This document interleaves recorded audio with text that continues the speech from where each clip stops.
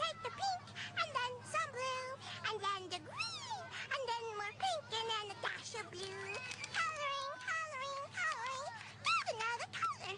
Do-do-do. Look, I drew us. Bus driver, are we there yet? Oh, where am I? There I am. Why did it take a sec for me to show up? Hi! Hi, Rosa! I just remembered my tablet might not be working. Let me see. Oh, sorry.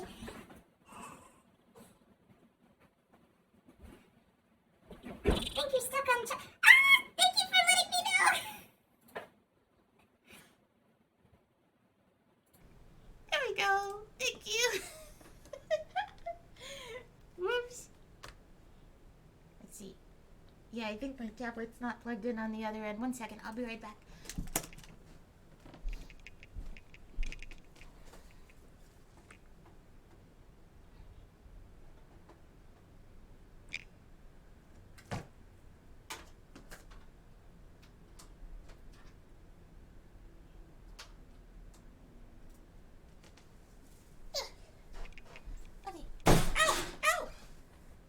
Oh, we are so clumsy. I don't like having physical body with. Oh, last night was so terrible. Last night was so terrible.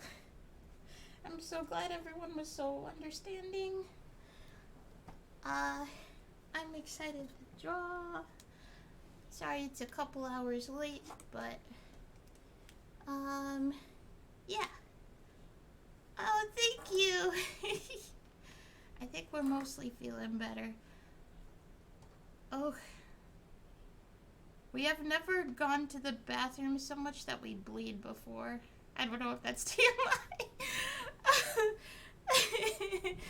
Wow. Okay. I'm gonna listen to Magnus Archives for first time. I've never heard it before except for, like I said, in that one time where we tried to listen to it in the car, but we couldn't understand hardly anything that was said. We just hear like every other word or so.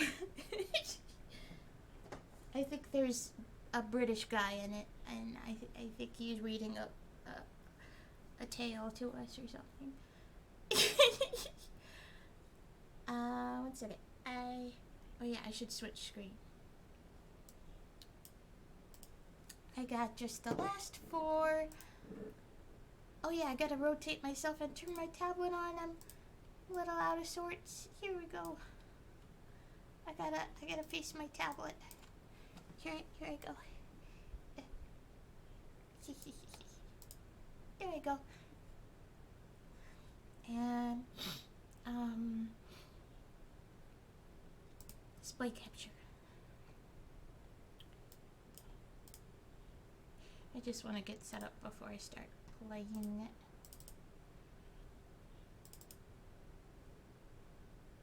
We got September, which we drew data, base, and magenta.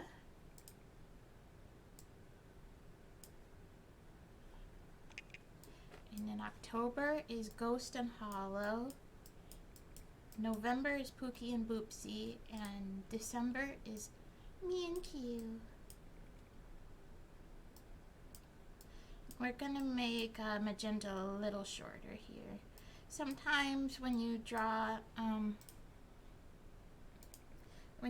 traditionally, because you can't like grab a part of the character and like resize it like you can digitally, sometimes stuff comes out a little bit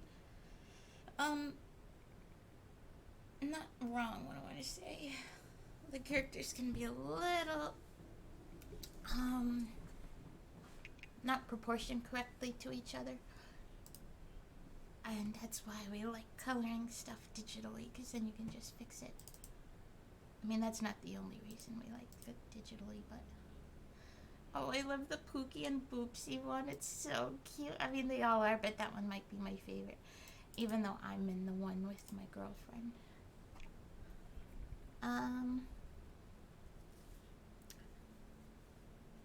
Yeah, now I gotta go get roughies. I guess I can do that while I'm listening. Okay, I'm gonna hit play. I hope everyone likes it. I hope I like it too, because I haven't heard it before. Let me turn it up. I might need to turn it up on... Wait, why isn't it coming through desktop audio? Hello? What? Is there something wrong with desktop audio? That's really weird. That's never happened. Where YouTube doesn't come through desktop audio. Oh. Sometimes you go to your audio source and it says device and it's just like a bunch of numbers and you have to change it back. It's weird. Archive. Okay, good. Now it's normal. Let me rewind it. Maybe turn it up on your end.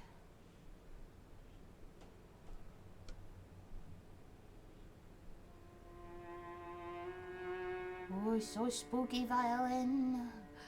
Oh. Rusty Quill presents the Magnus Archives.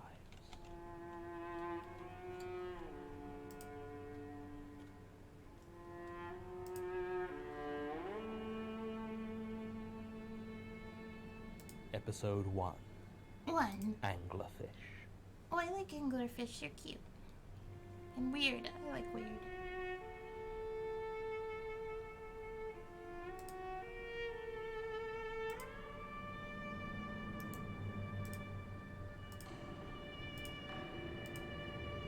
Never watched her team up, but I did listen to a band. Oh, he's in a band? That's so cool. What kind of genre music do they play? Test, test, test. 1, 2, 3. Right. My name is Jonathan Sims. I work for the Magnus Institute, London, an organization dedicated to academic research into the esoteric and the paranormal. The head of the institute, Mr. Elias Bouchard, has employed me to replace the previous head archivist, one Gertrude Robinson, who has recently passed away. I've been working as a researcher at the Institute for 4 years now, and I'm familiar with most of our more significant contracts and projects. Most reach dead ends, predictably enough, as incidents of the supernatural, such as they are, and I always emphasize there are very few genuine cases, tend to resist easy conclusions. When an investigation has gone as far as it can, it is transferred to the archives. Now, the Institute was founded in 1818, which means that the archive contains almost 200 years of case files at this point. Combine that with the fact that most of the Institute prefers the ivory tower of pure academia to the complicated work of dealing with statements or recent experiences, and you have the recipe for an impeccably organized library and an absolute mess of an archive. This isn't necessarily a problem. Modern filing and indexing systems are a real wonder, and all it would need is a half-decent archivist to keep it in order. Gertrude Robinson was apparently not that archivist. From where I am sitting, I can see thousands of files, many spread loosely around the place, others crushed into unmarked boxes. A few have dates on them, or helpful labels such as 86-91G/H. Not only that, but most of them appear to be handwritten or produced on a typewriter, with no accompanying digital or audio versions of any sort. In fact, I believe the first computer to ever enter this room is the laptop that I brought in today.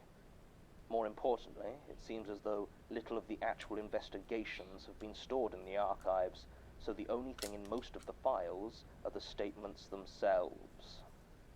It is going to take me a long time to organize this mess. Have fun! I've managed to secure the services of 2 researchers to assist me. Well, technically 3, but I don't count Martin, as he's unlikely to contribute anything but delays. I plan to digitize the files as much as possible Classic and record Martin. audio versions, Typical though Martin. some will have to be on tape recorder, as my attempts to get them on my laptop have met with significant audio distortions. Alongside this, Tim, Sasha, and, yes, I suppose Martin, will be doing some supplementary investigation to see what details may be missing from what we have. I'll try to present these in as succinct a fashion as I can at the end of each statement. I can unfortunately promise no order in regards to date or theme of the statements that are recorded, and can only apologize to any future researcher attempting to use these files for their own investigations. That's probably enough time spent making my excuses for the state of this place, and I suppose we have to begin somewhere. Statement of Nathan Watts regarding an encounter on Old Fish Market Close, Edinburgh. Original statement given good. April 22nd, 2012. A lot Audio better than recording last by night. Jonathan Sims, head archivist of the Magnus Institute, London. Statement begins. This all happened a couple of years ago, so I apologize if some of the details are a bit off. I mean, Yeah, I you feel should. like I remember it clearly, but sometimes things are so weird that you start to doubt yourself. Still, I suppose weird is kind of what you guys do, right? Yeah. So I'm studying at the How'd you University of know? Edinburgh, biochemistry specifically, and I was in my second year at the time this happened. I wasn't in any sort of university accommodation at this point and was renting a student flat down in Southside with a few other second years.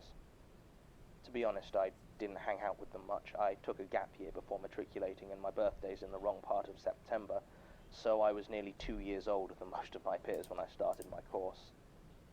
I got on with them fine, you understand, but I tended to end up hanging out with some of the older students. That's why I was at the party in the first place. Michael Macaulay, a good friend of mine, had just been accepted to do a master's degree in earth sciences, so we decided a celebration was in order. Well, maybe party isn't quite the right word. We Party. just kind of invaded the Almanac down on the Royal Mile and drank Oh, long thank enough and loud you. enough that eventually we had the back area to ourselves. Now, I don't know how well you know the drinking holes of Edinburgh, but the Almanac has a wide selection of some excellent single malts, and I may have slightly overindulged. I have No. vague memories of Mike suggesting I slow down, to which I responded by roundly swearing at him for failing to properly celebrate his own good news, or words to that effect. Long story short, I was violently ill around midnight and made the decision to walk the route home. It wasn't far to my flat, maybe half an hour if I'd been sober, and the night was cool enough that I remember having a hope that the chill would perk me up some. I headed for the Cowgate, and the quickest way to get there from the Royal Mile is down Old Missing Fish meow. Market Close. Cows say moo, not Now, meow. I'm sure you don't need me to tell you that there are some steep hills in Edinburgh, but Old Fish Market Close is exceptional, even by Maybe those some standards. say meow. I don't know. At times, it must reach a 30 or 40 degree angle, which is hard enough to navigate when you don't have that much scotch inside you. As I have mentioned, I had quite a lot, so it probably wasn't that surprising when I took a rather nasty tumble about halfway down the street. In retrospect, the fall wasn't that bad compared to what it could have been, but at the time it really shook me up and left me with some nasty bruises. I picked myself up as best I could, checked I hadn't seriously injured myself, no broken bones or anything, and decided to roll a cigarette to calm myself. That was when I heard it. Can I have a cigarette? I was startled out of my thoughts by the words, as I thought I had been alone. Quickly trying to compose myself and looking around, I noticed a small alleyway on the opposite side of the street. It was very narrow and completely unlit, with a short staircase leading up. I could see a light fixture a little way up the wall at its entrance, but it either wasn't working or wasn't turned on, meaning that beyond a few steps the alley was shrouded in total darkness. Darkness. Stood there, a couple of stairs from the street, was a figure. Figure. It was hard to tell much about them as they were mostly in the shadows, though if I'd had to guess I would have said the voice sounded male. They seemed to sway ever so slightly as I watched, and I assumed that they, like me, were probably a little bit drunk. I lit my own cigarette and held out my tobacco towards them, though I didn't approach, and asked if they were okay with a roll-up. The figure didn't move, except to continue that gentle swaying. Writing it down now, it seems so obvious that something was wrong. If I hadn't been so drunk, maybe I'd have noticed quicker, but even when the stranger asked the question again, "Can I have a cigarette?" utterly without intonation, still I didn't understand why I was so uneasy.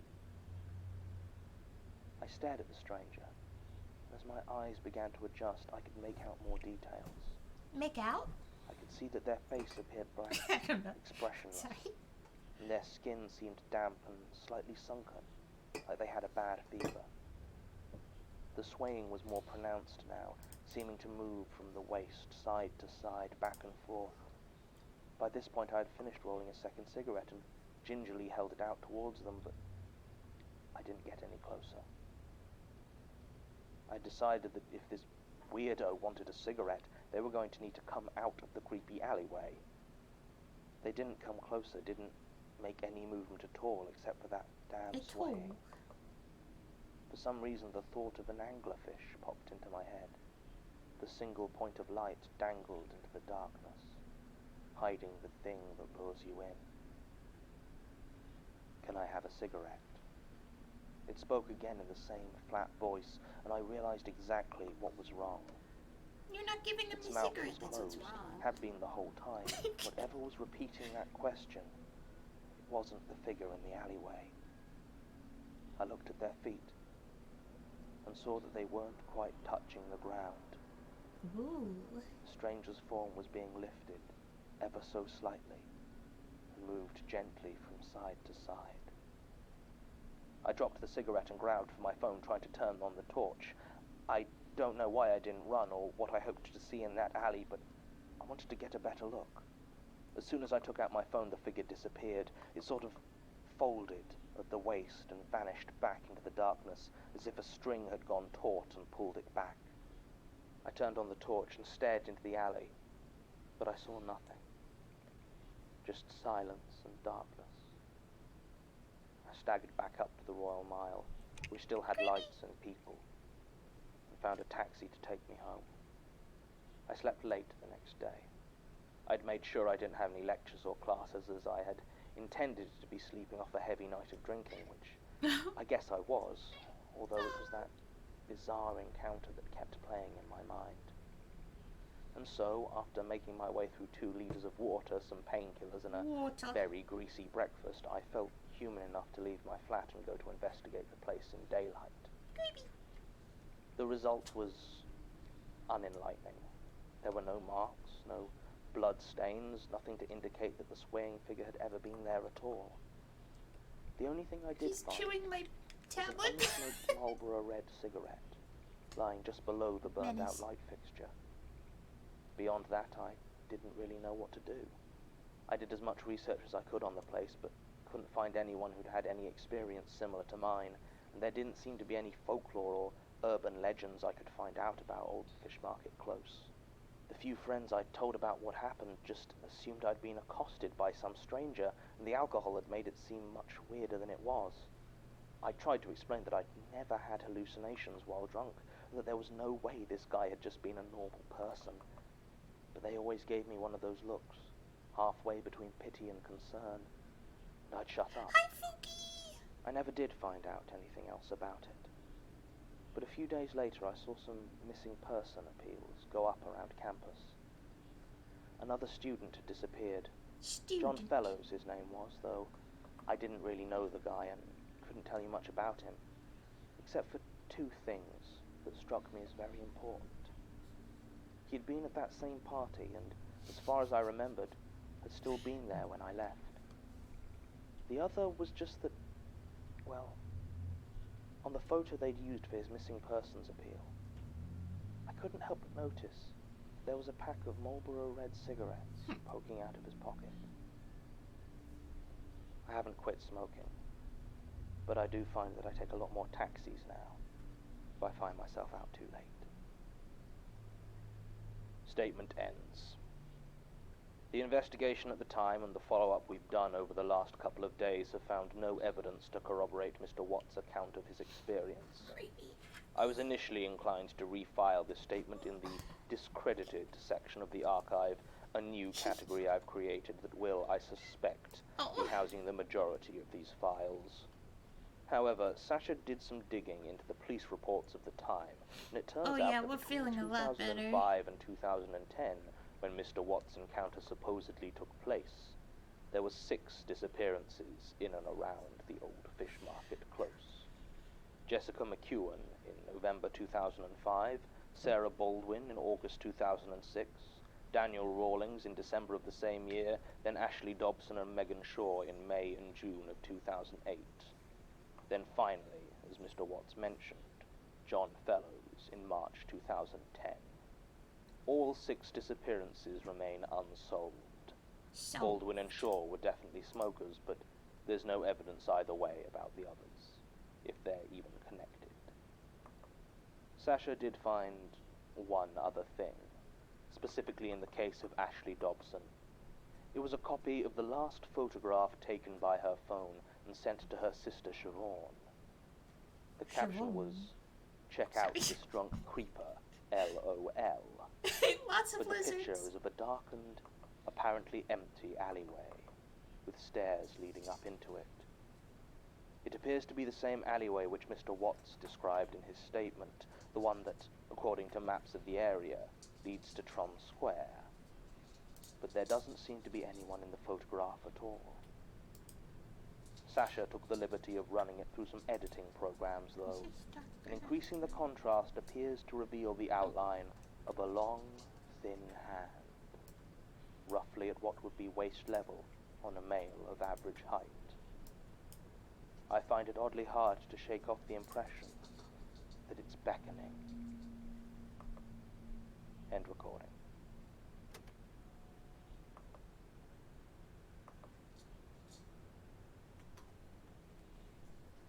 The Magnus Archives is a podcast distributed by rustyquill.com and licensed under a Creative Commons Attribution Non-Commercial Share-alike International license.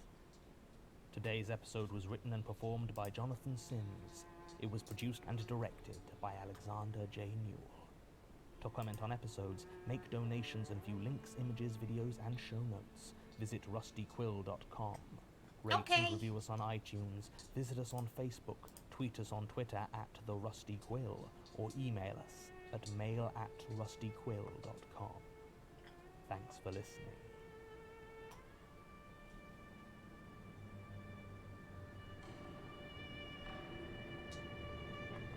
Oh, spooky. Sorry, I hope it doesn't sound like I'm making too much fun. I just like to be silly. I like to say British sounding things. I hope they say, he's one of those guys that have one of himself. Sorry. I don't know why I like that don't hug me, I'm scared line so much. Rusty Quill Camera presents down a little. The Magnus Archives.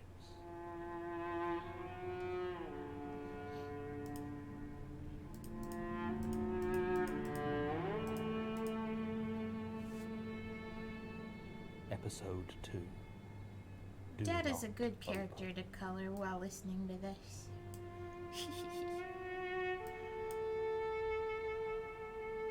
Yeah, I want to make Magenta a little smaller and have her like lined up with base down here. So probably color her after Daddy.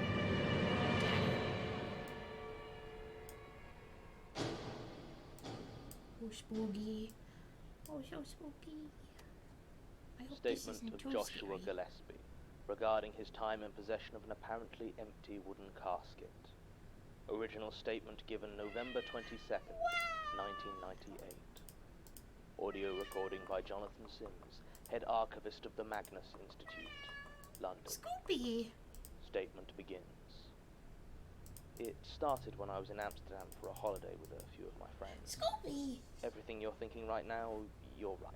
We were all early 20s, just graduated, and decided to spend a couple of weeks going crazy on the continent, so you can almost certainly fill in all the blanks yourself. There were very few points where I'd say that I was entirely sober, and even fewer where I acted like it. Though I wasn't quite as bad as some of my friends who had a hard time handling themselves at times. This may have been why I headed out alone that morning. No idea of the exact date, but it was sometime in mid-May. The others were sleeping off their assorted hangovers, and I decided to head out into the beautiful sunshine of that Netherlands morning and take a walk. Before graduating from Cardiff with the others, I had been studying architecture, so so was looking forward to spending a few hours by myself to wander and really take in the buildings of central Amsterdam. I was not disappointed. It's a beautiful city, but I realized too late that I hadn't taken any map or guidebook with me. Oops. And an hour or two later I was thoroughly lost. I wasn't particularly worried, as it was still mid-afternoon at this point, and getting lost in the back streets had kind of been what I was trying to do. But I still Are you gonna be a decided I would Backstreet better make Boy? actual effort to find my way back to where my friends and I were staying off Ellenstraat. I managed it eventually, but my inability to speak Dutch meant I spent a good hour riding the wrong way on the various trams. By the time I got back to Ellenstraat, it was starting to get dark. I was feeling quite stressed, so I decided to pop into one of the cafes to relax before joining up with my friends. I couldn't say for sure exactly how long I was in there. That's what he but was I do know it had saying. gotten fully dark by the time I noticed I wasn't sat at my table alone. I've tried to describe the man who now sat opposite me many times, but it's difficult. He was short, very short, and felt like he had an odd density to him. Density. His hair was brownish, I think, cut quite short, and he was clean-shaven. His face and dress were utterly unremarkable, and the more I try to think of exactly what he looked like, the harder it is to Is he picture him describing George Costanza from clearly. To be honest, Seinfeld? though, I'm inclined to blame that on the drugs. That's who The I'm man picturing in my introduced mind himself right as now. John, and asked how I was.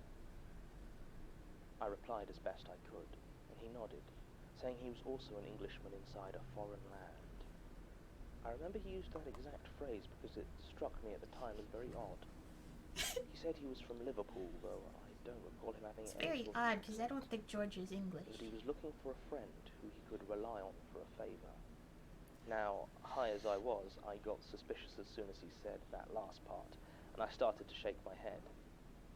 John said it was nothing too onerous, just looking after a package for him until he had some friends pick it up, and that he would pay well. I thought he was talking about smuggling, and was about to refuse again when he reached into his jacket, I think, and pulled out an envelope. Inside was £10,000. I know.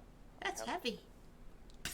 I knew it was a stupid move, but I kept remembering my friend Richard telling me how easy it had been to get a pound of hash through customs on his first trip to Holland, and holding that much cash in my hands, I said yes.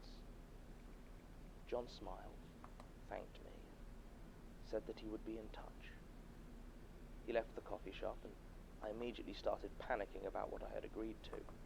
I wanted to chase after him and return the money, but something weighed me down, kept me locked into my seat. I just sat there for a long time. I don't remember much about the next few days except worrying about when I'd see John again. I was careful not to spend any of the money he'd given me, and had decided to return it as soon as he turned up.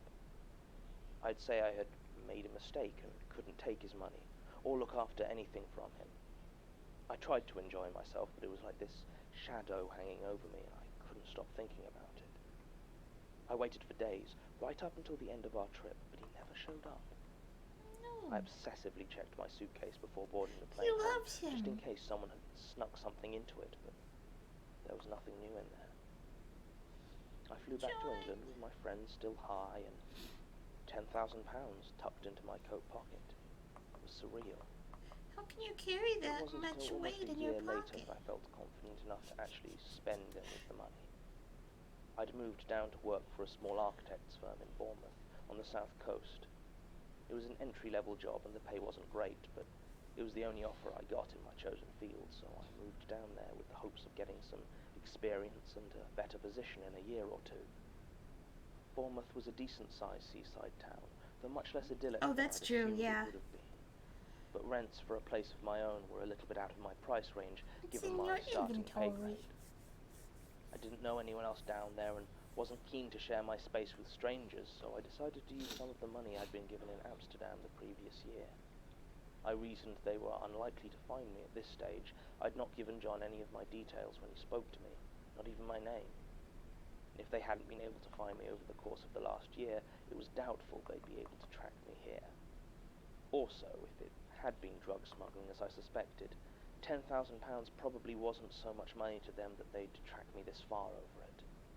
Also, and looking back this sounds stupid, but I'd just grown a beard and thought it would be hard for anyone to recognise me as the same guy, so I spent a bit of John's money on renting a nice one-bedroom flat in the Triangle near the town centre. How dare you? Moved in almost immediately. That's John's! About a week later, I was in my kitchen cutting up some fruit for breakfast, and I heard the doorbell ring. Ding I dong! answered it to see two red-faced delivery men. Between them, they carried an immense package, which they'd clearly had to manoeuvre up the narrow stairs of the building I lived in. They asked if I was Joshua Gillespie, and when I said yes, they said they had a delivery addressed to me, and pushed past into the hall. Rude. They didn't seem to be from any delivery company I knew, and they weren't wearing any uniforms. I tried to ask them some questions, but as soon as they'd placed the box on the floor, they turned around and walked out. They were both well over 6 feet tall and very imposing, so there was little I could have done to stop them leaving, even if I'd wanted to. The door slammed behind them, and I was left alone with this package. It was about 2 meters long, maybe 1 meter wide and roughly the same deep. It was sealed with parcel tape, and written on the top was my name and address in thick, curving letters. But there was no return address or postmark of any sort. I was starting to risk being late for work at this point, but I decided I couldn't bring myself to leave without seeing what was inside, so I fetched the knife from my kitchen counter. Oh, we forgot to draw the tape cheeks. keeping the box closed. Inside was a coffin. A coffin? I don't know what I expected, but it wasn't that. My knife fell to the floor, and I just stared at it in mute surprise. Wait, how big was the package? It was made of unvarnished, pale yellow wood, and had a thick metal chain wrapped around it, which was closed at the top with a heavy iron padlock. The lock was closed, but had the key sitting inside it. I started to reach for it when I noticed two other things on the coffin lid. The first was a piece of paper, folded in half and tucked under the chain, which I took. The other was the presence of 3 words, scratched deep into the wood of the casket in letters 3 inches high. They read, "Do not open." I withdrew my hand from the padlock slowly, unsure what I was supposed to do. At some point I must have sat down, as I found myself on the floor propped up against the wall, staring at this bizarre thing that had inexplicably turned up at my home. I remembered the piece of paper at this point, unfolded it, but it simply read, "Delivered with gratitude, J." Strange as it sounds, it was only then I made the connection with the man I'd met in Amsterdam. He'd told me he wanted someone to look after a package for a while. Was this the package he was talking about? Was I to be looking after a corpse? Who was going to pick it up? When? I called in sick to work, and just sat there, watching the coffin for what might have been minutes or might have been hours. I just had no idea what to do. Eventually I steeled myself and moved towards it, until my face was just inches away from the lid.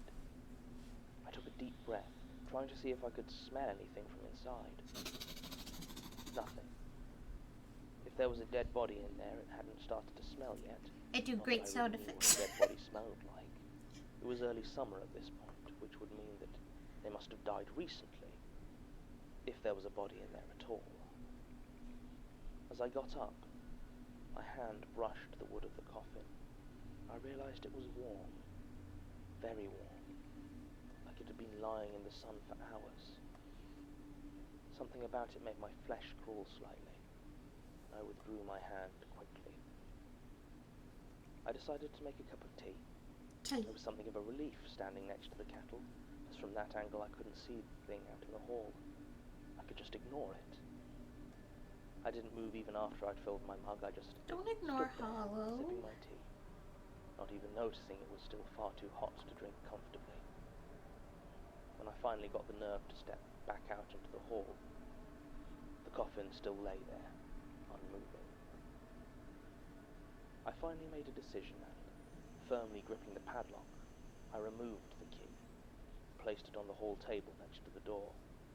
I then took hold of the coffin and What if there was just a bunch of stuffed animals in there? It was weird to touch it. The wood still had that unsettling warmth to it, but the chain was as cold as you'd expect from a thick piece of iron.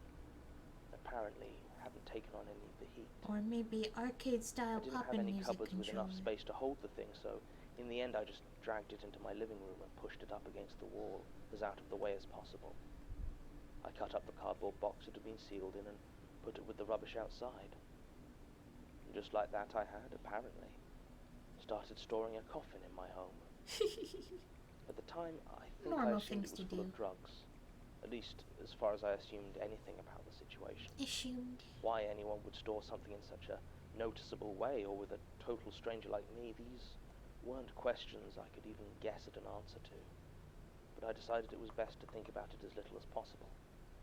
For the next few days I avoided my living room, as I found being so close to the thing made me nervous. I was also staying alert for the smell of any sort of rot, which might indicate there was something dead inside the coffin after all. I never smelled anything, though, and as the days passed, I found myself noticing my mysterious charge less and less.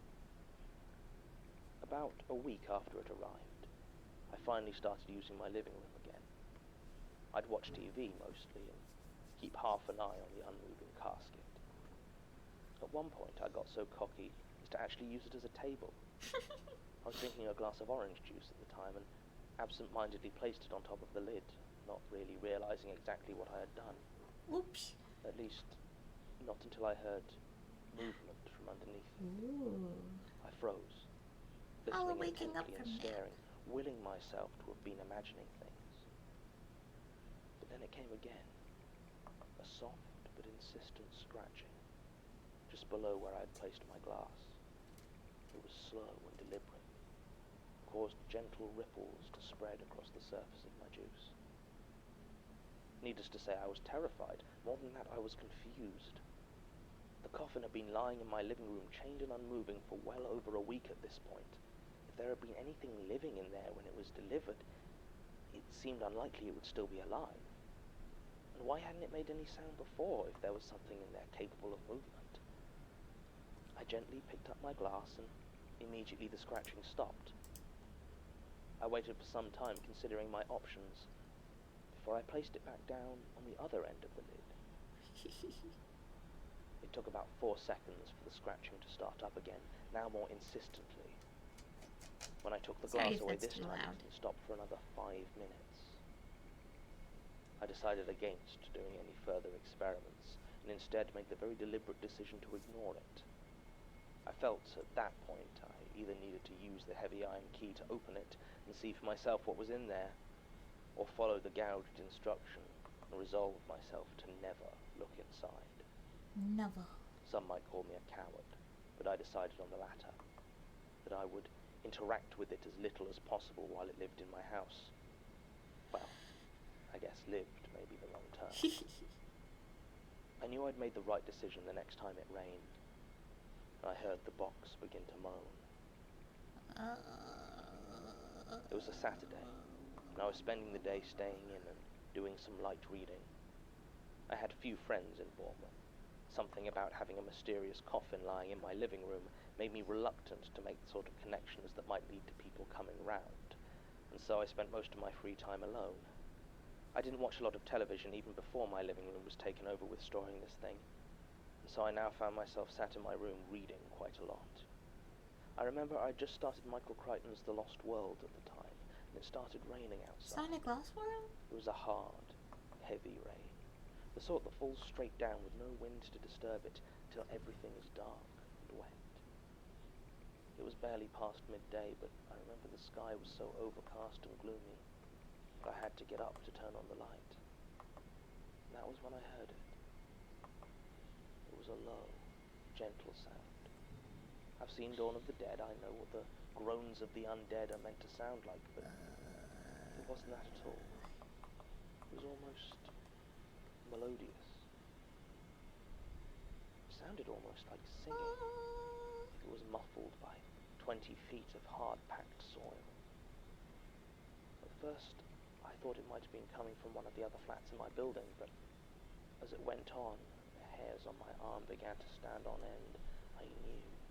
I just knew where it was coming from. I walked to the living room and stood in the doorway, watching as the sealed wooden box continued to moan its soft, musical sound out of the rain. World's most sleepy box. There was nothing to be done. I'd made my decision not to open it, and this certainly did not make me want to reconsider that. So I just went back to my bedroom, put on some music, and turned it up loud enough to drown out the sounds. And so it continued for a few months. Whatever was in the casting would scratch at anything placed on top of it and moan whenever it rained, and that was that. I suppose it goes to show that you can get used to anything if you have to. That's a long time to no matter how babysit. bizarre. I occasionally considered trying to get rid of it or finding people like you guys to investigate, but in Us? the end I decided that I was actually more afraid of whoever was responsible for entrusting me with the coffin than I was of the actual coffin itself. So I kept it secret. The only thing that worried me was sleeping. I think it gave me bad dreams. I don't remember my dreams, never have, and if I was getting nightmares, they were no different. I didn't remember them, and I certainly don't now. But I know I kept waking up in a panic, clutching at my throat and struggling to breathe. I also started sleepwalking. The first time that happened, it was the cold that woke me up. It was the middle of winter, and I tend not to keep the heating on when I'm asleep. It took me a few seconds to fully process where I was. I was standing in the dark in my living room, over the coffin. What concerned me more about the situation was the fact that when I awoke, I seemed to be holding the key to it in my hand. Obviously this worried me. I even went to my GP about it, who referred me to the sleep clinic at the nearby hospital, but the problems never occurred in a clinical setting. Couldn't you just put the I box decided to in a hide the key storage in more unit and or more something? difficult to access places, but still I kept waking up with it. I was starting to panic. When I awoke one morning to find I'd actually placed the key within the lock and was, as far as I could tell, moments from opening it. I knew I had to find a solution. In the end, what I took to doing was perhaps a bit elaborate, but it seemed to work. I would place the key within a bowl of water and then put it in the freezer, encasing it in a solid block of ice. I still sometimes found myself trying to get to the key in my sleep, but the chill of the ice always woke me up long before I could do anything with it. And in the end, it just became yet another part of my routine. I lived like that for almost a year and a half. Year and a half? Fear can just become as routine as hunger. At a certain point, I think they forgot. I think they forgot all about it. The first clue that my time keeping the coffin was coming to an end was when it began to rain and there was silence. I didn't notice at first, as my habit at that point had been to put on the music as soon as the weather began to turn. But after a few minutes, I realized that there wasn't anything to drown out. I turned off my music and went to check. The living room was silent. Then came a knock at the door. The sound was light and unobtrusive. It rang out like thunder in the quiet flat. I knew what I'd see as soon as I opened the door, and I was right. John and the two delivery men stood there. I wasn't surprised to see them, as I say, but they actually seemed quite surprised to see me. John had to take a second to look me up and down, almost in disbelief, as I asked if they'd come to collect their coffin. He said that they had, and he hoped it hadn't been too much trouble. I told him where he could stick it. He didn't seem to have an answer for that. He did seem genuinely impressed, however, when I got the key out of the freezer. I didn't even try to thaw it. I was so eager to have this thing out of my life that I just dropped the bowl of ice on the floor and shattered it. I watched as John picked the icy key off the floor, and I told them it was in the living room. I didn't follow them. I didn't want to see what they did with the coffin.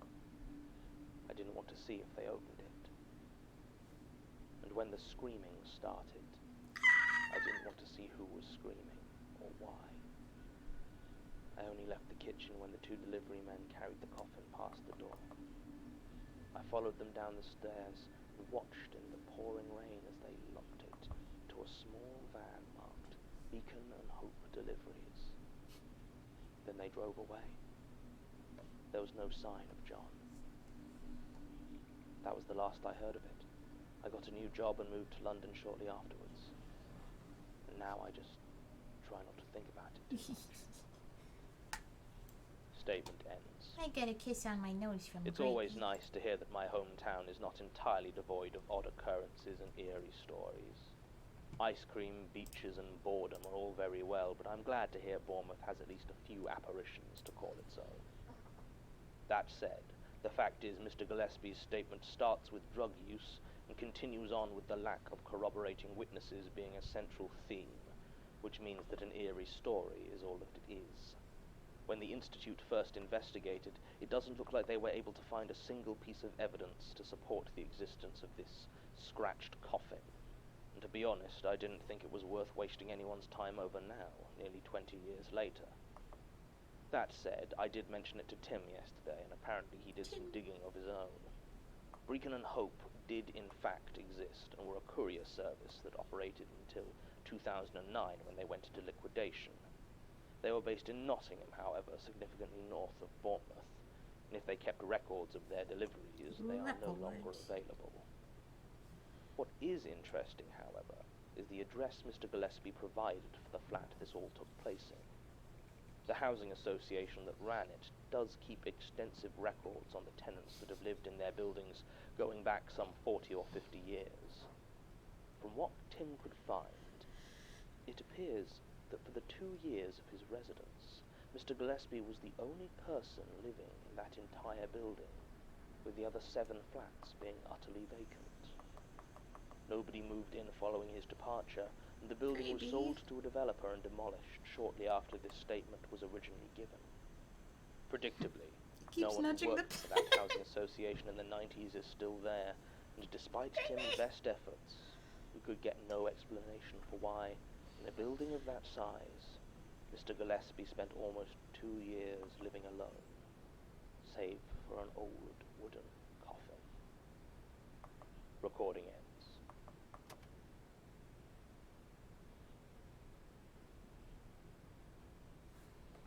So spooky. Hey! He's pawing at it now.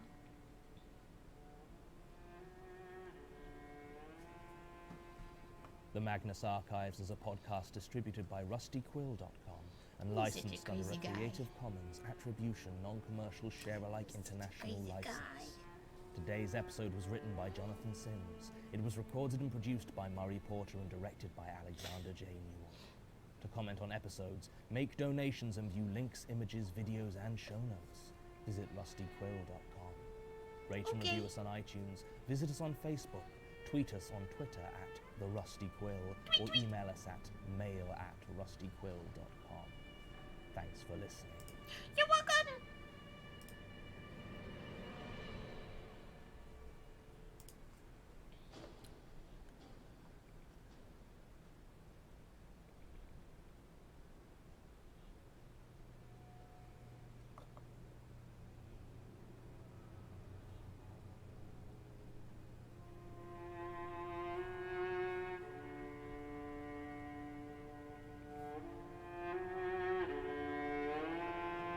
Rusty Quill presents Gravy. The Magnus Archives. Aw, that was Gravy. He's presenting himself.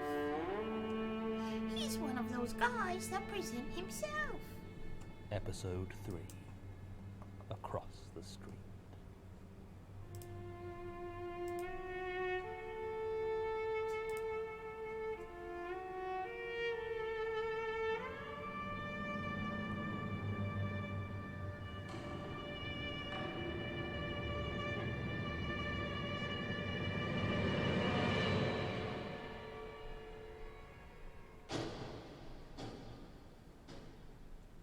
Hello? Statement of Amy Patel regarding the alleged disappearance Rose? of her acquaintance, Graham Folger. Original statement given July 1st, 2007. Audio recording by Jonathan Sims, head archivist of the Magnus Institute, London. Statement begins. I first met Graham 2 years ago, more or less. It's hard to say exactly when we first met or even started talking, as we were taking a class together at the time. I'm sure there was plenty of discussion or interaction before we learned each other's names, but I started my course in September 2005, so yeah, about 2 years. I decided to take a criminology course at Birkbeck University as a way of getting out of the rut with my office job. I'm an associate compliance analyst at Deloitte, and if you think that sounds boring, well, yeah, it is. I knew a night course in criminology wasn't going to go anywhere, of course, even if I'd finished it.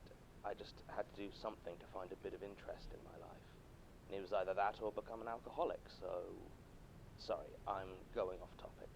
I initially found Graham a bit off-putting, to be honest. He was a chain smoker and wore far too much deodorant to try and cover the smell.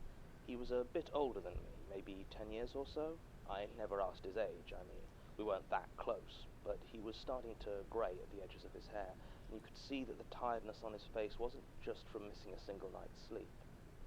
That's not to say he was bad looking. He had a round, open sort of face and quite deep blue eyes, but very much not my type.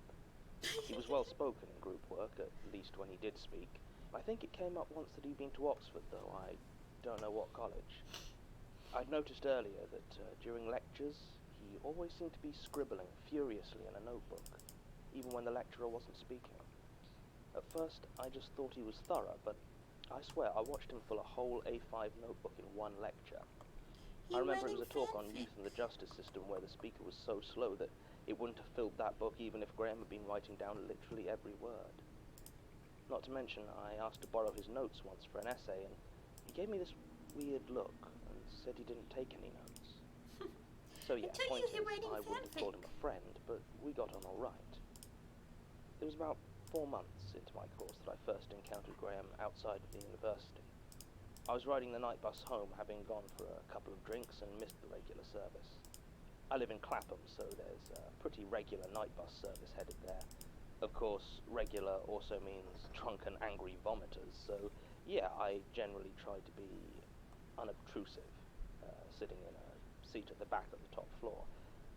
It was there that I saw Graham. He was sat right at the front, staring out of the window. People watching is one of my guilty pleasures, so I decided not to say hello, at least not right away. I wasn't disappointed either. He was stranger alone than he'd ever been during class. It was the middle of winter at this point, so the windows were solid with condensation, but he almost obsessively wiped it away from the one in front of him the moment it started to obscure his view. He seemed to be intently scanning the street for something, except that at times he would crane his neck to stare at the roofs of the buildings passing by. He seemed nervous as well, and was breathing way faster than normal, which fogged up his window even more. It was slightly alarming to watch, to be honest, and I finally made up my mind to tell him I was there. He jumped a bit when I greeted him, and I asked him if he was all right. He told me he didn't usually stay out so late, and found nighttime public transport unsettling. I sat next to him, and he seemed to get much more relaxed, so I didn't push the issue. We talked for a while about nothing in particular until the bus started to approach my stop. As I rose, I noticed that Graham had stood up at the exact same time as I had, and I realized with some discomfort that we must live at the same stop. I liked the guy fine, don't get me wrong, but I still didn't really feel okay with him knowing where I lived. But yeah, it was obvious that I'd gotten up to get off the bus, so I couldn't really ride on to the next stop. And it wasn't even that I felt unsafe with Graham. I'm just a private person. I decided to just walk back with him as far as necessary and make sure he didn't see what building I went into. Maybe we weren't even walking in the same direction. Yeah, we were walking in exactly the same direction. We even seemed to be heading to the same street. It was at that point I felt a hand grab my shoulder and throw me into the wind. I don't know how else to describe it. Timing of I that. was walking along, the next I was flying towards the ground. Can't have been Graham. He was in front of me at the time, and I would have sworn there was nobody else on the street. Jumped. That made me There jump a weren't little any bit. cars, but I hit my head hard. I think I must have been That was unconscious so for a funny. few seconds, because the next thing I remember is a panicky Graham on the phone to an ambulance. Oh I tried to tell him I was no! all right, I'm glad but you didn't drive the didn't nail really in your manage to hand. get the words out, which, yeah, probably meant I wasn't. The ambulance arrived in pretty good time, considering it was London on a Friday night, and the paramedics gave me a look over. I was told that the injury itself wasn't serious. Apparently head wounds always bleed that much, and it's nothing to panic about. but that I did have quite a nasty concussion and shouldn't be left alone for the next few hours. Even though we were within sight of my door, I had for some reason settled upon the idea of Graham never knowing where I lived. In retrospect, this was likely the concussion talking, but the upshot was I agreed to go back to Graham's flat to recover. Approaching my He shoulder. was quite awkward about the whole thing and took great pains to assure me that there was nothing untoward about the situation. Apparently he was gay, which I'll admit did actually reassure me a bit. Still, it was clear this wasn't how either of us had hoped to be ending our nights.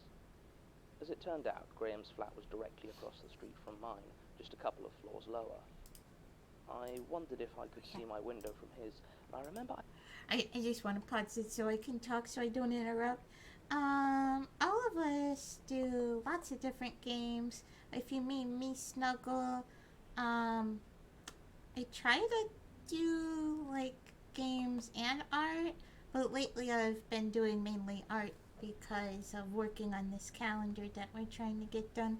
And also, we keep getting PNG tubers to work on, either from commissions or from our headmates wanting PNG tubers. So lately I've been doing almost completely art, but I hope to do some games soon. Like, I really want to play through Tulip, which we have played through a long time ago before we got our models, but I want to play through it again.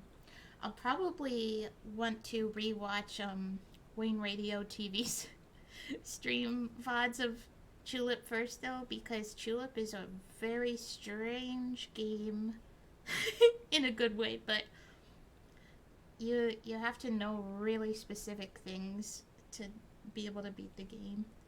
I feel like I wanted to make Magenta's head just a tiny bit bigger. What's another? Oh, I was gonna do Yoshi's Woolly World. That will probably be the next game I do. And I was playing through the Animal Crossing DLC. But I'm like, I keep going up and down or I should say, when I continue that, should I just build houses for whoever is in the game, or should I like invest monies in getting cards for specific villagers? Maybe I'll do like a little bit of both, because I had a card for Rover, and that was really fun to be able to build Rover a house, so I might want to get cards of, like, the, what do you call them? The non-villager animals? Or at least some of them. Like, I think it would be fun to build, Isabel and Tom Nook houses. Ooh, I bet you could build Porter a house. Oh, I didn't think of that. I'm trying to think of some good cards to get. And then, of course, I don't want to spend too much money, so it depends how much their cards go for. Like, I think Rover's card was only like $1, maybe like $3, and I definitely don't mind paying that much, because that's not that much. I had the odd thought that if I had to look out, I'd need to be Ooh, careful blending of this window colors. box, as I could see the hooks attaching it to the frame. I asked him what he grew, and he gave me a look as though my concussion had stopped me making sense again.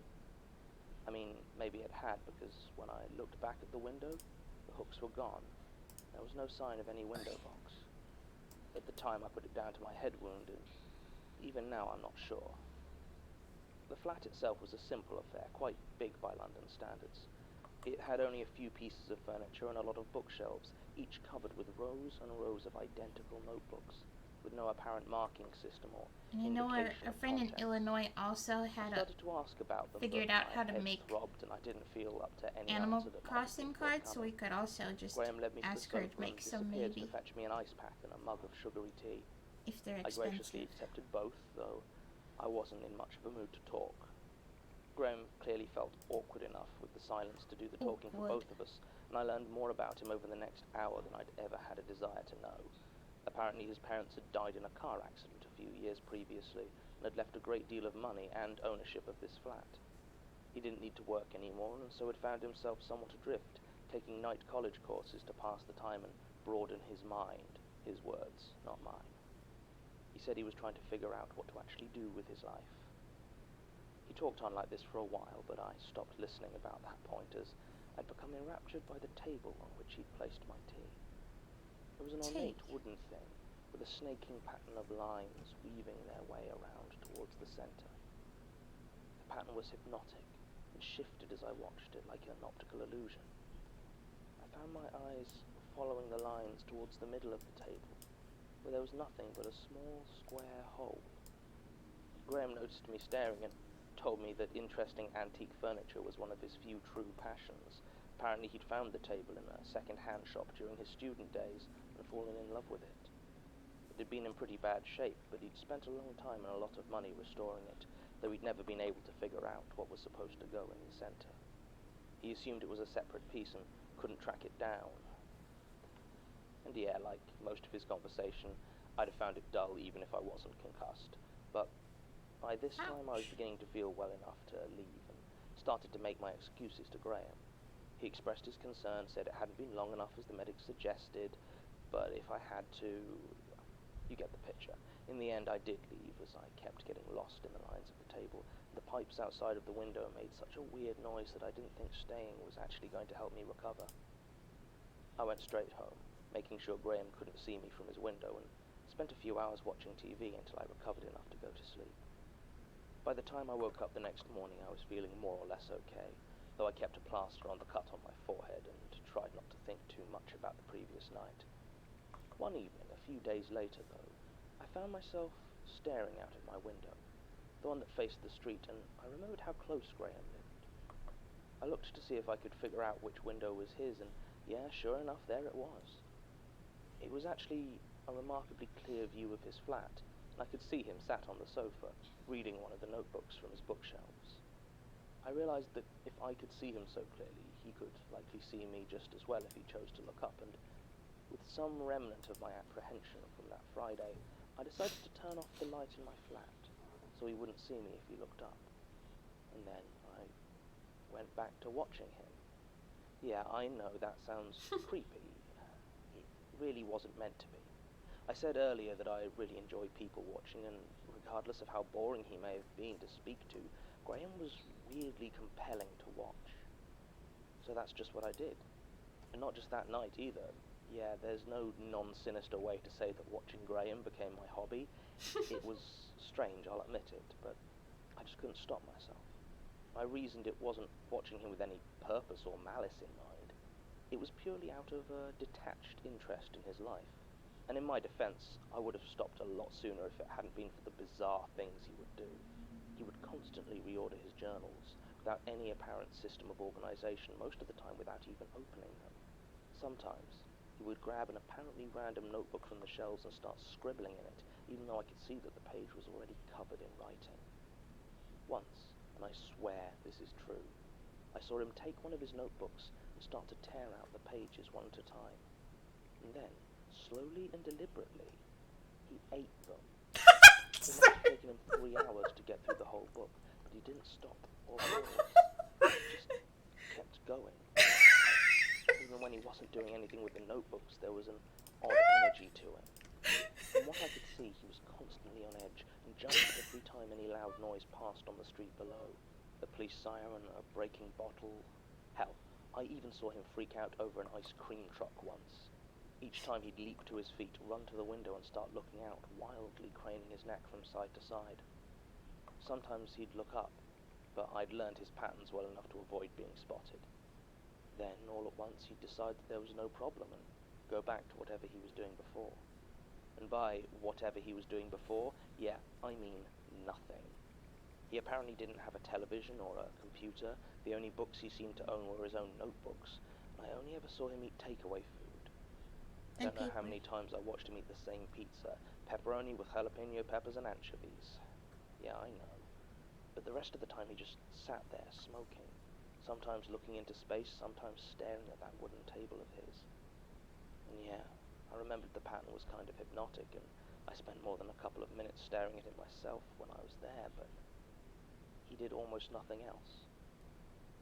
Who knows? Perhaps he had a rich and fulfilling life outside of the flat. He certainly left it regularly enough, and yeah, I wasn't so far gone as to actually follow him. In fact, I always waited a good long while before leaving my own room to make sure I didn't bump into him. I still didn't want him to know where I lived, although now for very different reasons. In the end, though, it was a hobby, not an obsession, and often days would pass when I wouldn't see Graham at all. Maybe there was stuff I missed that would have explained his behavior. I just wish I'd missed what happened on April 7th. Then maybe I'd have just thought he'd moved on, or... I don't know. I just wish I hadn't seen it. What do you see? Work had been intense for a couple of months, with so many late nights I'd had to drop out of my course. It was just as well, really, as I hadn't actually spoken to Graham since the night I suffered my head injury. I think he still felt awkward about it, and I'd seen him do so many weird things alone in his flat that I think I'd have struggled to have a normal conversation with him. Anyway, this week I'd barely had time to eat, let alone do much in the way of Graham watching, so when I got home at about 10:30 at night, my first thought was just to fall into bed.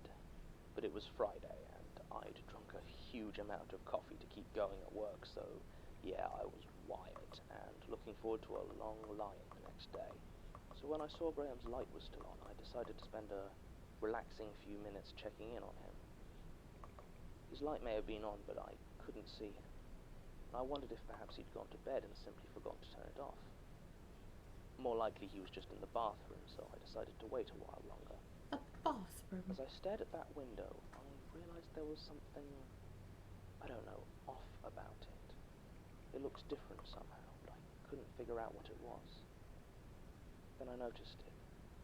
At first, I'd just taken it to be a water pipe running down the side of the building, attached just below Graham's open window.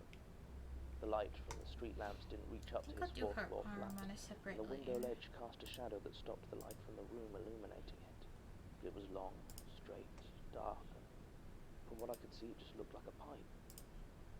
Except, I'd been watching that window for months now. I would have sworn that there had never been a pipe there before.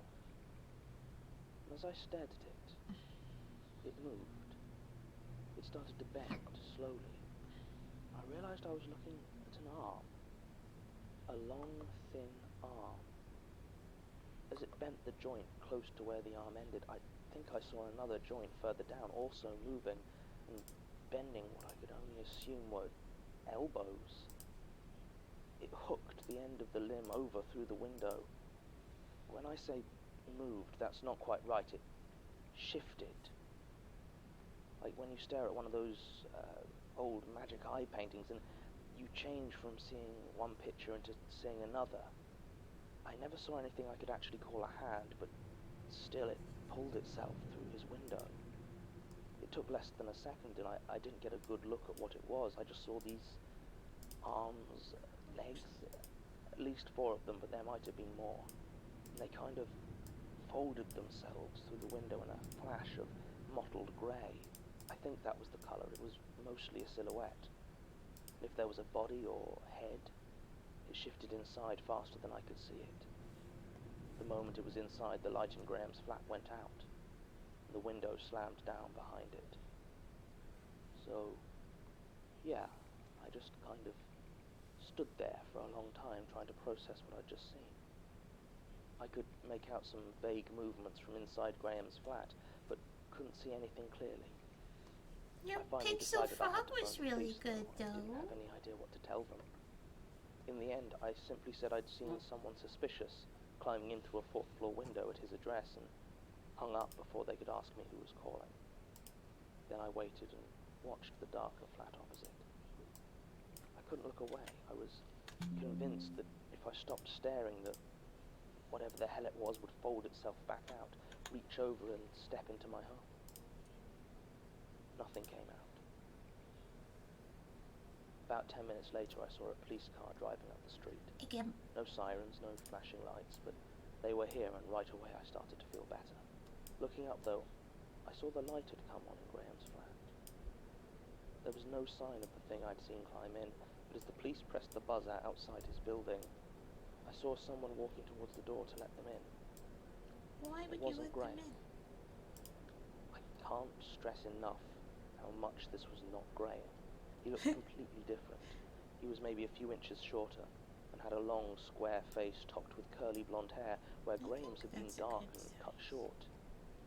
He was dressed in Graham's clothes, though. I recognized the shirt from my months of watching, but he was not Graham. Graham. I watched as not Graham walked to the door and let the two Maybe police a officers in. little shorter. They talked for a while, and not Graham looked concerned, and together they started to search the flat. I watched, waiting for the thing to emerge or for them to find the real Graham, but they didn't. At one point, I saw one of the police pick up a dark red shape that I recognized as a passport. My heart beat faster as I saw her open it and look at Not Graham, clearly comparing, waiting for the moment when she detected the imposter. Imposter! Instead, she just laughed, shook Not Graham's hand, and they left. I watched the police car drive away, feeling a sense of helplessness. And when I looked up, he was standing at Graham's window, looking back at me. I stood there frozen as his wide, staring eyes met mine, and a cold, toothy smile spread across his face. Then in one swift motion he drew the curtains and was gone. I didn't sleep that night, and I never saw Graham again. I saw this new person, though, all the time. For the next week, I'd see him taking out large, heavy-looking rubbish bags several times a day. It took me a while to realize he was disposing of Graham's old notebooks.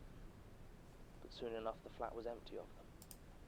I think he did other redecorating, but I never got a good look. It was the only time he had his curtains open. Oh, I still was when he forgot was about staring Daddy's intently cheeks. at my flat, which he now did every night. I tried to find evidence of the old Graham, but anything I could find online with a picture, it was always a picture of this new person. I even asked some of my old classmates, but none of them seemed to remember him at all. Eventually I moved. I really liked my old place in Clapham, but yeah, it just got too much. The last straw was when I was leaving for work one morning, and didn't realize until too late that Not Graham had left his building at the same time. He greeted me by name. His voice was nothing like it should have been. I started to make my excuses and hurry away, but he just stared at me and smiled. Isn't it funny, Amy, how you can live so near and never notice? I'll need to return the visit someday. I moved out a week later, and I never saw him again. Statement ends. I'd be tempted to dismiss this as hallucination resulting from long-term head trauma complications, but Tim came through with this one and managed to get hold of Ms. Patel's medical records. God knows how he got them, but he better not be using institute funds to woo filing clerks again. The records just don't support the idea she was suffering those sort of problems. Not to mention I usually trust co-worker testimony as far as I can burn it, but her job really doesn't seem like the sort you could do with a compromised sense of reality. Ms. Patel has refused our request for a follow-up interview and seems to be trying to distance herself from these events.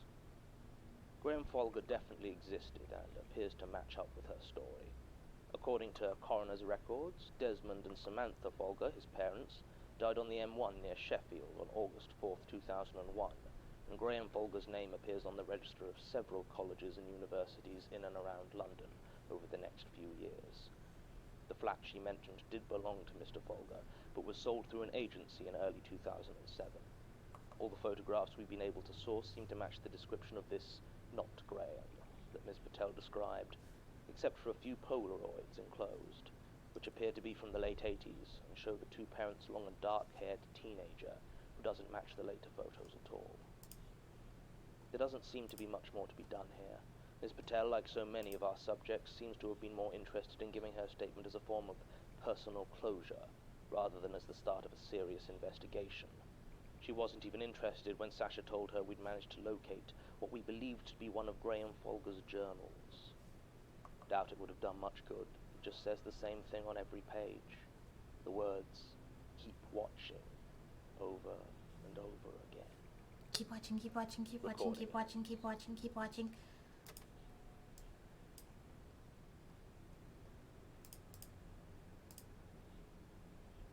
The Magnus Archives is a podcast distributed by rustyquill.com and licensed under a Creative Commons Attribution Non-Commercial Share-alike International license. Today's episode was written and performed by Jonathan Sims. It was produced and directed by Alexander J. Newell. To comment on episodes, make donations and view links, images, videos, and show notes, visit rustyquill.com. Rate and review us on iTunes, visit us on Facebook, tweet us on Twitter at The Rusty Quill, or email us at mail@rustyquill.com. Thanks for listening. You're welcome.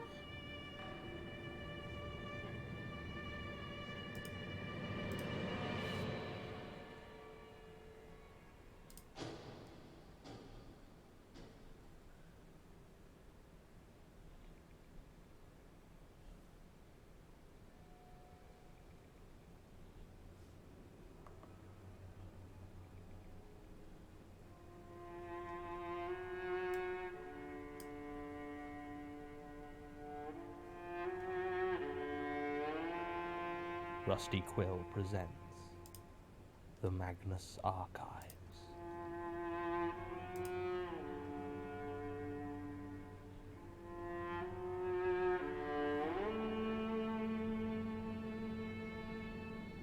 Episode 4, Page Turner.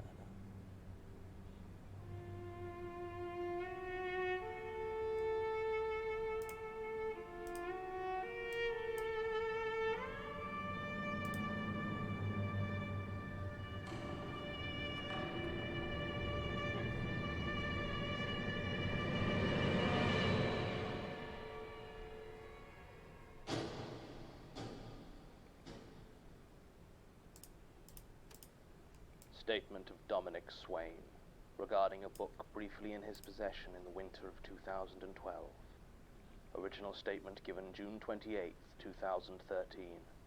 Audio recording by Jonathan Sims, Head Archivist of the Magnus Institute, London. Statement begins. I work as a theatre technician in various venues around the West End. I mainly deal with lights, but a lot of the smaller venues can't afford large crews for their productions, so you end up doing a little bit of everything. I guess that's not directly relevant to my experience, but I just want you to know that I'm not some crazy person wandering in off the street. I work. I do practical things with my hands, and I am not prone to crazed flights of fancy. That day, I was going to see a matinee performance of the Trojan Women at the Gate Theatre up in Notting Hill. A friend of mine, Catherine Mendez, was in it, and had been trying to get me to come to see it for a while. We'd worked together on a production of The Seagull a couple of years before, and had had a bit of a thing going back then. At this point, I had just become single, so was keen to meet up and see if any of the old spark remained. I ended up going along on the afternoon of Saturday the 10th of November. I remember the date exactly. There had been a lot of back and forth about it, since we were both involved in separate shows at the time, making evenings difficult. So, on Saturday afternoon, I found myself in Notting Hill Gate, killing an hour or two before the show was due to start. Now, Notting Hill is not I somewhere forgot I I go never often, as looked it up tends towards the the pricey backgrounds I London. want. And I'm not sure how much you know about theatre techs, but we're not Thought I'd generally finally an remember overpaid and I didn't. profession. Still, I had some vague memories of there being an Oxfam charity shop somewhere nearby, as I'd previously bought quite a nice old military tunic there, which remains one of my favourite jackets. I found it without any problems and spent 10 minutes or so looking over the clothes and knickknacks, but was a bit disappointed. It was smaller than I remembered. It just seemed to contain the same tedious curios as every other charity shop. I still had some time to kill though, so I decided to have a look through their books, something I rarely bother doing usually. I found the book on the science fiction and fantasy shelf. At first I assumed it was some sort of faux leather special edition, and I was sure whoever put it out for sale must have done the same, because the price on it was only £4. There was something about it that made me take another look though, and picking it up, I felt the binding. I realized it might well have been bound in real leather, probably calf given how soft it was. I'm not an expert on books by any means, but it seemed old, and I thought it might have been hand-bound as the pages were slightly uneven. There was no dust wrapper on it, and the front had no title, but embossed on the spine in faded gold letters were the words Ex Altiora. I did some Latin in school when I was a child, but I haven't had much cause to use it since, so you'll have to forgive me if my translations don't make much sense, but I believe it meant from higher, or out of the heights. I was astounded, to say the least. The book was clearly worth far more than it was being sold for. If the shop clerk who put it out had been paying any attention, it would have been in the glass case where they kept those things people donated that were actually valuable. I had a flick through, but it seemed to be entirely written in Latin, so I didn't have much luck discerning what it was about. The only English seemed to be a book plate at the front that read, "From the Library of Jürgen Leitner," although no author was listed. There were also several black and white illustrations, woodcuts I think, each showing a mountain or a cliff, or in one picture what appeared to be an empty night sky. I felt an odd sensation when I looked at that image, as though, simple as it was, I was about to fall into it. My stomach gave an odd jolt, almost causing me to drop the book in the middle of Oxfam. I made up my mind to buy it. Even if I never figured out how to read the thing, it was clearly worth a lot more than they were selling it for. I felt like a bit of an arse for not letting them know how valuable it was, almost like I was stealing money from the charity. But in the end I realized that it wasn't my job to set the prices in this shop, and besides, this book absolutely fascinated me. The woman working the till didn't even raise an eyebrow when I brought it over and paid my £4. I headed out, hoping to find a cafe where I could sit and have another look through. But it was then that I noticed the time. I'd somehow managed to spend an hour in that shop. Now I was very nearly late for Catherine's play. I made it in time, luckily, though I had to run a bit. The show was fine. I've never been a particular fan of Greek plays, and this interpretation was not the one to win me round to them. Catherine was excellent, of course, but the rest of the show was quite frankly a bit pedestrian. Still, I'm not a theatre critic, and I wasn't exactly paying it my full attention, as I was convinced there was a problem with the stage lights. Throughout the show, I kept getting the faintest smell of ozone, and was worried. The only other time I'd smelled that in the theatre was when one of my Raisins and a stage fruit hands punch accidentally flavored. ordered the wrong sort of light, and we'd ended up installing a projector with a xenon mercury lamp, the sort used to sterilize medical equipment with UV. I spotted the issue before anything happened, but I still remember that intense ozone smell. Still, no one else seemed to notice it, and I couldn't see anything in their light setup that would have caused the I feel odor, like this foot so I was a tried my little best too to low ignore compared it. to the other one. After the performance was finished, Catherine and I grabbed a quick dinner before heading to our respective evening shows. I was disappointed to discover that whatever attraction there had been between us seemed to have vanished completely, and while we spent a pleasant enough couple of hours together, it was obvious that neither of us wanted to take it any further. I did show her the book, though. She knew even less Latin than I did, but was impressed. She said it looked valuable and that I should take it somewhere to be appraised, although she didn't look through it in any detail, as the pictures triggered her vertigo for some reason. Nothing of note occurred after I left. I did my show, a production of Much Ado About Nothing, down at the Courtyard Theatre, with no problems. I returned home late, having gone for a drink with the stage manager and a couple of the actors, and felt far too awake to just go to bed. So I poured myself a small gin and tonic and decided to look through this book in more detail. Oddly enough, I somehow hadn't learned any more Latin since I bought it 12 hours before, so reading it was still out of the question. But I went through and had a closer look at those woodcuts. There were about a dozen that I found, mostly mountains and cliffs, but one appeared to be a tower, looming over the surrounding countryside at an odd angle, with tiny birds just visible circling the summit. And then there was that picture of an empty sky. I've never had any fear of heights, but staring at that picture I felt... I don't know, really. I just couldn't look at it for too long. It seemed to open forever, nothing to do but fall into it. It was even stranger as there wasn't much to the picture itself except for black ink and a few stylized stars. But something in the proportions just had that effect on me. Oops.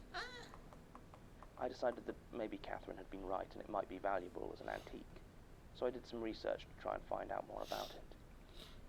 Latin fell out of favour as a language for academic texts in the 18th century, and I really doubted the thing was that old. Since then, it was only really used for religious texts, but the book certainly didn't look like it was full of prayers.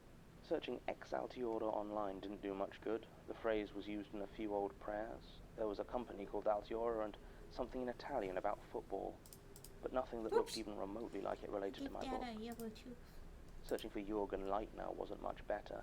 It brought up an entry for an Austrian musician and a few Facebook pages, although they all seemed to have umlauts in their names, unlike the one in the book, and none of them looked like the sorts to have a library full of strange Latin texts.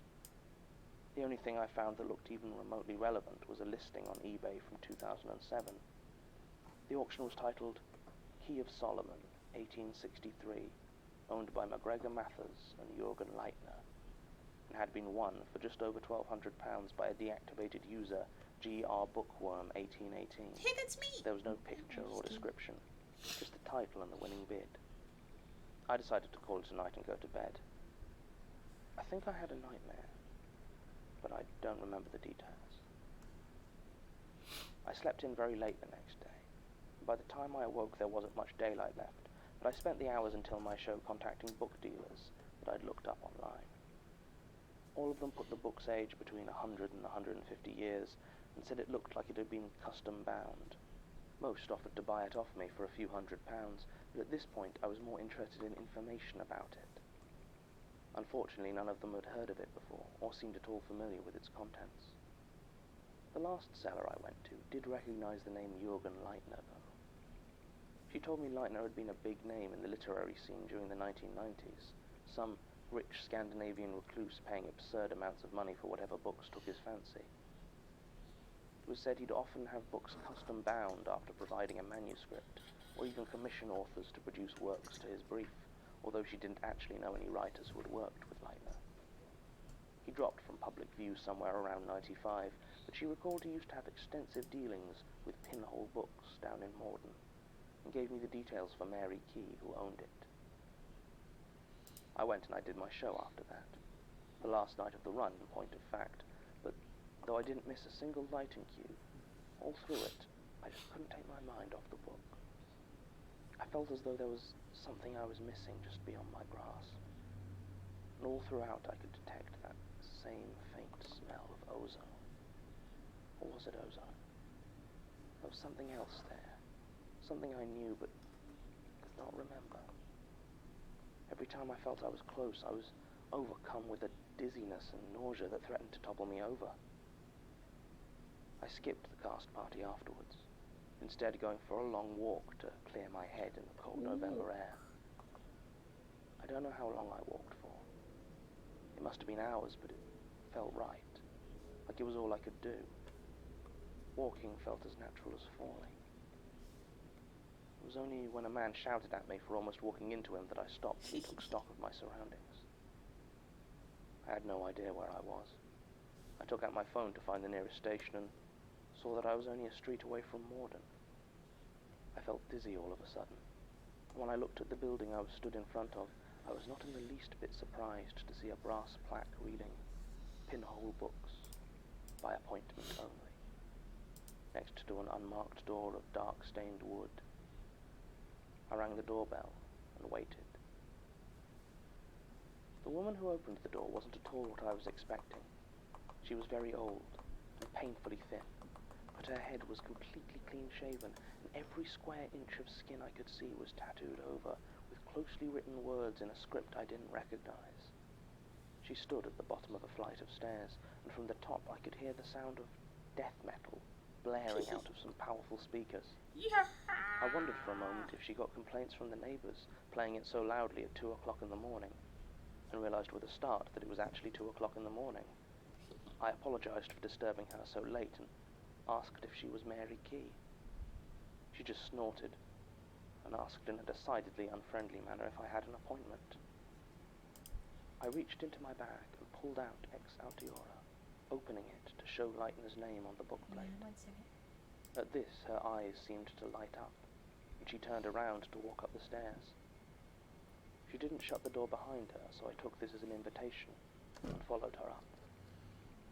We entered a cramped set of rooms, with books piled high in every conceivable corner, almost to a point where I had to be careful following her through the labyrinth so as not to take a wrong turn. She was talking, I realized, and didn't seem to care if I heard her over the music or not. She said it had been a long time since she'd found a Leitner, although her Gerard kept an eye out. She gave no elaboration as to who her Gerard might have been. This strange old woman didn't seem interested in actually reading or looking at my book in depth, but asked instead if I wanted to see hers. I just nodded.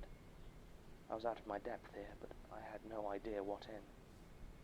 I just knew that I hadn't smelled ozone since I arrived. I followed Mary Key into a dingy study. It was small to begin with, but every wall was completely covered with packed bookshelves, crowding even further into the space. Immediately my host began to scan them intently, muttering to herself about where he would have put it. I stood there awkwardly, not wanting to stare at the old woman, but also hesitant to do anything else.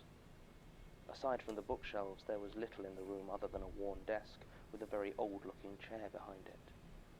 The desk was covered with papers, as well as fishing wire and a safety razor. I think it says something about my state of mind at this point, that I didn't even give those items a second thought at the time. Instead, my attention was fixed on a picture, attached to the one small area of wall not covered by bookshelves. It was a painting of an eye, very detailed, and at first I would have said almost photorealistic. But the more I looked at it, the more I saw the patterns and symmetries that formed into a single image, till I was so focused on them that I started to have difficulty seeing the eye itself. Written below it were 3 lines in fine green calligraphy. Grant us the sight that we may not know. Grant us the scent that we may not catch. Grant us the sound that we may not call. At this point Mary Key returned with 2 cups of tea. I hadn't even noticed her leave, nor had I requested the cup of black tea she pressed into my hand. She asked if I liked the painting, and told me that her Gerard had done it. Said he was a very talented artist. I mumbled something approving, I don't remember exactly what, and looked at the cup of tea in my hand. She hadn't offered me any milk, and was now busily searching the shelves again, her own cup forgotten on the desk. I tried to drink the stuff out of politeness, but it tasted foul, Yucky. like dust and smoke. I think it might have once been Lapsang Souchong, but if so, it must have been years old. Finally, Mary seemed to find the book she was looking for and took it from the shelf. She handed me a book that, at first glance, appeared to be almost identical to my copy of Excelsior, except that the leather was in slightly better condition. There was no title on this one, but opening it, I could see that it was written in letters I didn't recognize. There were no illustrations in this book, and the only English words I could find were on the bookplate from the library of Jürgen Leitner, just like mine. Mary told me that the writing was in Sanskrit, but when I asked her if she could read it, she just started laughing. She took the book back and walked over to the desk where the room's single unshaded light bulb cast stark shadows across the floor. She very deliberately held the book in those shadows for a few seconds, and then handed it back to me. I noticed for the first time that the heavy metal music was no longer playing, and the room was utterly silent. I opened the book, and for a few seconds was confused to see that nothing seemed to have changed. The writing was still unintelligible to me, and it felt no different. I lifted it to have a closer look, and as I did, I heard something clatter lightly onto the floor.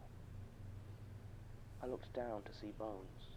Bones? Small animal bones, from what I could tell, but each one was slightly bent and warped into shapes that bones should not form.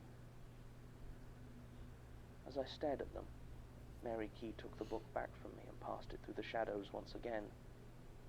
More bones fell. She did this several times until there was a small pile formed at my feet. I didn't know what to say. By this point my head was pounding, and the feel of this cramped, dark place with its old tea and ancient books was starting to overwhelm me. All I could think to ask was whether my book did that as well. Mary Key laughed, told me to look for myself. I began to look through those pages. I hadn't passed it through any shadows, but I knew something had changed. The woodcuts were starker somehow. In the background of each there were new lines, thick and dark, stretching down from the sky. And then I came to the picture of that empty night, but now it had a stark, branching pattern carving through it. A pattern I recognized. My stomach dropped, as though the floor was gone and I was falling. Struggling to stay standing, I muttered some excuse and went to leave. The ozone smell was back now, stronger than ever, and I had to get out. I fell down the stairs as I fled, badly bruising my hip and twisting my ankle painfully, but I didn't care. I limped from that place as quickly as I could, and hailed a taxi to take me home, fingers still locked in a death grip on my book. The branching pattern I'd seen in that picture is known as the Lichtenberg figure. It shows the diverging paths of electricity on an insulating material such as glass or resin. I knew it from the pattern of scars on the back of my childhood friend, who had been struck by lightning because of me. His name was Michael Crew, and we'd been 8 years old at the time, playing in a field near my grandmother's house. When the storm hit, Michael had said that we should go inside, but I wanted to keep playing in the rain. I said that to him, and he just sighed and told me all right. It was as he said these words that he was struck. The sound when it happened was so loud that it drowned out his screams completely. But it was the smell that really stayed with me. That powerful ozone smell, cut through with the scent of cooking meat. Michael survived in the end, but the scar, that branching Lichtenberg scar, stayed with him for the rest of his life. When I got home, it took all of my concentration to get up the stairs, and when I finally made it onto my sofa, I couldn't shake that feeling as though I was falling. The smell was so strong I could hardly breathe. I didn't look at the book. I just lay there. I felt as though I was waiting for something, but I had no idea what. By the time the knock on the door finally came, I was almost feeling composed enough to answer. Almost. It still took me almost 5 minutes to work up the nerve to open it. The knock did not come again, but I was positive that whatever was on the other side had not gone away. I reached over, grasped the handle, and pulled the door open. Stood just over the threshold was a man in a long, dark leather coat. His hair was dyed an artificial black, and he had the unshaven look of someone who hadn't slept in a couple of days. I asked him if he was Jared Key. He said that he was, and told me he'd like to see my book. I nodded silently, and he followed me inside, closing the door behind him. I took out the book and placed it on the table. Jared studied it for some time, but did not touch it. Finally, he nodded and offered to buy it from me for £5,000. I almost laughed when he said that. I would have sold it for a fraction of the amount. I might even have given it away if it wasn't for the feeling that that wouldn't count somehow. It's hard to explain. I didn't care what he planned to do with it. I just wanted to get rid of it. And so I agreed. Jared didn't seem exactly happy with the news. He just nodded gravely and headed towards the door, saying he'd need to get the money in return. I didn't try to stop him. He left, closing the door behind him, and I was alone once again. The whole encounter lasted barely more than a minute. I sat there, waiting in silence for him to return. It was awful, and I needed to find some way to distract myself from the creeping smell, so I decided to get out my computer and see what I could find out about Jared and Mary Key. Typing in their names, I don't know what sort of thing it was that I expected to find, but it certainly wasn't a news article from 2008 about Mary Key's murder. Police had broken in late September after neighbors complained about the smell and found her lying dead in the study. The cause of death was apparently determined to be an overdose of painkillers, but it was judged a murder due to extensive post-mortem mutilation of the body. Large pieces of her skin had been peeled away and hung up to dry on fishing wire all around the room. The article had a picture of Mary Key, and there was no question that it was the same old woman that I had met in Morden, although in the photograph she seemed to have a full head of hair and lacked any visible tattoos. I frantically started searching for any other information I could find. Other news stories covered Jared's trial for his mother's murder. Apparently he had been acquitted after a significant piece of evidence was deemed inadmissible. although none of the reports seemed to know what exactly that evidence was. It was at this moment the knocking came again. Jared had returned. I opened the door. I thought briefly about not letting him in, but I knew he'd wait there as long as he needed to, and I couldn't think for the reek of ozone that penetrated every one of my senses. I could not hide the terror on my face as he entered, but if he noticed the change in my demeanor, then he didn't react to it. He simply handed me an envelope filled with cash. I didn't even bother to count it before handing him the book. He looked at the title, then flicked through it very quickly, before laughing just once, and nodding, apparently to himself, as though he'd just come to some sort of decision. I had expected Jared to leave immediately, but instead he walked over to my metal waste paper basket and placed the book inside. He reached into his jacket pocket and pulled out a bottle of lighter fluid and a box of matches. Within a few seconds, the book was ablaze, and the smell vanished. You'll paste her arm, actually. Even as my head began to clear, I felt like I had to ask him why. But he just shook his head. I don't know why. My mother doesn't always know what's best for our family. That was all he said before picking up the waste paper bin, now full of gently smouldering ashes. I warned him it would be too hot to hold, but he shrugged. Said he'd had worse. Then Jared Key left, Bye. and I never saw him or the book again. Statement ends. If I never hear the name Jürgen Leitner again, it will be too soon. I suppose it was too much to hope that we'd finally dealt with all the remainder of his library after the incident in 1994, but it would have been useful if Gertrude had at least thought to add this statement to the current project file. Who knows how many other statements are in here that might deal with his books or other currently active Institute projects. If my luck thus far is anything to go by, then I'd say it is unlikely this was an isolated example. The more I discover about this archive, the more it seemed Gertrude simply took the written statements and threw them into these files without even reading them.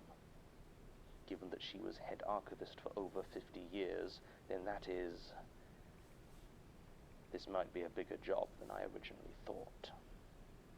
Regardless, most of the verifiable details in Mr. Swain's account seem to match up with our own researches.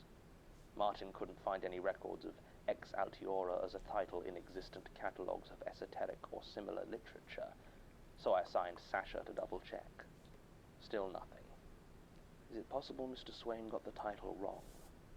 It seems unlikely, given the simplicity of it, and the occurrences he describes certainly sound like they could have been due to the proximity of a true Leitner tome.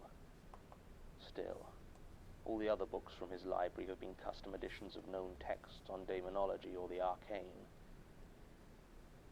If there are Leitners out there that we haven't even heard of, I fear that may be cause for some small alarm. Useful details for follow-up are few and far between, however. Donation records at the Oxfam charity shop in Notting Hill Gate only have anonymous donations listed for books in October-November 2012, and obviously none of the staff recall the book. We've also been unable to locate Jared Key at all. Aside from this encounter, he seems to have almost entirely disappeared following the end of his trial. The description Mr. Swain gives does appear to match file photos of Jared and Mary Key, and from his description it sounds like he did find his way to what used to be Pinhole Books in Morden, although it has been closed since 2008 for obvious reasons, and no new tenants moved in till 2014. There was one interesting thing Tim found out, though, in the official police report on Mary Key's death. Apparently, the drying sheets of skin had been written over in permanent marker. There was no transcription or translation of it in the report, but the language was identified to be Sanskrit. Sans? So it doesn't appear that we have any concrete leads to go on. Still, I will be bringing this up with Elias, and recommending that the search for any other missed books from the Leitner Library be made this institute's highest priority. Jürgen Leitner has done the world enough harm, and we must pursue all available avenues to ensure that he does no more. Recording ends.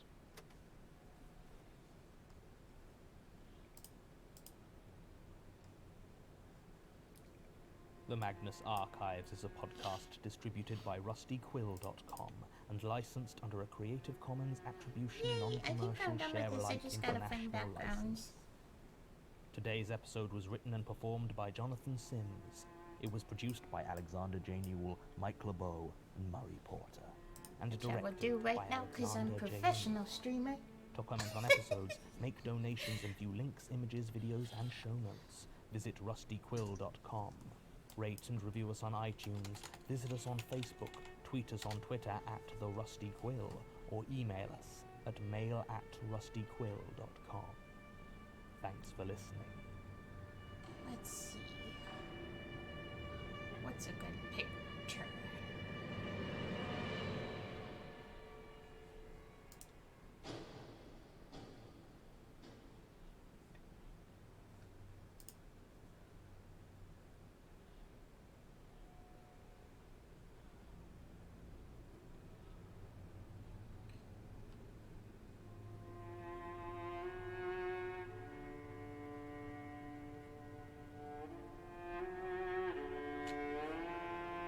Rusty Quill presents The Magnus Archives.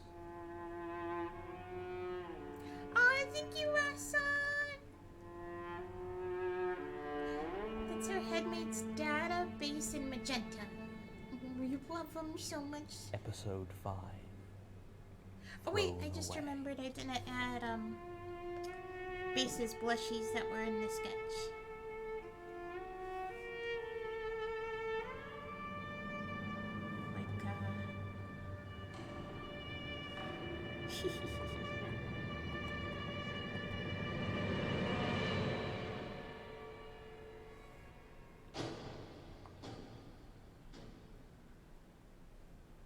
Like these are our caretakers Statement and of they're Kieran Woodward in regarding poly items love. recovered from the refuse of 93 Lancaster Road, Walthamstow.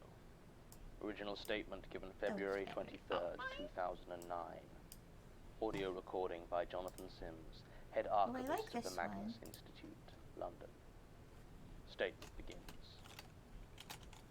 I work as a bin man for Waltham Forest Council. It's not a bad job really, as long as you can handle the smell in the early mornings. Not to mention that when winter really gets going, it can be pretty unpleasant.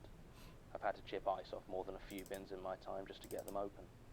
Still, the pay's pretty decent. At least it is once you throw in the overtime and the bonuses. And once you've done the rounds, you're usually off for the day. So you're working fewer hours than your average office monkey. It's just that those hours tend to be a lot less pleasant than anything you're likely to find staring at some accounting spreadsheet. But I didn't come here to talk about the benefits and problems of working in waste collection. At least, Did you I come to guess talk I about the came monkey? to talk about one very specific problem that I encountered last year when doing the rubbish collection for 93 Lancaster Road. Now, you encounter weird things in this job all the time. People have an odd mental block, this idea that as soon as they put something in the bin, it's gone. It's officially been made rubbish and no one will ever see it again. The fact that someone had to take it from your bin to the landfill or the recycling centre doesn't really enter their heads, and nobody ever seems to realise that up to a dozen people might be seeing what you throw away before it finally disappears forever. But no, as far as the rest of the world thinks about it, once it's been thrown away, it's gone, far beyond all human Maybe I'll look up the understanding. rest of the images This right leaves now. those of us who work in waste collection seeing kind of a strange side to humanity, but an honest one at that. If you're a bit of a boozer, there's every chance that your bin men know how much you drink better than you do, because we empty all the bottles. And yes, we do remember. We also get quite judgmental at times, although not about the things you might think.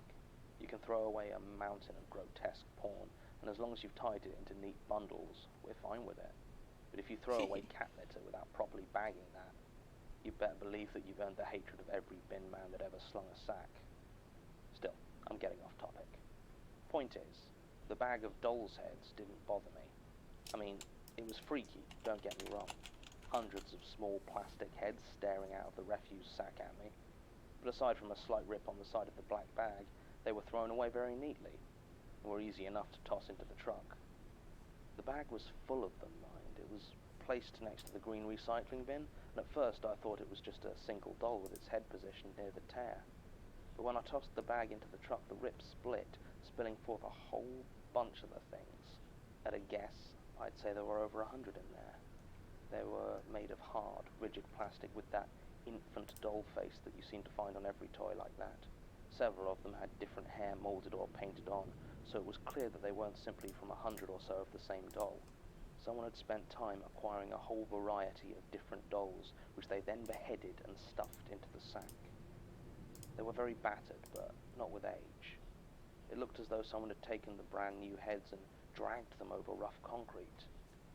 Though I couldn't say whether they'd have been attached Here's to the my rest of the doll image at for the time. October that I just It found. was creepy, sure, but the sun was shining and there were 4 of us working the truck that day, so it was easy enough to laugh it off.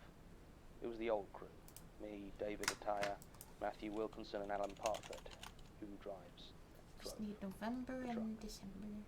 What it did do, though, was mark out 93 Lancaster Road in our minds as the dollhouse, since we spent the rest of the day making off-colour jokes about the sort of people who must live there.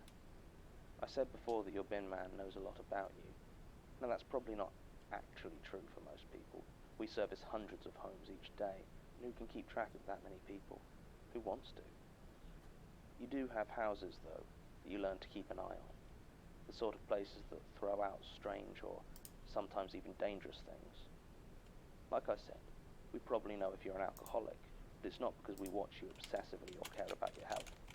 It's because smashed bottles and broken glass are dangerous, and you learn to keep an eye out around houses where you're likely to find them. I read once that waste collection is the second most dangerous profession in England. Not sure I believe it. They said the first was farming. But you do see your fair share of injuries, so you learn to keep your eyes peeled and mark out in your mind which houses you want to stay wary of. Now, after that, the dollhouse became one of those houses for our crew. Not so much for any known danger, but when someone throws out a bin full of weird stuff like that, you never know what else they might decide to toss. Also, Alan, well, he had kind of a twisted sense of humour, and he loved the doll heads. When we told him, he insisted on stopping the truck and getting out to have a look. So after that, he always made a point to ask us to keep an eye on 93. And we did. The next couple of weeks, when we pulled up to 93, I took an extra second or two just to check for anything strange in the bins, but nothing seemed out of the ordinary. Alan especially was disappointed by this, but it was hardly something to dwell on, so we put it out of our minds and pressed on with the day's work. This continued for what must have been a few months, and the whole doll's head incident hadn't come up, except for a few interesting conversations at the recycling plant where, to be honest, I don't think anyone believed us, or if they did, they'd immediately try to top it with their own story of bizarre finds. It was the start of spring when we got the next strange bag from 93 Lancaster Road. Again, it was an unmarked black refuse bag placed next to the recycling bin. As soon as I saw it, I knew it was another one. The shape of it was too regular to be full of the normal assortment of rubbish. As I picked it up, I realised it was far too light as well. Okay, Ghost it and seemed to weigh Hollow. almost nothing, but was bulging with what sounded like a whole load of paper inside. I gave the others a look and told them I thought we had another odd bag. David and Matt started discussing whether we should open it, as this one didn't seem to have a rip like the last one. We were still talking it over when Alan came back to see what was taking us so long.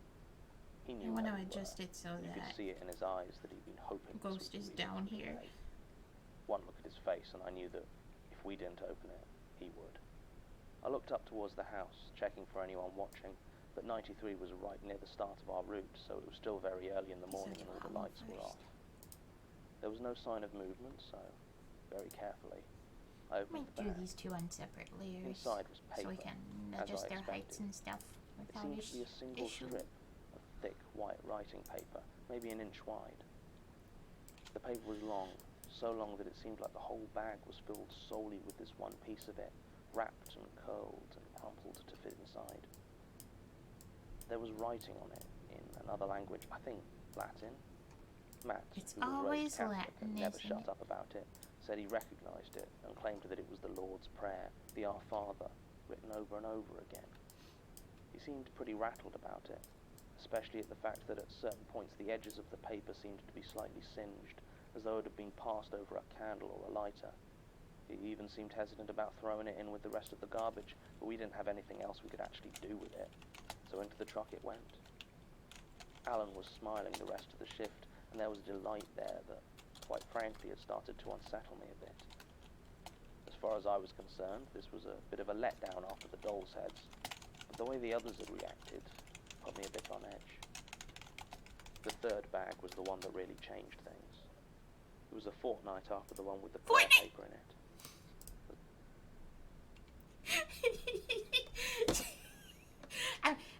I'm gonna be right back. I wanna blow my nose because I think I need to blow my nose, and I wanna get some pizza. I can eat while I listen, but I won't be able to color. But I think that'd be less boring than just sticking you on the be right back for too long. But yeah, I'll be right back after I get that.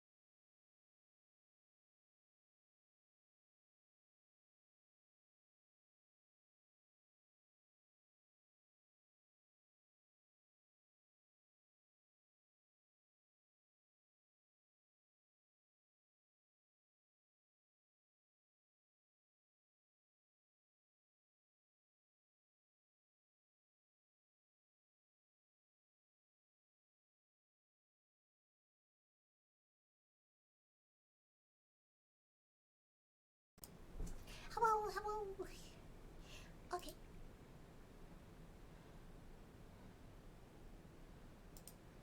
Okay, I'm gonna hit play now.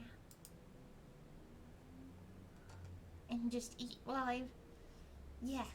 And then I'll color when I'm done eating. As we approached 93, I noticed there was another bag sitting next to the bin. The others clearly noticed as well, as everyone went very quiet. The first two had been the only times there had been rubbish bags at the house that weren't in the actual bin itself, so there was little doubt in my mind that this was going to be more creepy trash. Alan turned the engine off as we pulled level with the house and got out. Whatever was in this one, he was Maybe I'll mute myself. The bag bulged, just like the others, but had a bumpy sort of look to its surface. We all stared at it for several seconds before I realized that the others were waiting for me to pick it up. I'd picked up the others, and apparently this was how it was done now. It almost felt like a ritual. I walked over and lifted it off the ground. It was heavier than the last one, and as it moved it made a sound like shifting sand or gravel, or maybe more of a rattle. I started to carry it towards my colleagues to open it, when I accidentally caught the bottom of it on the low brick wall at the end of the small front garden. Already filled almost to bursting, the bag tore open easily. From the newly ripped hole poured teeth. Hundreds, thousands of teeth. They came streaming down in a waterfall of white, cream and yellow, bouncing as they hit the pavement and gradually forming a pile of astounding size. When the bag was finally empty, we just stood there in silence, staring at the mountain of teeth that now lay on the ground before us. They looked like human teeth to me, but I wasn't exactly an expert, and I sure as hell didn't want to check closer. Finally, David broke the silence by vomiting loudly into a nearby drain, and I backed away from the grisly mound. Even Alan looked shaken by this. I suppose some things are disconcerting, however grim your interests. We phoned the police. That's something else that people always forget about garbage men. We're perfectly capable of calling the police if we see obviously illegal stuff being thrown away. Usually we don't bother if it's just something small, but this... For this, we phoned the police. They came in surprisingly good time, and I reckon they were even more freaked out than we were. One of them took our statements while the other went up to the house itself to check on the occupants and see if they knew anything about the teeth. As the officer knocked on the door, we all strained to get a better look at what greeted her. There was no way after all this we were going to pass up a chance to actually get a look at the residents of 93 Lancaster Road. Eventually the door opened, and an old woman stood there, blinking in the early morning sunlight and clearly slightly alarmed to see the police. Needless to say, the old lady and her husband had no idea about any of the weird bags that had been appearing in their rubbish, and seemed properly upset when they were given the details. The police spent a good 10 minutes doing their best to collect up all the teeth, and we were sent on our way. I have no idea what, if anything, the investigation turned up. Certainly I was never contacted by them again, and if any of the rest were, they didn't mention it. And for a while that was it. We kept an eye out whenever we were headed down Lancaster Road, but didn't encounter any further ominous garbage bags. I thought maybe the involvement of the police had scared off whoever was leaving them. Maybe the police had caught the culprit and just hadn't told us. I did start to notice, though, that Alan wasn't doing well. He was often late to his shift, and when he finally got there he'd be exhausted and grumpy, snapping at everyone and rudely brushing off anyone asking about his health or how he was doing. He seemed even worse whenever we approached the end of Lancaster Road, sometimes speeding up the truck slightly so that we had to run to keep up. Eventually, after I tripped over the curb while hurrying and twisted my ankle, I confronted him, told me that whatever was going on with him, he could talk about it or get over it, but that he clearly needed to deal with something. He got very quiet and said he'd been watching number 93 some nights. Said he wanted to see whoever was dropping this stuff off, that he had to know. I don't know what I expected. Trouble at home maybe, or depression, but this took me by surprise. I told him it was a really bad idea, that if the police were still investigating, they were more than likely to pick him up as the culprit, and even if they didn't, the old couple at 93 could just as easily get him arrested for harassment or stalking. Alan nodded along and agreed with me as I spoke, but I could see he wasn't listening. He just said again that he needed to know, told me he'd be careful, as though that was meant to reassure me. It didn't, but I could see I wasn't going to talk him out of it, and we ended in an uncomfortable silence. What I didn't say is that I'd almost done the same thing myself once or twice. There was something about this, beyond anything else I'd encountered, that, I don't know, it drew me in almost as much as it disgusted me. Almost, but not enough to do anything. And if I needed any further convincing that leaving it alone was the right decision, I only needed to look at Alan. As time went on, the bags under his eyes deepened, and I'd watch him down half a dozen energy drinks over the course of a morning just to get through his shift. I could have said something to our manager, but even then Alan was still my friend, and I didn't want to be the one to get in any sort of trouble. A pizza. Eventually, it came to a head anyway. Alan fell asleep at the wheel of the truck and drove it into a parked car. I got a couple others, No but one was hurt and the truck was going too slowly to do any real damage, but I'm gonna color. at that point it was enough to get him fired. We were sad to see him go, but to be honest, I might eat by in the end of it, he'd between. become quite unpleasant to I don't be know. around, and I just really no one want to shed color. any real tears over it. You know how it is when you We really got a want new to member color. of our crew, a kid named Guy Wardman, and life continued in relative peace. For a while, anyway. Then, on the 8th of August last year, at 9 minutes past 2 in the morning, I was woken up by a text message from Alan. It said, "Found him." I texted him back immediately. What had he found? Was it whoever was leaving the bags? Had he brought another one? No response. I texted Alan again to ask if he was okay. I sent that text a lot of times, Aww. but never heard back. I tried phoning him, but nobody answered. As the minutes stretched to hours, the worry that had been growing in my gut settled into a grim certainty, and I knew that Alan was gone. I also knew that I had to go to 93 Lancaster Road and see for myself. I got my coat and headed out into the night. I walked slowly, with a kind of reluctance, so the sky was starting to get light by the time I arrived. I knew what I'd find when I got there, and I was right.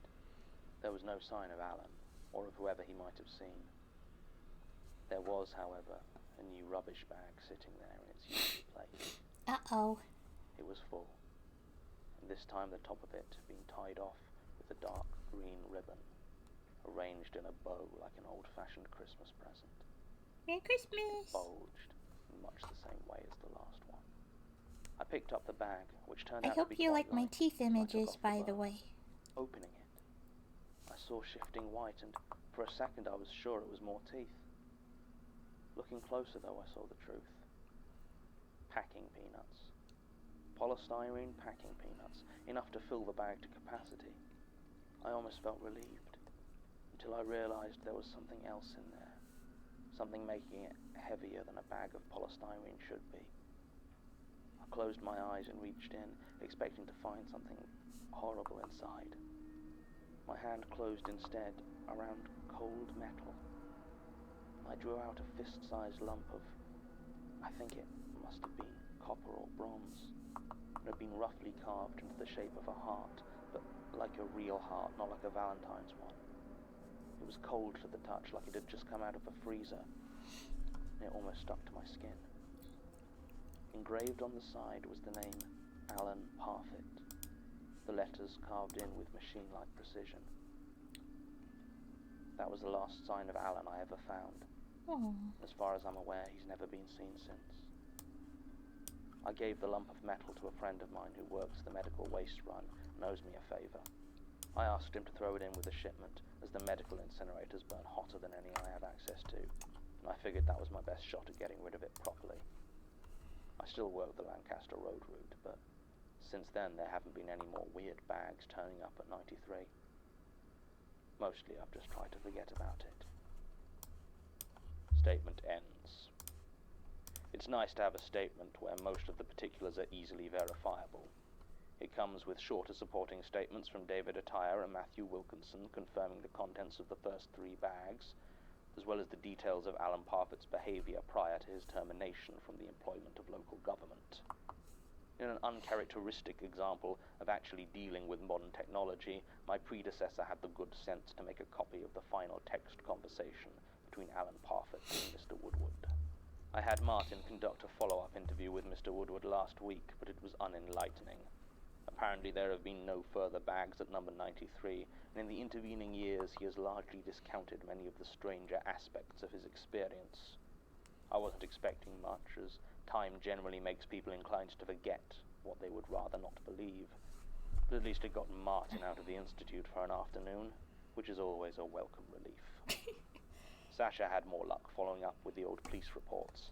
Alan Parfit was reported as a missing person by his brother Michael on the 20th of August 2009, and his location remains unknown. The bag of teeth is also corroborated by the police reports of police constables Suresh and Altman, though they can provide no further details as they never made an arrest or even located any suspects. The medical report on the teeth themselves does give one puzzling detail. The teeth were confirmed to be human, but more than that, as far as the examiner was able to determine, they were all in different stages of decay and didn't match any available dental records, but all 2,780 of them.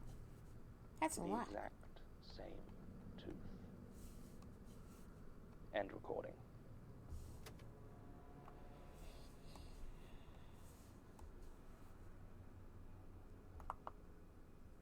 The Magnus Archives is a podcast distributed by rustyquill.com and licensed under a Creative Commons Attribution Non-Commercial Share-alike International License. Today's episode was written and performed by Jonathan Sims. It was produced and directed by Alexander J. Newell. To comment on episodes, make donations and view links, images, videos, and show notes, visit rustyquill.com. Rate and review us on iTunes, visit us on Facebook, tweet us on Twitter at The Rusty Quill, or email us at mail@rustyquill.com. Thanks for listening. You're welcome.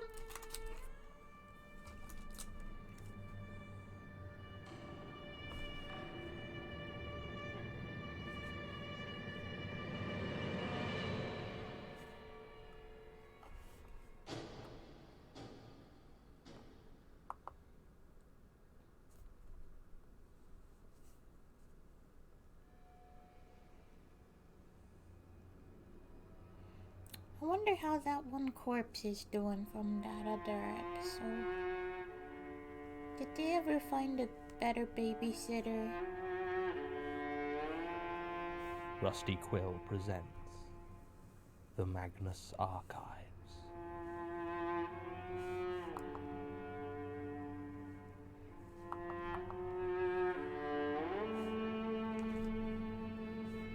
Episode 6. Squirm. Squaw? Wait, what? Oh, squirm. I was like, squaw?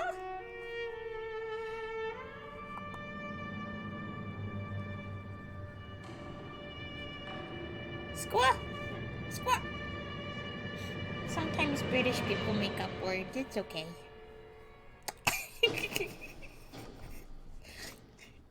Squaw!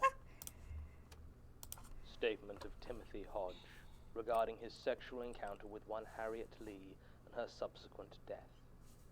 Original statement given December 9th, 2014.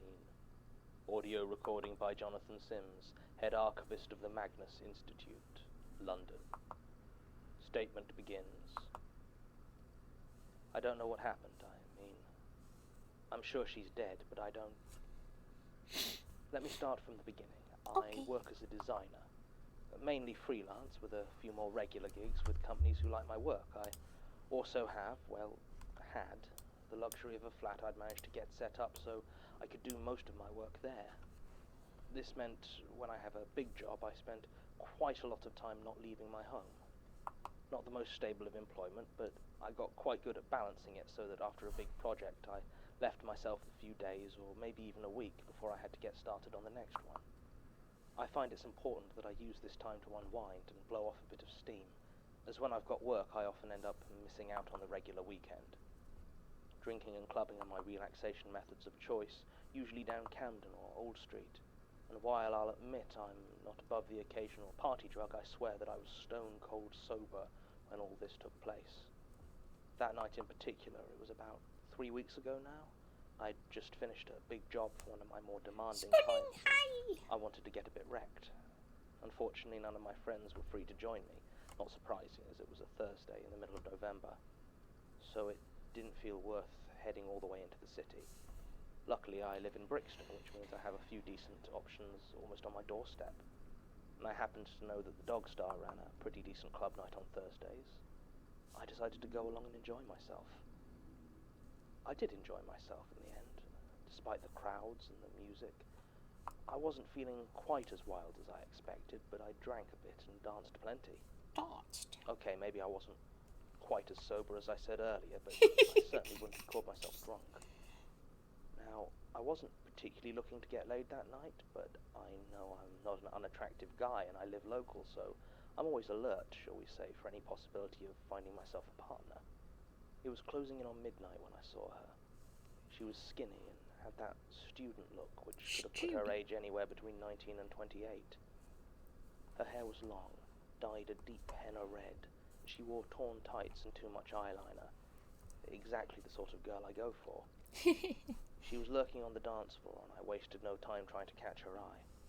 It was harder than I'd guessed, though, as her attention seemed to be mainly focused on the doors. At first I thought she was waiting for someone, but the more I watched her, the more I saw the nervousness in her eyes, maybe even fear. It was at that point she noticed me, and our eyes just locked, you know. She came over and we began to dance together. She was excellent, far better than me, and moved in a smooth, rolling sort of rhythm that made the word writhe leap suddenly to my mind. I offered her a drink, but she refused, gesturing instead for water, which I happily got. Water. I couldn't really hear her over the music, but you don't go to these nights for conversation.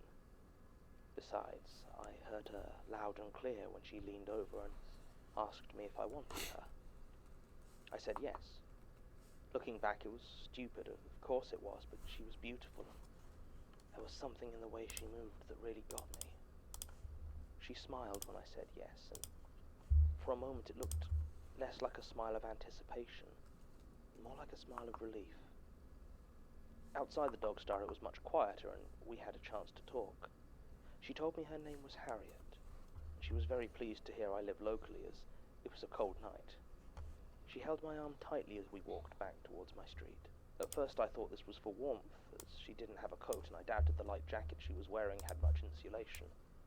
When I looked at her, though, I saw she was looking around the same way she'd been watching the door earlier. Her nervousness was even more obvious now, and she was peering intently down every street we passed. I asked her if anything was wrong and tried to tell her that I lived in a nice neighborhood, she was perfectly safe, that sort of thing. She nodded and agreed, but still seemed jumpy. When we were about halfway, she started just got scratching that her arms. anxiety. That's At okay. first I thought she was just rubbing them for warmth, but after a few seconds it became clear that she was scratching them quite hard, leaving obvious red marks where her fingernails dug in. I was starting to suspect something was wrong and asked Harriet if there was anything the matter, anything I should know. She just insisted we head back to my place as quickly as possible. I agreed, since I figured that whatever the problem was, we could deal with it easier in my flat than on the cold streets at midnight. By the time we reached my building, she was staring over her shoulder in near panic. I followed her gaze but couldn't see anything, so quickly opened the front door and let her in. She seemed to relax a bit once we were both in the relatively warm corridor with the door shut firmly behind us. My flat was on the 3rd floor, and even though, as I said, I don't live in a bad area, I did have an extra deadlock on my door. Harriet visibly relaxed when she saw it, and more so when it was closed. The skittish glances and scratching her arms stopped almost immediately. I offered her a coffee or tea to warm up. She just asked for a glass of water, said she was feeling a bit unwell. We sat down, and once I'd fetched her water and fixed myself a coffee, we talked for a while. My instincts had been right. She was a student, studying art. She hadn't been in London long, she said, was originally from Salisbury, and had been finding it difficult recently. When she left that pause, I saw in her eyes hints of that panic I'd seen on the street. I asked her to tell me what was wrong. Said something was clearly bothering her and I'd like to help. She got very quiet for a few moments and then nodded. She told me she'd been mugged the night before last, although the way she said the word mugged made it sound like she wasn't sure. She was attacked by a I just mug. nodded and let her continue talking. She lived up an archway on a street named Elthorne Road and had been walking home around midnight when she saw a woman lying face down on the pavement.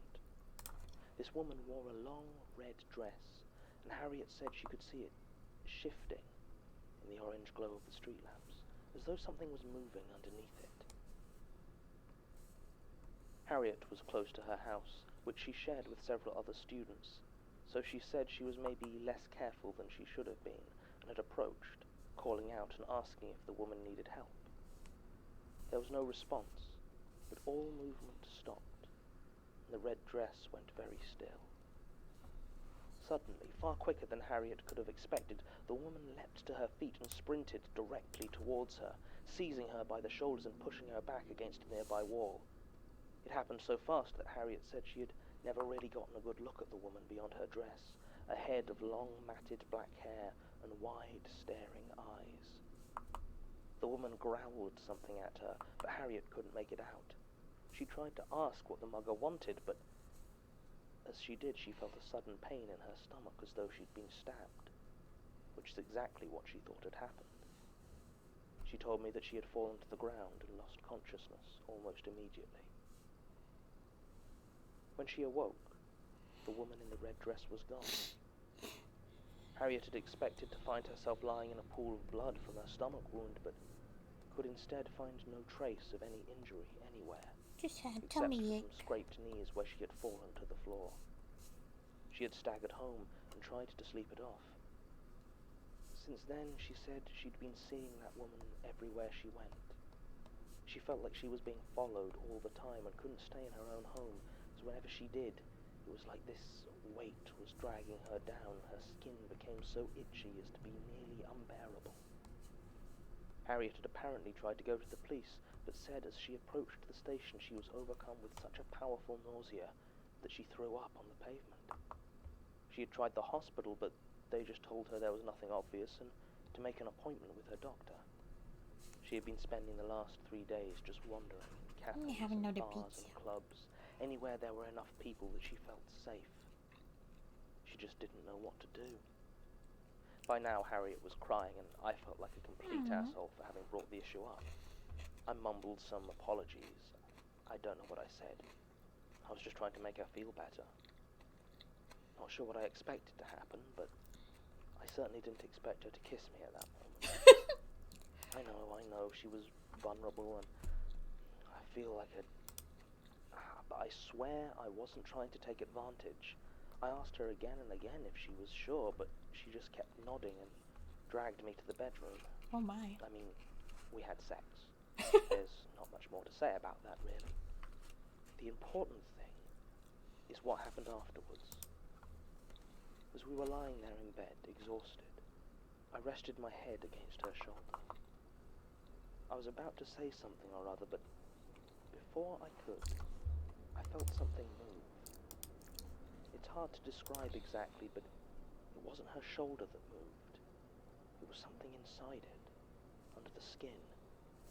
It squirmed ever so slightly against my cheek. I shot up in bed, but the only indication that she'd noticed anything amiss was that she reached over and absent-mindedly scratched where I'd been lying. I started to relax, lie down again. Maybe I'd just imagined it, but at that moment she doubled over and groaned in sudden pain. She a werewolf? Her eyes went wide and she clutched her stomach tightly. I tried to see what was wrong, asked if I could help, but she just pushed me away.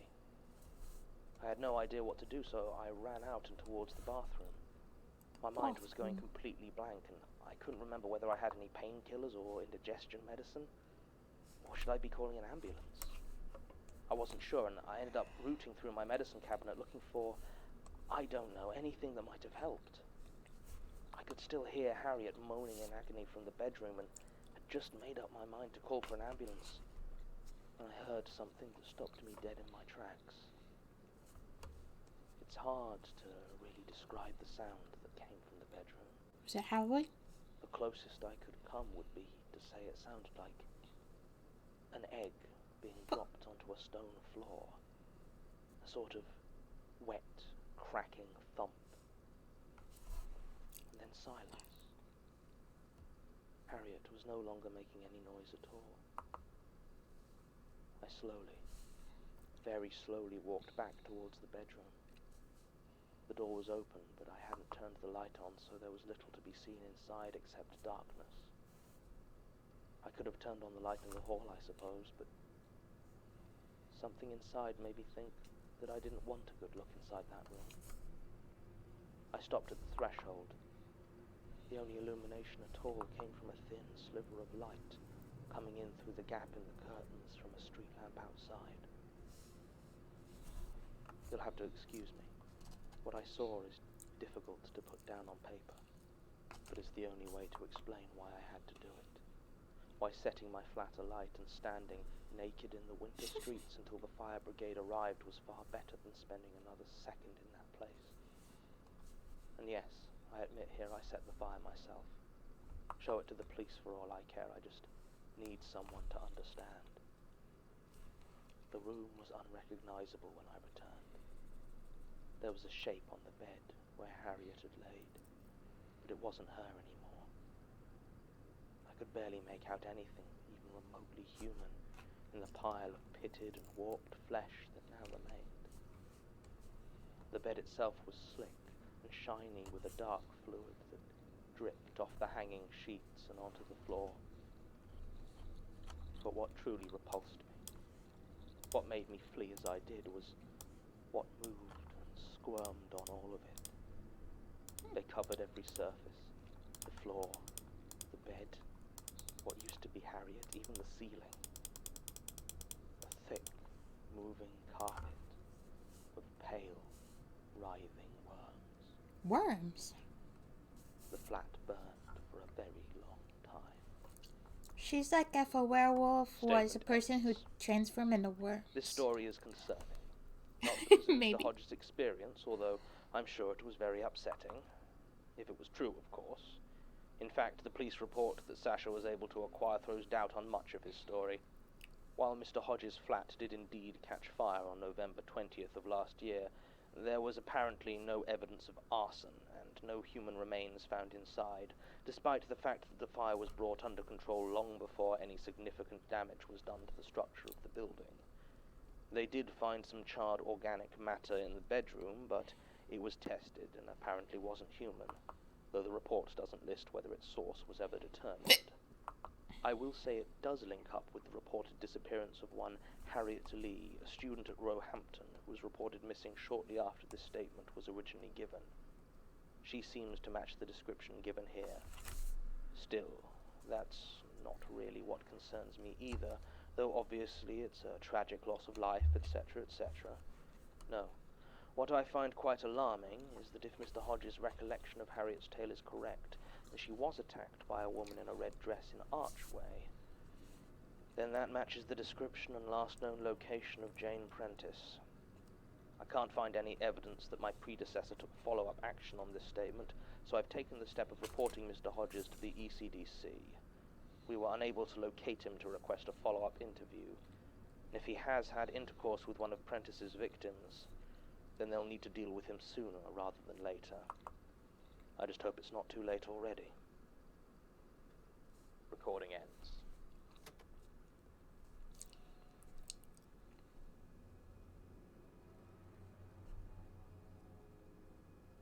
The Magnus Archives is a podcast distributed by rustyquill.com and licensed under a Creative Commons Attribution Non-Commercial Share-alike International License. Today's episode was written and performed by Jonathan Sims. It was produced by Alexander J. Newell, Mike LeBeau, and Murray Porter, and directed by Alexander J. Newell. To comment on episodes, make donations, and view links, images, videos, and show notes, visit rustyquill.com. Rate and review us on iTunes, visit us on Facebook, tweet us on Twitter @TheRustyQuill, or email us at mail@rustyquill.com. Thanks for listening. Yeah! I feel like I can't do the skull face just how it is. Maybe I'll be able to do it better if it's blank.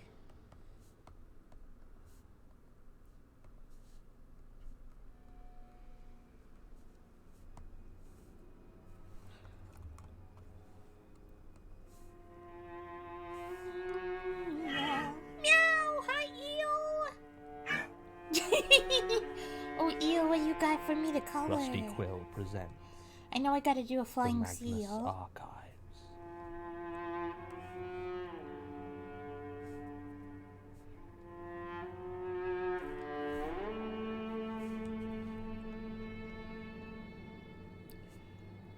Episode 7. The Piper. The Piper?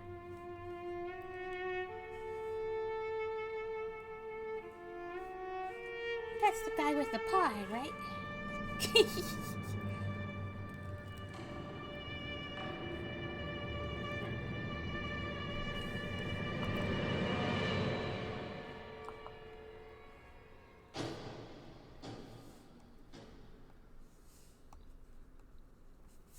Statement of Bones and Staff boopsies, Sergeant they're Hans star Kelly animals, yeah! regarding his time serving with Wilfred Owen in the Great War. Original statement given November 6th, 1922. Audio recording by Jonathan Sims, head Do you have archivist a of the good Magnus screenshot you Institute, could post of Bones? London. Because I think I got one of Statement Boopsie, begins. because Boopsie... A lot of people call me There lucky, actually might be one in the Boopsie Not many Silence came channel, through the but I entirety know of the war in one piece, and if you Boopsie discount took the a burns, picture then with I did indeed Boopsie. do just that. I've said Boopsies Even so many fewer spent all times 4 just years now. at the front like I did. I was never sent for treatment for shell shock or injury, and even my encounter As with a you German should. flamethrower only ended up with me in a frontline hospital at Wipers. I was still in that field hospital when the fighting started at the Somme, so I suppose that was lucky Wait. too. 4 years. Boopsie's picture with Sometimes Boopsie is feel in a like different I'm the only one who outfit, saw the but whole damn show from start to finish, as then though I alone know the Great War Baby and all was its usually awful wearing, glory. but I remember. But deep down I know that honour, such as it is, has to go to Wilfred. You wouldn't have thought it from his poems. Or was Bones... All Oh wait, told, I his found a time at the picture of front Bones. totaled not much over a year. Yet he got to know the war in a way I never did. He's certainly the only person I know that ever saw the Piper. I grew up poor on the streets of Salford, so I joined the army as soon as I was old enough.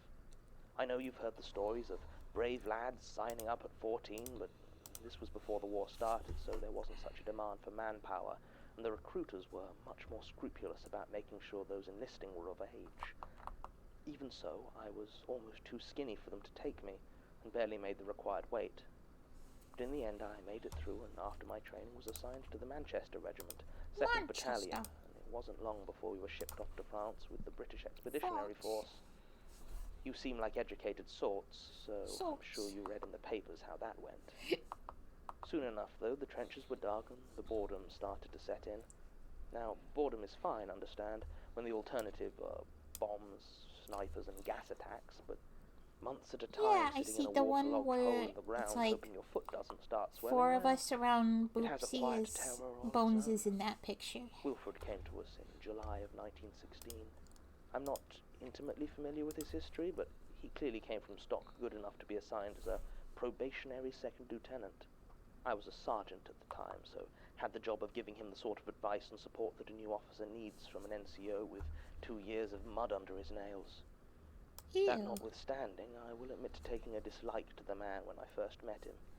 He outranked me and most of the others in the trench in both military and social terms, and he seemed to treat the whole affair with an airy contempt.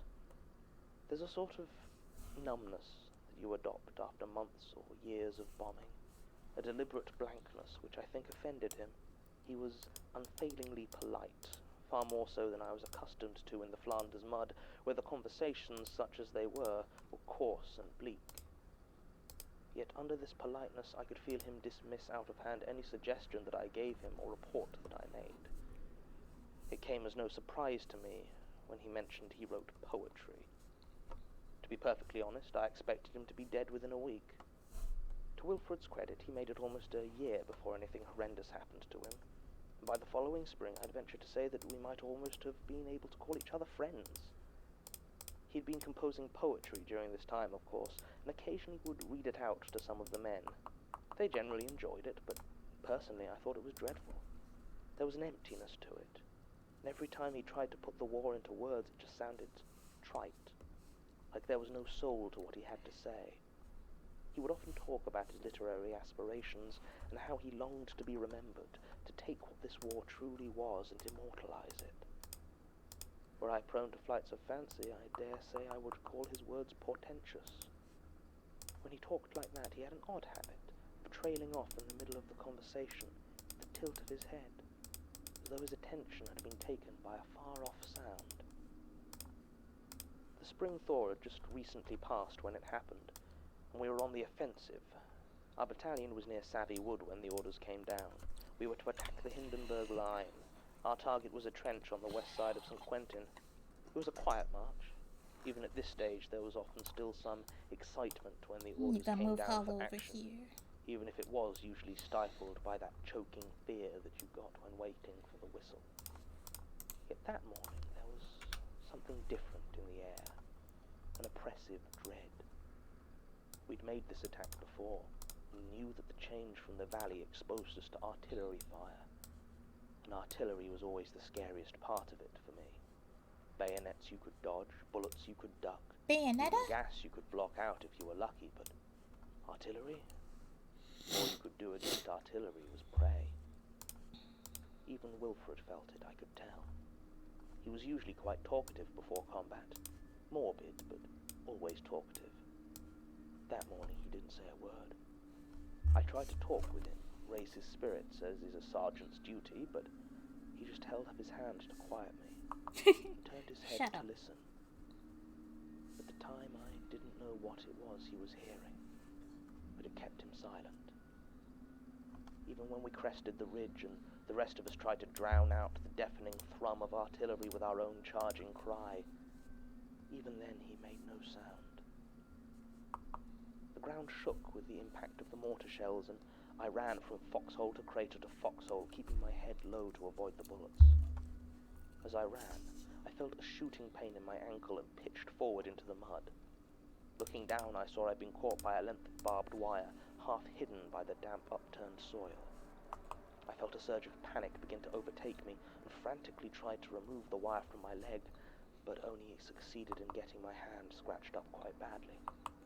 I looked around desperately to see if there was anyone else nearby who could help, and there, not 20 yards in front of me, I saw Wilfred standing, his face blank, and his head swaying to some unheard rhythm. And then I did hear it, gently riding over the pulse of mortars and the rattle of guns and Speaking the of moans of dying Boopsie, men, they're in the a next faint image. piping melody. If you didn't I could know. not have told you whether it was bagpipes or panpipes or some instrument I had never heard before, but its whistling tune was unmistakable. It struck me with the deepest sadness and a gentle creeping fear. And in that moment I knew what was about to happen. I looked at Wilfred, and as our eyes met, I saw that he knew as well. I heard a single gunshot, much louder than any of the others somehow. I saw him go stiff, his eyes wide. And then the mortar blast hit him, and he was lost in an eruption of mud and earth. I had plenty of time to mourn him, lying in that dreadful hole until nightfall, but I could free my leg as quietly and gently as possible before crawling back to our trench. He was slow going. Every time a flare went up, I could only lay motionless and pray. But the good Lord saw fit to let me reach our line relatively unscathed. I was quickly bundled off to the field hospital, which was overburdened as always. They didn't have much in the way of medicine or staff to spare, and certainly no beds free, so they washed my wounds with iodine, bandaged them, and sent me on my way. Told me to come back if I got gangrene. I did have a look around the place to see if I could find Wilfred, but there was no sign of him to be found anywhere.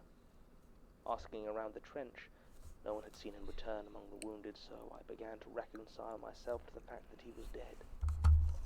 He wasn't the first friend I'd lost to the Germans, nor even the first I'd seen die in front of me, but something about that strange music that I heard in the moments before that explosion lingered in my mind, and left me dwelling on Wilfred in many a quiet moment. It was probably about a week and a half later I heard shouting from the end of the trench. It was a scouting party who had been reconnoitering the river that flowed near Savvy Wood. Apparently they had found a wounded officer lying in a shell hole there and brought him back. I made my way over and was astounded to see that it was Wilfred. His uniform was torn and burned. He was covered with blood and his eyes had a distant, far-off expression to them. But he was most definitely alive. I rode with him back up to the field hospital, along with the corporal of the squad who had found him. Apparently he had been lying in that hole for days, ever since the battle. They'd found him there, half dead from dehydration and fatigue, covered in the gore of another soldier. Whatever shell had created the hole he'd ended up in had clearly annihilated some other poor soul, and it was in his gory remnants that Wilfred had lain for almost 2 weeks. I waited outside the hospital tent while he was being treated. The doctor came out shortly, a grave look on his face. He told me the lieutenant was physically unharmed, something I considered at the time nothing short of a miracle, but that he had one of the worst cases of shell shock the doctor had ever encountered, or would have to be shipped back to England for recuperation. I asked him if I could see him, and the doctor consented, though he warned me that Wilfred hadn't said a word since he'd been brought in. As soon as I stepped inside the medical tent, I was overwhelmed by the sweet scent of decaying flesh and the moans of pain and despair. The sharp smell of the disinfectant brought back unpleasant memories of chlorine gas attacks. Still, I'm doing pretty good, thank you for I eventually found my way over to asking. Wilfred's bed, and sure enough, there he was, staring silently out at the world, though with an intensity that alarmed me. I followed his gaze to a bed nearby, and there I saw a private I didn't recognize. His forehead was slick with sweat, and his chest rose and fell quickly, then abruptly stopped. I realized with a start that a man had just died, and nobody had noticed except Wilfred. I tried to engage in conversation, rattled off a few meaningless pleasantries. How are you doing, old man? Heard you had a bit of a close call, glad you found yourself a crump hole, all that sort of nonsense. None of it seemed to produce any reaction in him. And instead he turned to me, and after after a long while he simply said, "I met the war." I told him that he certainly had. Not many walk away from something like that, and lying in that hole so long, surrounded by all that death, well, he had definitely met the war, and it was a rotten bloody business. But Wilfred just shook his head like I didn't understand. And to be honest, I was starting to feel like I didn't. And he told me again that he met the war. He said it was no taller than I was. It struck me that perhaps he was describing some dreadful mirage that had come upon him as he lay in that wretched place. And I asked him to tell me what the war looked like. I remember exactly what he said. He told me it had 3 faces. Ooh. One to play its pipes of scrimshawed bone, one to scream its dying battle cry, and one that would not open its mouth. For when it did, blood and sodden soil flowed out like a waterfall. Those arms that did not play the pipes were gripping blades and guns and spears, while others raised their hands in futile supplication of mercy, and one in a crisp salute. It wore a tattered coat of wool, olive green where it was not stained black, and beneath nothing could be seen but a body, beaten, slashed, and shot, until nothing remained but the wounds themselves. I had heard quite enough by this point and said so to Wilfred, but if he heard me, he gave no indication of it. He told me that the war, the piper, had come to claim him, and he had begged to remain. The thing had paused its tune for but a moment.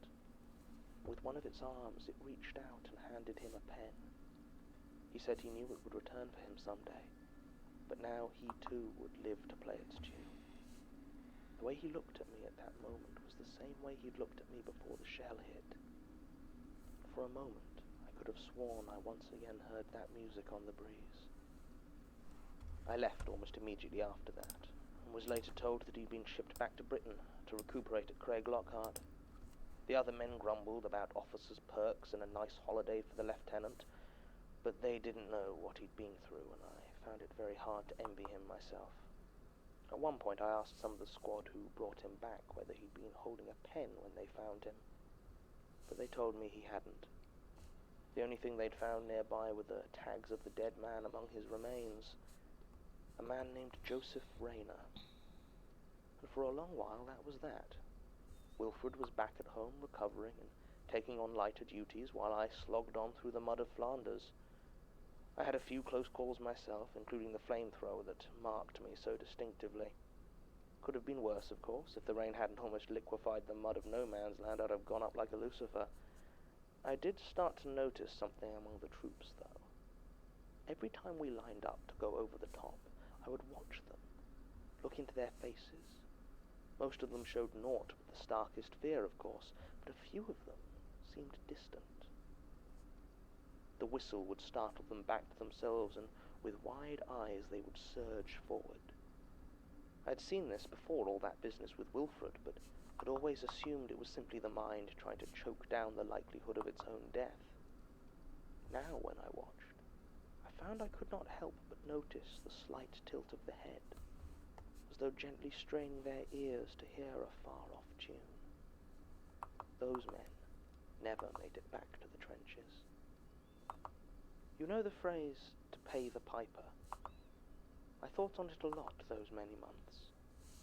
The debt of Hamlin, who for their greed had their children taken from them, never to be returned. Did you know Hamlin is a real place in Germany? Yes, not too far from Hanover, as I recall. We had a prisoner once from there. I wanted to ask him about the old fairy tale and what, if anything, he knew of the piper. The poor soul didn't speak a word of English, though, and died from an infected shrapnel wound a few days later. He spent his last minutes humming a familiar tune. That night, as we scrambled through mud and broken metal in another futile attack, I began to wonder, were we the children stolen from their parents by the piper's tune? Or were we the rats that were led to the river and drowned? Heaven is a real place in Germany? Still, those are musings for poets, among whom I do not number. I did keep up with the Wilfred's work, though, and was startled to see how much it had changed since he left. Where once it could have been Wait, dismissed is as frivolous, there really a there was now heaven Germany? Because there's a tragedy hell Michigan. flowed from the words. Even now I can't hear exposure without being back in that damned trench at wintertime. And the public clearly felt similar, as one of the few newspapers we actually got through to the line had an extensive article praising his first collection. Despite all this, there was something about it that sat uneasily with me. Wilfred returned to the Second Manchesters in July of 1918. He was clearly much changed from his time away, and seemed to be in good enough spirits, though we talked little anymore, and when he looked at me, I saw in his eyes a fear that he was quick to hide. The war was grinding towards a close at this point. There was a fatigue that could be felt everywhere. Even the enemy machine guns felt slower and more begrudging in their fire. But this charged our commanders to spur us on to more and more aggressive actions, some desperate attempt to push Germany into a surrender, I suppose, and our attacks grew to a crescendo. On the first day of October, we were ordered to storm the enemy position at Joncourt. I remember the weather that day was beautiful, a last day of sunshine before autumn pressed in. Autumn. We charged with some success, as I believe the German artillery hadn't been lined up correctly. And for the first time since his return, I found myself fighting alongside Wilfred. I can say without a word of a lie that across all the war, I never saw a soldier fight with such ferocity as I saw in him that day. This is October, which is funny because they just said October. The savagery I saw in him as he tore into a man with his bayonet. I'd just as soon forget it. As he charged, he howled a terrible battle cry, and just for a moment, I could have sworn that I saw him cast a shadow that was not his own. I read in the paper he won the Military Cross for that attack. It was a month later that I woke up to find him sitting next to my bed. He stared at me, not unkindly, though there was something in his eye that put me ill at ease. "Almost over now, Clarence," he said to me. I said yes, it did seem to be all coming to an end. He smiled and shook his head. He sat there quietly for some time. At one point a flare burst in the sky outside, and enough of that stark red light came through the dugout's makeshift doorway for me to see that Wilfred was crying. Aww. I knew he was listening to the Piper's tune. Tune. He asked me if I heard it, and I told him no, I didn't. And I wasn't sure I ever really had. He nodded, and said he didn't know which of us was the lucky one. And neither did I. Still don't, really.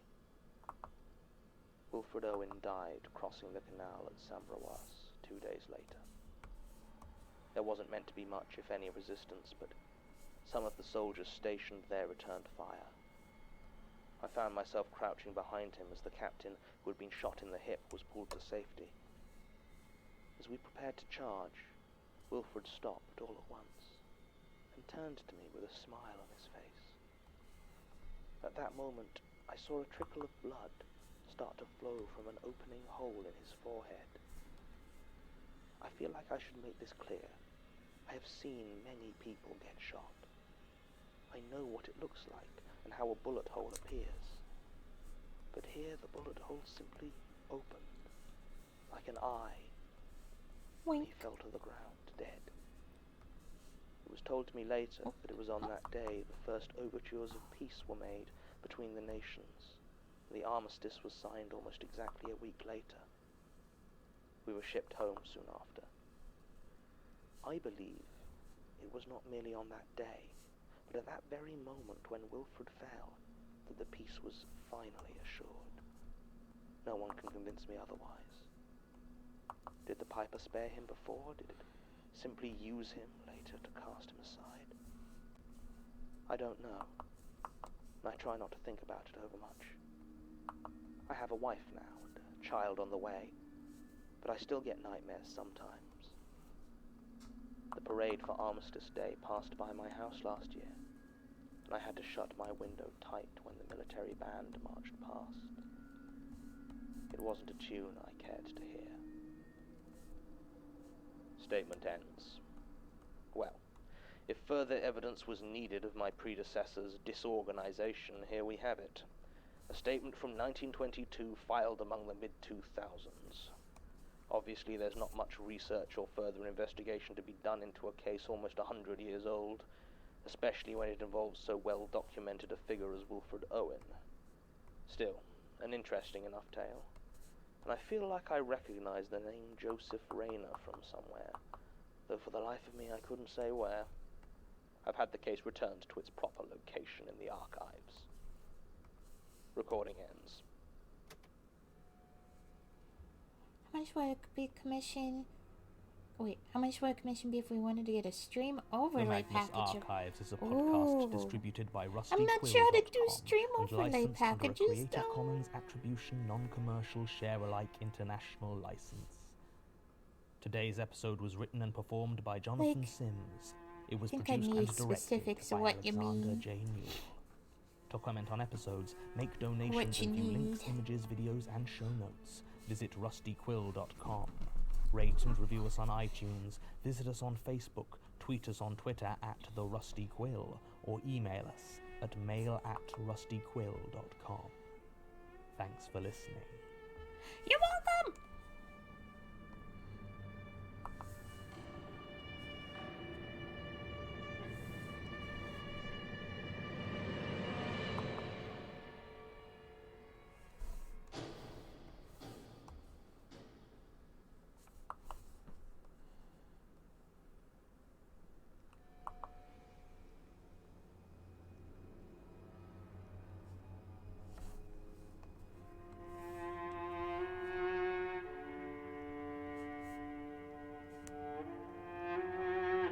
Chicken Nugger?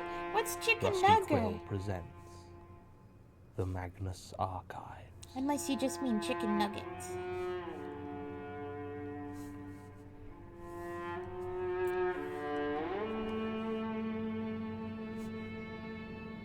Episode 8.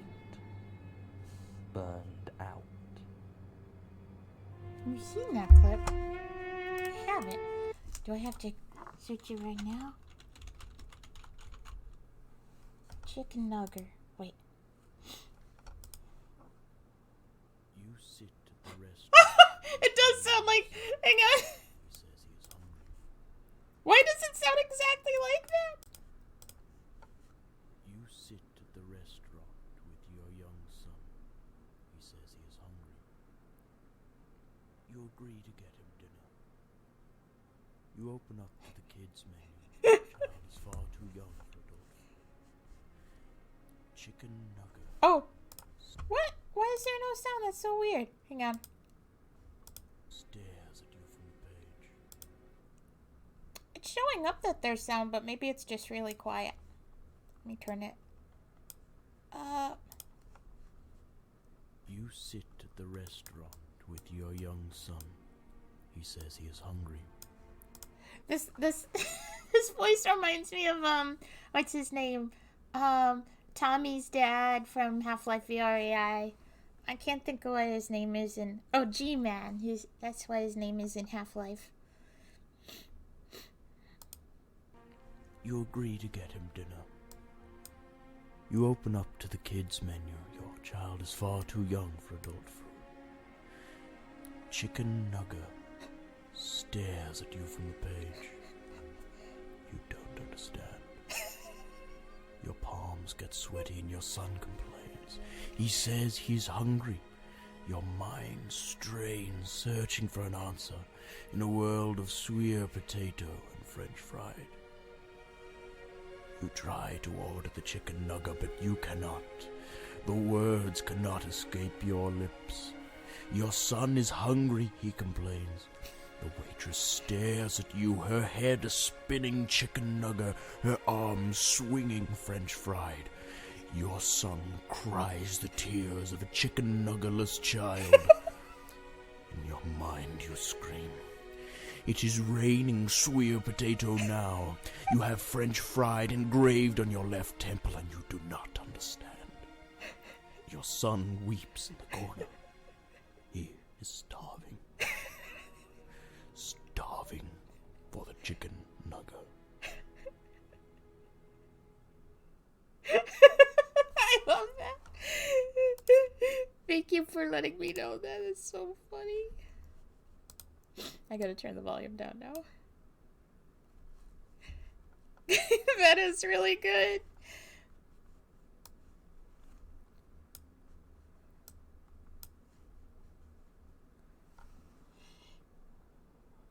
Oh, like stream starting, ending, BRB screen, offline screen. I should be able to do that. It kind of depends how many characters you want to be drawn and stuff like that. Wait. I don't know if this can help.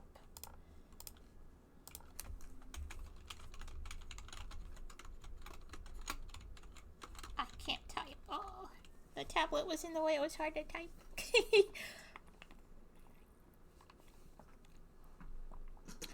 And now I know what you're talking about too.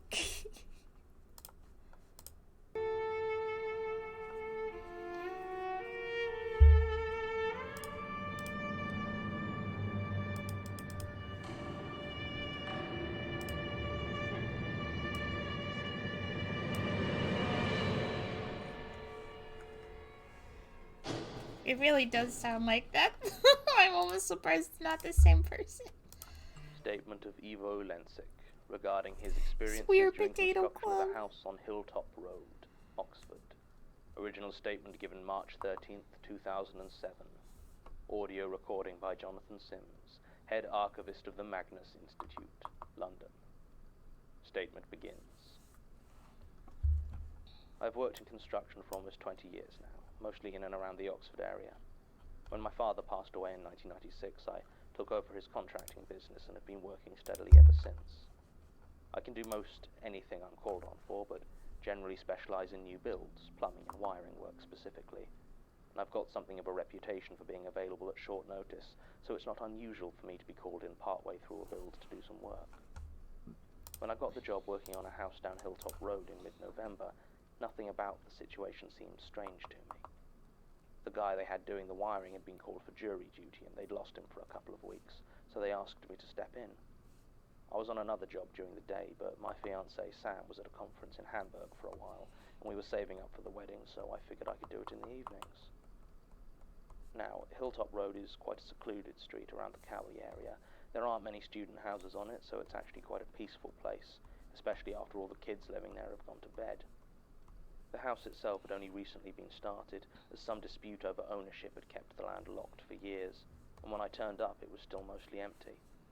It had 2 floors, with a loft that was going to be another bedroom to match the rest of the road. The doors had been fitted, although the locks had not. The empty spaces where the windows were due to be still stood vacant, letting in the chill. That side of the road backed onto South Park, with fences marking the bottom of each garden. The garden of this... Yeah, I saw the NYC Sonic Most Prime people are ever. filled That with was so materials and debris, cool. but I remember that standing over it all was a tree. The characters are coming It was out very of the large TV, the and very thingy. dead. They're alive Not to now. put too fine a point on it, the thing creeped me right the hell out.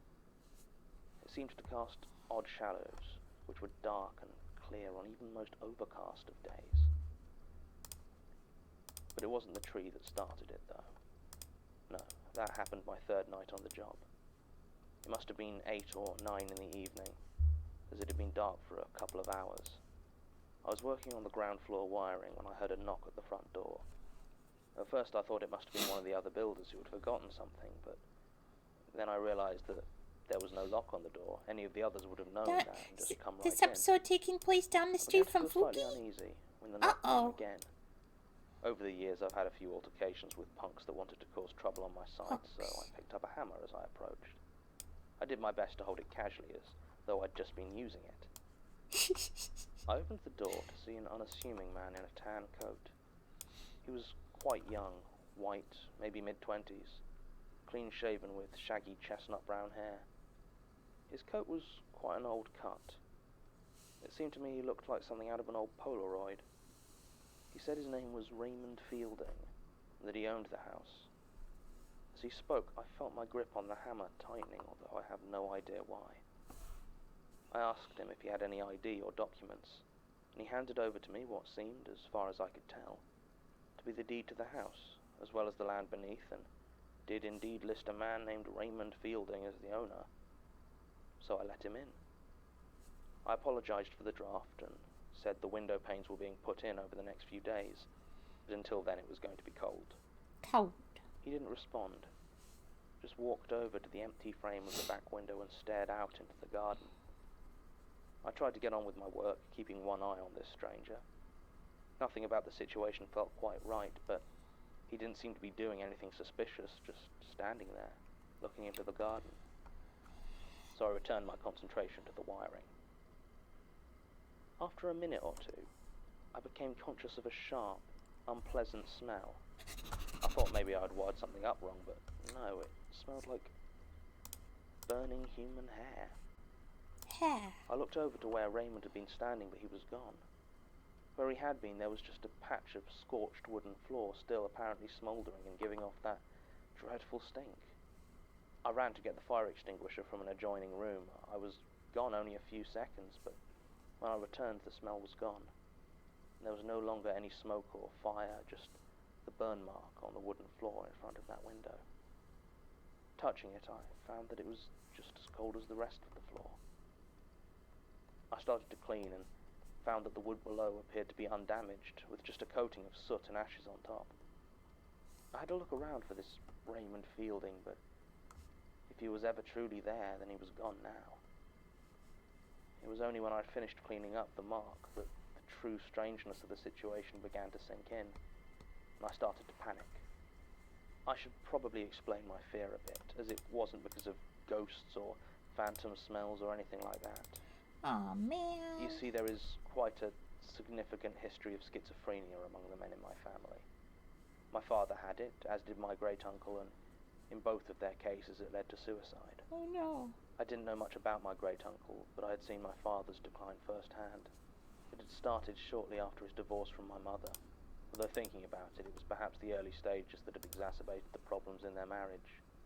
Regardless, he began to spend a lot of time locked in his study doing his work. I was maybe 24 or 25 at the time, and still living at home.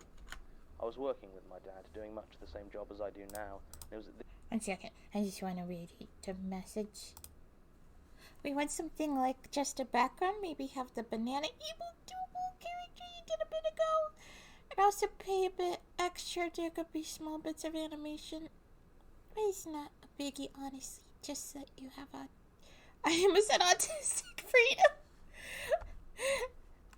Oh. So wait. Let me scroll back up.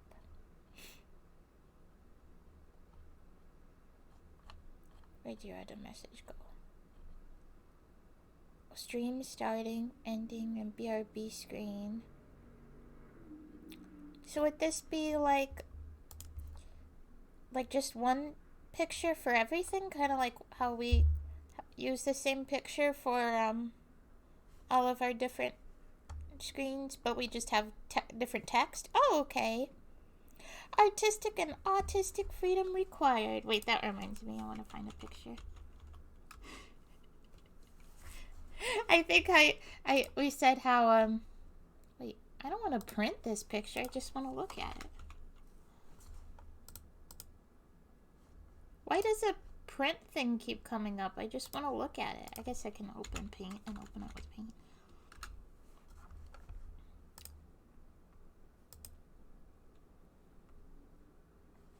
No, only print. Aww. But I don't even have a printer. Okay, so I said how Project 06, the Sonic X fan remaster, had the combo system that Sonic Adventure 2 had, and it would keep popping up. Oops, I made myself sad. It would keep popping up saying artistic if you got a score of 300, and we kept reading it as autistic, so we did an edit a while back.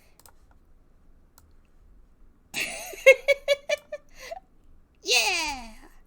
Autistic!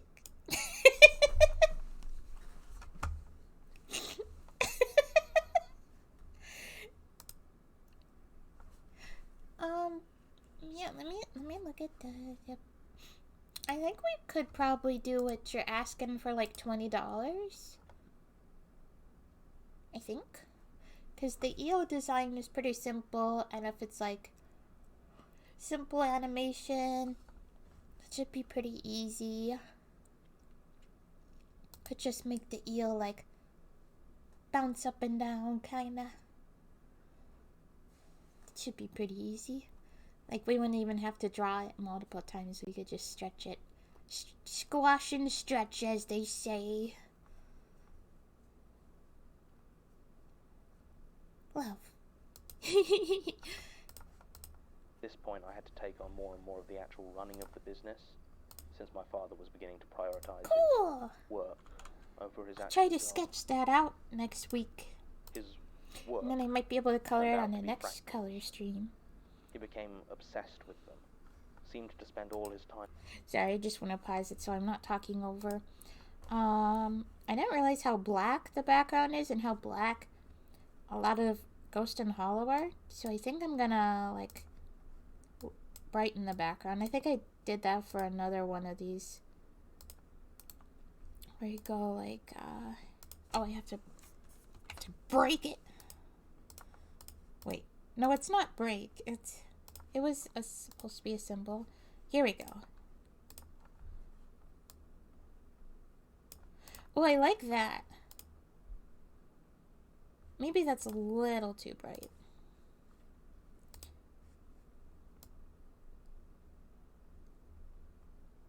Maybe like there. Okay. And drawing them, staring at them, measuring the patterns they created. He would talk to me for hours about the maths behind them, and tell me that he was on the verge of a great truth. He was going to shake mathematics to its foundations once he figured out this truth hidden in those cascading fractal patterns.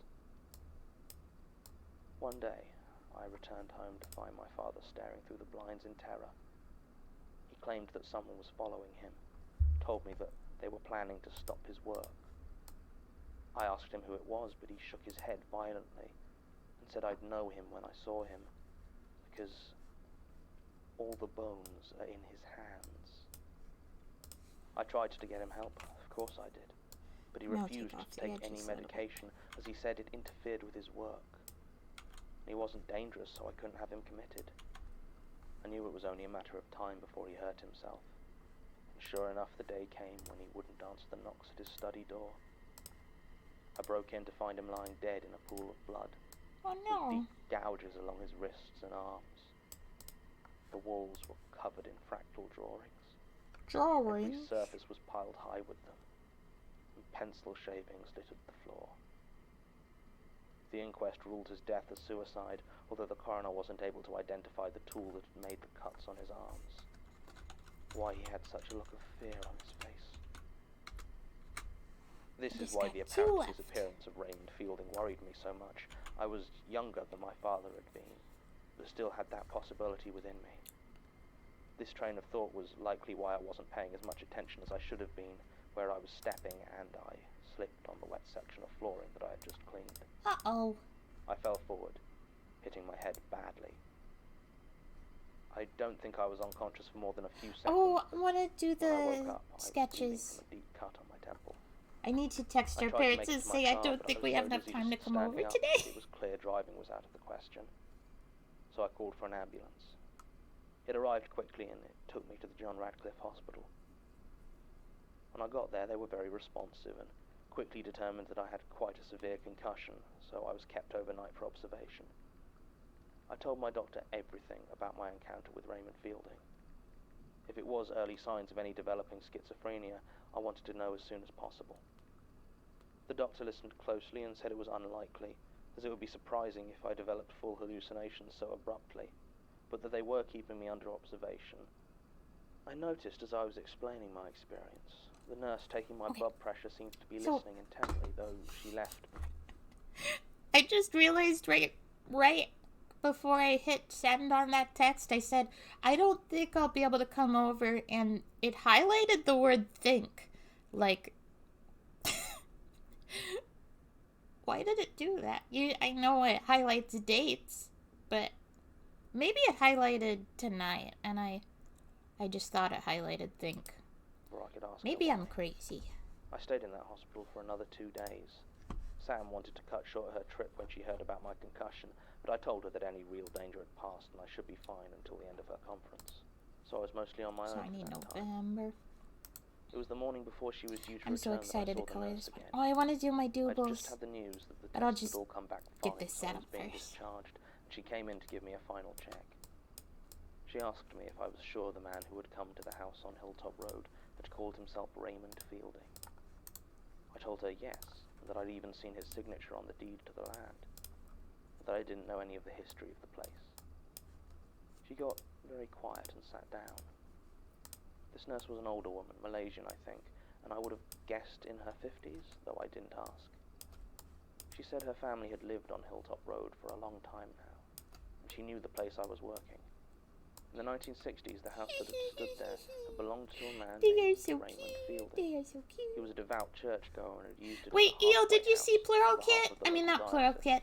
Simply looking after plural. teenage runaways and young people with mental problems. The neighborhood apparently hadn't liked it, as its residents often got into trouble and Hilltop Road had started to get something of a reputation for it. Nobody ever said a word against Raymond himself, though, who by all accounts was such a kind soul as to be almost universally beloved. Nobody was sure exactly when Agnes moved in. Some even said she was Raymond's actual daughter, as the two of them looked something alike and she was younger than most of the other kids living there. She couldn't have been more than 11 when she turned up, and didn't really talk, other than to tell people her name if asked. Everyone just started to notice this child with mousy brown pigtails staring at them through the windows of Raymond's house. As far as anyone could tell, that's all she ever seemed to do. Stare at people from the windows. It was unsettling, but no one had any real problem with it. Over the next few years, the kids at the halfway house stopped causing problems in the area around Hilltop Road. It wasn't an obvious change, but gradually the people living there were seen less and less. Raymond was still there and seemed perfectly cheery. If anyone asked him about a resident who hadn't been around for a while, he'd explain that they'd moved on, or found a place of their own. Oh, whoops, I No didn't one mean to really put cared these enough on to the follow same... up on his information. Soon the only people living in that old house were Agnes and Raymond. Then Raymond disappeared as well. Agnes must have been 18 or 19 by this point, and still hardly ever talked. When she was questioned about what happened to Raymond, she simply said he had gone away, and that the house was hers. People got a bit worried at that, and the police conducted a small investigation, but the house had been legally signed over to Agnes, and there was no sign of any foul play. No sign of Raymond either, for that matter. And so the years passed, and Agnes lived on in that old house. Hardly ever seemed to leave it, just watched from the windows. Okay, draw Folks in flame Hilltop seal. Road learned it was best not to keep pets, as they tended to vanish. Then, in 1974, It's white, Henry so I'm gonna White make goes the missing. background 5 years old, and the search turned up purple. nothing. People always whispered about Agnes, but now the whispers got nasty. Nasty enough that when smoke is seen pouring out of the old Fielding house a week after little Henry disappeared, no one did a thing. No one phoned the fire brigade or tried to help. They just watched. Agnes must not have phoned for assistance either, as by the time the fire trucks arrived, there was nothing left to save. Through it all, nobody saw any sign of life from within the building. No screaming, no movement, nothing but the roaring of the flames. When the fire was finally put out, they did find human remains. But it wasn't Agnes, nor was it Henry White. The only body they found was that of Raymond Fielding. All that was left was a badly charred skeleton, missing its right hand. That was the history of the place as the nurse told it to me. Once the rubble had been cleared away, the land had become tied up in legal complications relating to the ownership, and had remained so until earlier last year. She asked me not to let anyone else know she'd been talking about it, as she didn't want people to think she had been spreading stories. I told her I'd keep quiet, and she left.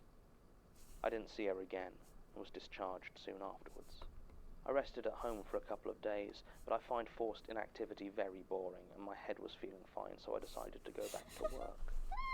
By all rights, I should probably have avoided returning to Hilltop Road, but I found myself resenting how the house made me feel. I didn't believe in ghosts, to be honest. I'm still not sure I do, and I'd been assured by the doctor that I wasn't displaying any other symptoms of schizophrenia, so there was no reason for me to feel this gnawing apprehension. I convinced myself that the only way to banish the feeling was to return and finish the job that I started. So that's what I did, although I was careful to work only in daylight now, and tried to avoid being alone. Even so, there were occasional moments when I would find myself the only one working in a room, or when silence fell across the building. And then I would smell it again, that whiff of burnt hair, or catch a glimpse of brown pigtails disappearing around a corner. As the job drew towards a close, it became harder to avoid working there after dark, until I lost track of time completely one afternoon, and looked up to see that not only had night fallen, but I was the only one left in the building. Almost as soon as I realized this, I began to sweat. At first I thought it was nerves, or even a panic attack at finding myself alone, but it was the heat. This warmth that seemed to start in my bones and radiate out through That's me. who I'm drawing right now. I took off my hat and jacket, but I just got hotter and hotter until it felt like I was cooking from the inside. I tried to scream, but I couldn't find my breath. I couldn't move. I was burning up. There was a knock at the door and the feeling abruptly vanished. I was cold again, lying on the bare floor. We laugh about I struggled to my feet as the knock came again. My hand shook as I opened it. By now I didn't know what to expect. Would it be Raymond again, Agnes, or some other thing to announce the end of my sanity? What I did not expect was a Catholic priest. He was short and a bit portly, with close-cropped hair and deep smile lines around his mouth. He introduced himself as Father Edwin Burrows and told me that Annie had asked him to pay the place a visit. I didn't know any Annie and told him so, and he seemed slightly confused, said she worked as a nurse at the John Radcliffe Hospital. This allayed my fears enough that I let him in, and I asked him if he was some sort of exorcist. Father Burrows smiled and told me yes, that's exactly what he was. So I told him my story as he went around examining the house. He nodded as I went through what happened, occasionally asking a question about what had been said or how I had felt. Finally, he seemed satisfied and said he'd do what he could. He explained that exorcism was really only for demons. It wasn't something he could do to ghosts, at least not officially. Whether or not ghosts actually existed was apparently just as divisive a question within the church as outside of it. But he would go through some blessings and see if he could help. He asked me to wait outside while he worked, so I headed into the back garden and waited. As I stood there in the cold, my eyes fell on the tree. That creepy damn tree. I don't know why, but at that moment I felt an intense, maddening anger at that tree. I picked up a crowbar that lay on a nearby pile of wood, and drawing my arm back, I swung it at the trunk, burying it with all my might. I felt something warm and wet spray out where I had hit it. Sap? No, it didn't feel like sap. I turned on my torch to see blood flowing from the wounded tree. Oh, is this like Gilbleed? It ran down the crowbar and dripped onto the earth, running in rivulets. As it reached the roots, I saw something else in my torch's light. Curling up from the base of that tree were old, black scorch marks. At that moment I made my decision. It was easy, like destroying this tree was the only thing to do, the only path to follow. I found a long chain among the building materials in the garden and wrapped it around the still bleeding trunk, then attached the ends to my car. It took me less than a minute to pull it down, and there was no more blood. When the tree lay on its side, uprooted and powerless, I gazed into the hole where it had sat, and noticed something lying there in the dirt. Climbing down, I retrieved what turned out to be a small wooden box, about 6 inches square, Remember with an Boopsy had the intricate mole pattern hat. carved along the outside. Engraved lines covered it, warping and weaving together, making it hard to look away. I opened the box. and sitting inside was a single green apple. It looked fresh, shiny, with a coat of condensation like it had just been picked on a cool spring morning. I picked it up. I wasn't going to eat it, I'm not that stupid. But more than bleeding trees Just or a couple phantom burning, really cool this babies. confused me. As I took it out of the box, though, it began to turn. The skin turned brown and bruised and started to shrivel in my hand. Then it split, and out came spiders. Dozens, hundreds of spiders erupting from this apple that was rotting right before my eyes. I shrieked and dropped it before any of them could touch my arm. The apple fell to the ground and burst in a cloud of dust. I backed away quickly and waited until I was sure all of the spiders had left before retrieving the box. I smashed it with a crowbar and threw the remains into a skip. Father Burrows returned shortly afterwards. He told me he'd done his prayers and hoped that it would be some help. If he noticed the felled tree, he didn't ask any questions about it. Instead, he just handed me his business card and told me to give him a call if there were any further problems. The house didn't feel any different. There was no smell of burnt hair, no heat or ghosts or any weirdness I could see. I worked on that house for another week. I don't know if it was the father's prayers or my uprooting the tree, but I didn't encounter anything else unusual during my time there. Okay. After that, my part of the job was finished. I haven't been back to Hilltop Road since. Statement ends. Head trauma and latent schizophrenia, the ghost's best friends. Aside from excessive indulgence in psychoactive drugs, it seems to me that there is simply no better way to make contact with the spirit world. Still, glibness aside, the history of 105 Hilltop Road does bear I'm glad investigation. you like it. And while I trust Mr. Lensick's testimony of his own experiences about as far as I can throw a bleeding tree, there is a note in the file mentioning that Father Edwin Burrows put down his own version of these events in Statement 02180111. While I have yet to locate that particular file in the chaos that passed for Gertrude Robinson's archive, the suggestion that there may be external corroboration does lend some potential credence to Mr. Lensick's wild tale. No other workers on the building site at the time reported any disturbances like the ones reported by Mr. Lensick. Martin was unable to find the exact date the original house was built, but the earliest records he could find listed as being bought by Walter Fielding in 1891. It was inherited by his son Alfred Fielding in 1923, and then by his grandson Raymond Fielding in 1957. There was no record of it being used as a halfway house, certainly not one connected to the local Catholic diocese, although the Church of England records for the area that Sasha got access to were unfortunately incomplete. The older residents of Hilltop Road back up the account given by the nurse Anna Kasuma, as related here. Tim managed to organize an interview with Mrs. Kasuma, but apparently she could provide no information beyond what she told to Mr. Lensick. She did admit, though, to asking Father Burrows to have a look at the house, as she was worried about it, and had seen him perform exorcisms before. There doesn't seem to be any print evidence of what happened to the house, no news stories or similar regarding the fire, but one resident did provide a photograph of the house in flames. Raymond Fielding's obituary briefly reported his death as having been due to a house fire and lauds his work with troubled youth, but gives no details about either. Agnes remains something of a mystery, as we have not been able to find any definitive proof that she even existed. Except, we cannot prove any connection, but Martin unearthed a report on an Agnes Montague who was found dead in her Sheffield flat on the evening of November 23rd, 2006, the same day Mr. Lensick claims to have uprooted the tree. She had hanged herself.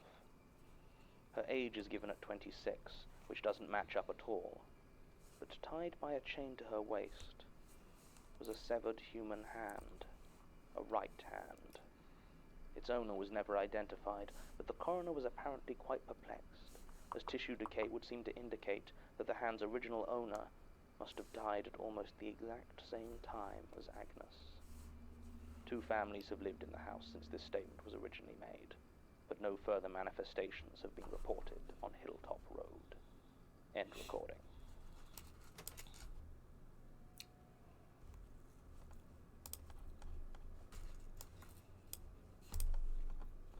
The Magnus Archives is a podcast distributed by rustyquill.com and licensed under a Creative Commons Attribution Non-Commercial Share-alike International license. Today's episode was written and performed by Jonathan Sims. It was produced by Alexander J. Newell, Mike LeBeau, and Murray Porter, and directed by Alexander J. Newell. To comment on episodes, make donations, and view links, images, videos, and show notes, visit rustyquill.com. Rate and review us on iTunes, visit us on Facebook, tweet us on Twitter @TheRustyQuill, or email us at mail@rustyquill.com. Thanks for listening.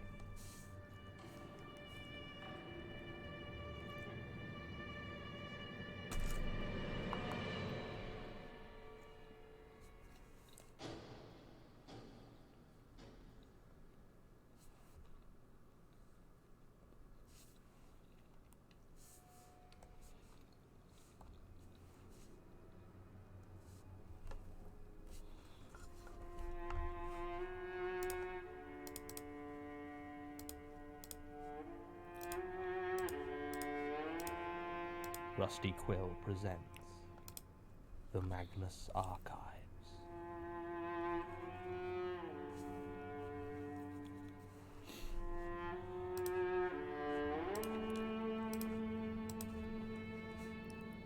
Episode 9, A Father's Love.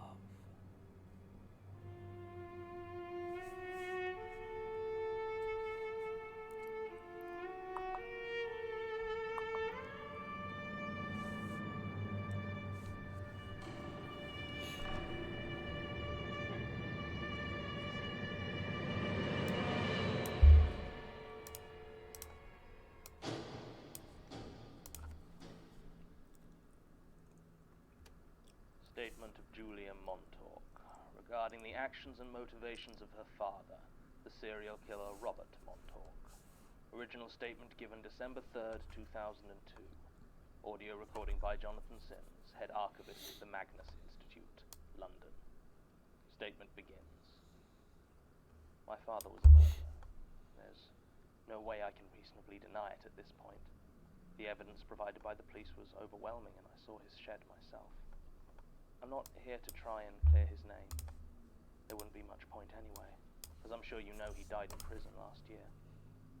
7 years isn't much to have served out of a life sentence, but I doubt it was the early parole he'd have hoped for. Sorry, maybe that wasn't in the best taste.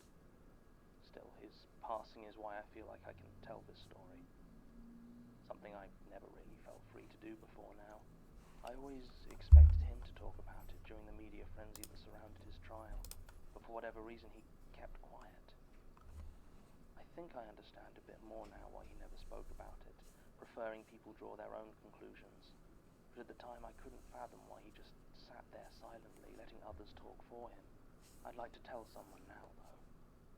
And I've only recently finished my court-appointed counseling sessions, so I'd rather not tell the tabloids and have "My father killed to fuel cult magic, says daughter of monster" splashed over page 7 of the weekend edition. So that leaves you guys. Respectable is hardly the word I'd use, but it's better than nothing. So yes, my father killed at least 40 people over the course of the 5 years That's prior a to lot. his arrest in 1995. I won't recount the lurid details. If you're interested, you can look up Robert Montauk in the newspaper archive of any library. There'll be plenty there. The papers clearly didn't care much about the American bombing, because in April of that year they seemed to be talking about nothing but my father.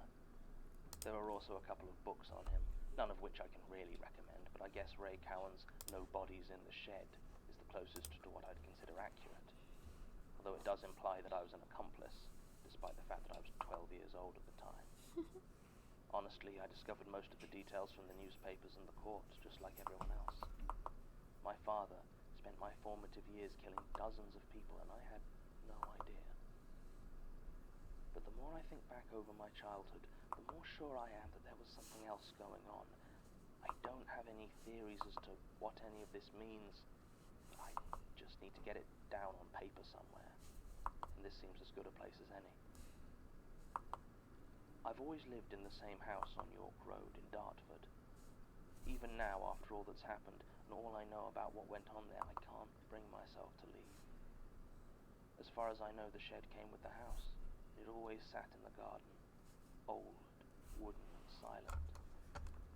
I don't recall it being used until after the night my mother disappeared. That's when everything started to get strange. My memory of early childhood is patchy, mostly isolated images and impressions, but I remember the night she vanished like it was yesterday. I was 7 years old and had been to the cinema that evening for the first time in my life. We had been to see The Witches at what back then was the ABC down on Shaftesbury Avenue. I had seen films before, of course, on our tiny living room television, but to see a movie on the big screen was awe-inspiring. The film itself was terrifying, though, and even now I'd say it was far scarier than any child's film has a right to be. I remember I spent a lot of it close to tears, but had been so proud of the fact that I hadn't cried at all. When we got home, I lay awake for a long time. That scene where Luke is transformed into a mouse kept playing in my mind, and for some reason it left me too afraid to go to sleep. It was then that I heard a thump from downstairs, like something heavy falling over. I didn't have a clock in my room, so had no idea what the time was, but I recall looking out of the window. The world was dark and utterly silent. The thump came again, and I decided to go downstairs and see what it was. The landing was almost pitch black, and I tried to be as quiet as possible so nobody would know I was there. The fourth stair down from the top of the staircase always creaked, and still does in fact, but I don't think I've ever heard it creak louder than it did that night, as I crept down so slowly.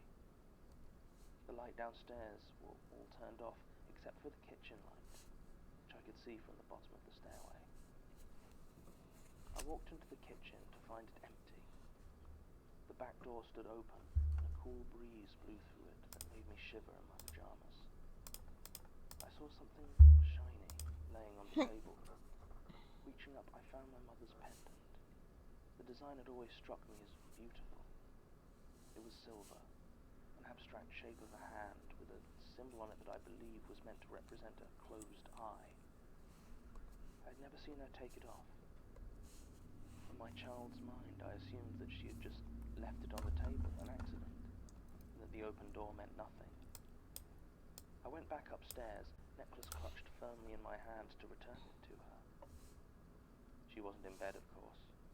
The space next to where my father lay, fast asleep, was empty. I gently touched my sleeping father's shoulder, and he awoke slowly. I asked him where Mum was, and he started to say something when he saw the silver chain clutched in my hands. He quickly got out of bed and started to get dressed. As he pulled on a shirt, he asked me where I had found it, and I told him on the kitchen table. Following me downstairs, his gaze was immediately locked on the open door, and he paused. Instead of going outside, he walked over to the kitchen sink and turned on one of the taps. Immediately there began to flow a dark, dirty-looking liquid, and the sick, salty smell of brackish water hit my nose, though at the time I didn't understand that's what it was. The light in the kitchen blew out at that moment, and the room got very dark. My father told me everything was fine, that I should go back to bed. His hands shook slightly as he took the pendant from me, but I didn't believe him, but I did what I was told anyway. I don't know how long I lay there, waiting for my father to return that night, but I know it was getting light outside when I finally... Sorry, party. Eventually I woke up. Your sorry party? Was quiet and empty. I had missed the start of school by hours, but that was fine because I didn't want to leave the house. I just sat in the living room, silent and still. It was almost evening again by the time my father actually returned. His face was pale, and he barely looked at me, just walked straight to the cupboard and poured himself a glass of scotch. He sat next to me, drained the glass, told me that my mother was gone. Oh. I didn't understand, still don't really. He said it with such finality that I started to cry. Oh. I didn't stop for a very long time. My father was a policeman, as I'm sure you've read, so as a child I just... Oh, right. failed to find her. It wasn't until much later that I discovered they'd never even had a missing persons report filed on her. Yeah, I remember you said, I saw when I was getting my pizza that it was going to be last night, and it sounds like it got rescheduled then. I want to see if they posted our schedule. Probably not. They don't post our schedule until like Sunday. Why they do this? Oh well. We'll probably find out tomorrow what our schedule is. And apparently no one noticed she was gone, which was strange, as I have vague memories of her having friends over a lot before she vanished. Everyone assumes she was one of my father's first victims, but there was never enough evidence to add it to the official tally. It doesn't really matter. For what it's worth, I don't think he did it. I won't deny it makes sense from the outside, but I remember how devastated he was when she disappeared. He started drinking a lot. I think he did try to look after me as best he could, but most nights he just ended up passed out in his chair. That was also when he started spending a lot of time in the shed. I'd never really paid it much attention before. As far as I was concerned, the sturdy wooden structure was just the home of spiders' nests and the rusted garden tools my parents would use once a year to attack the overgrown wilderness that was our back garden. But soon after my mother's disappearance, a sturdy new padlock was placed on the door. My father spent a lot of time inside. He told me he was woodworking, and sometimes I'd hear the sound of power tools from inside, and he'd present me with some small wooden token he had made. But mostly there was silence. It should probably have bothered me more than it did, the hours he spent in there, and that odd smell I sometimes noticed, like tinned meat. But I never really paid it much attention. I had my own grief to deal with. He was gone most nights as well. Often I would wake up from one of my nightmares to find the house silent and empty. I would look for him, and he would be gone. I never despaired at this for some reason, not like I had when my mother vanished. I knew he would return eventually, when he was finished with what I had decided must be police business. Sometimes I'd lie awake until he returned. Once, as I lay awake, I heard him come into my room. I pretended to be asleep. I don't know why, but I thought I'd be in trouble if he found out I was awake. He walked over to me, gently stroked my face. His hands smelled strange. Back then I didn't know the scent of blood, mixed with that faint saline smell of brackish water. He whispered to me then, when he thought I was asleep, promised to protect me, to make sure that it wouldn't get me too. There was a strangled sound to his words. I think he might have been crying. As he left, I opened my eyes just enough to see him. He stood by the door, his face in his hands, wearing light grey overalls that were stained with a thick, black substance. I often wish I'd asked him about that night. I wonder if he'd known I was awake, if I had asked him in that moment of weakness. Well, it's far too late for that now. Over the next couple of years, I noticed that my father seemed to be injured quite a lot, and there was rarely a time when he didn't have some sort of plaster, bandage, or bruise visible. I'd also occasionally find small blood spots or smears on the floors or tables, especially in the hall. I got very good at cleaning them. It never occurred to me to pay much attention to where they came from. I just assumed the blood was my father's. He started staying home during the day, and told me he'd been permanently assigned to the night shift. I believed him, of course. It was only after his arrest that I discovered that had been the point he'd resigned his job on the police force. I don't know where the money came from after that, but we always seemed to have enough. Knowing what I know now, it sounds awful to say, but those were some of the happiest years of my childhood. I'd lost my mother, but my father doted on me, and together it seemed like we would get past our pain. I know I've made him sound like an alcoholic recluse who lived in the shed, but those were generally nocturnal activities for him. During the day was time he spent with me. There was only one time I recall him going into the shed during the day. This was a couple of years after my mother's disappearance, and I must have been about 10. The phone in the kitchen started ringing, and my father was upstairs.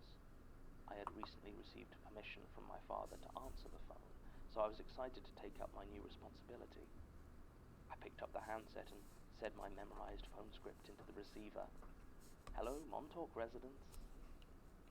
A man's voice asked to speak with my father.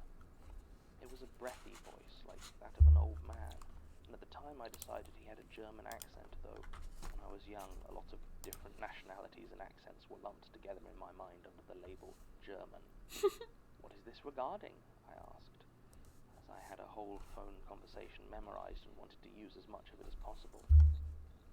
The man sounded surprised at this, and said hesitantly that he was from my father's work. I asked him if he was from the police, and after a pause he said yes. He asked me to tell my father that it was Detective Rayner on the line, with a new case for him. At this point my father had come down to the kitchen to see who was calling. I told him, and he visibly paled. He took the handset from me and placed it to his ear, not speaking but listening very intently. After a moment he told me to go up to my room, as this was a grown-up conversation. I turned to leave, but as I was heading up the stairs, the light bulb in the landing blew. The bulbs in our house broke off, and my father said we had faulty wiring. So even at that age, I was quite adept at changing them. So I turned around and headed back downstairs to fetch a new bulb.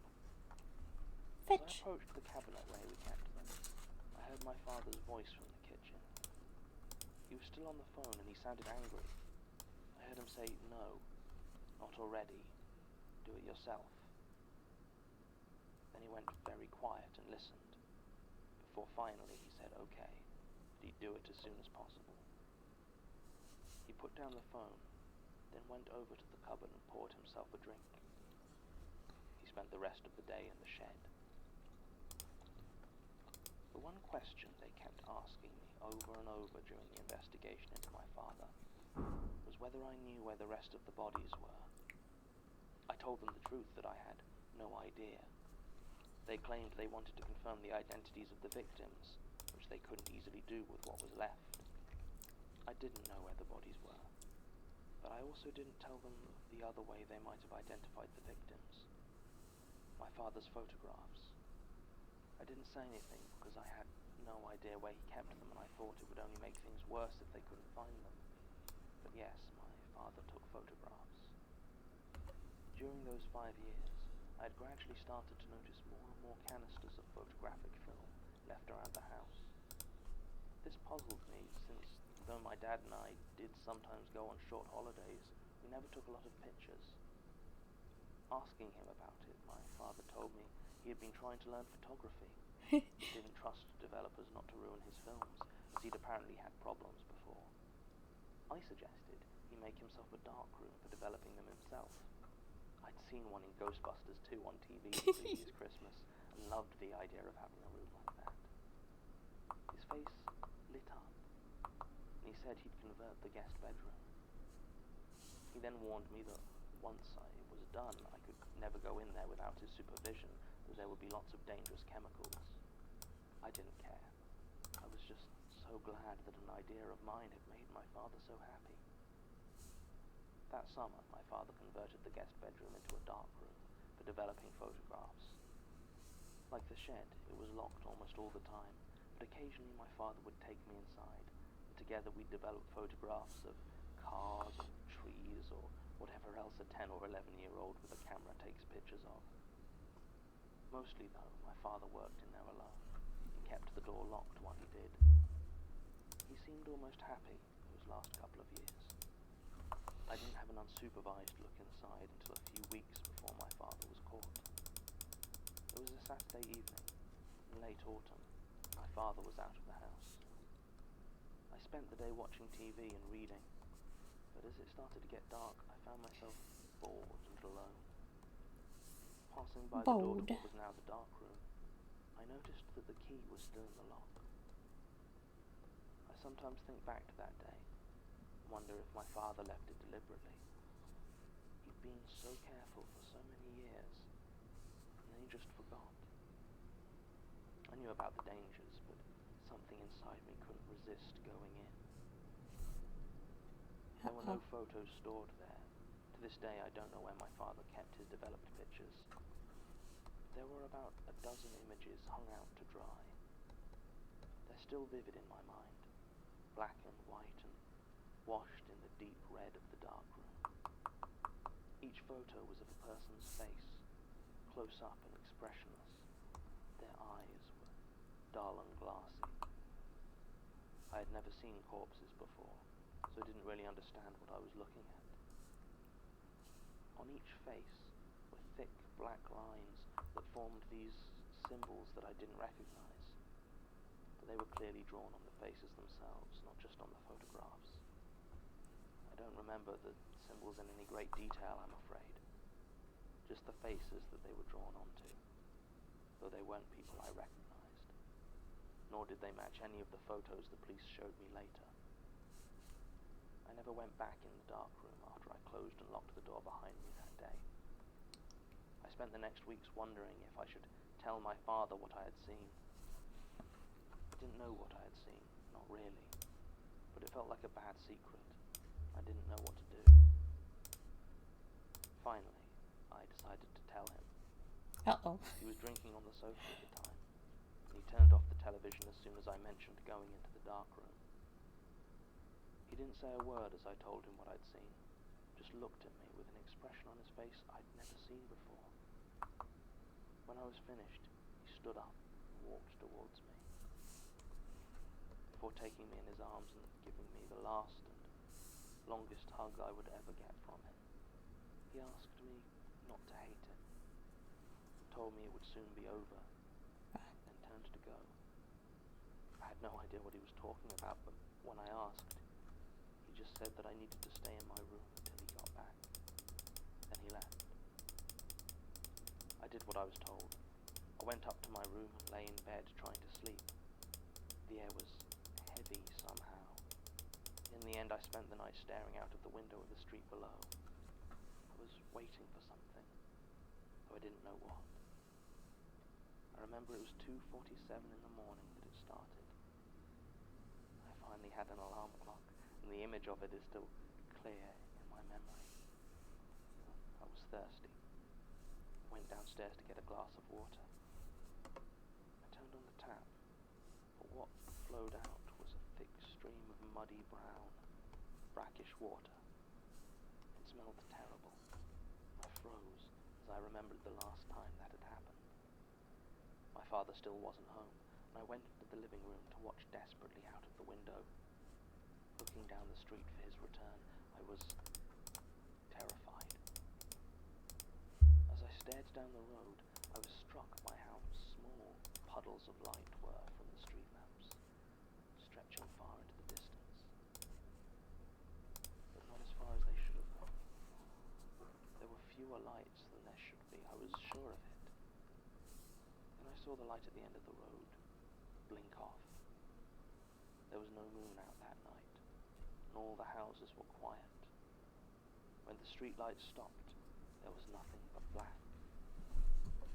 The next closest street light failed, then the next, and the next. A slow, rolling blanket of darkness making its unhurried way towards me.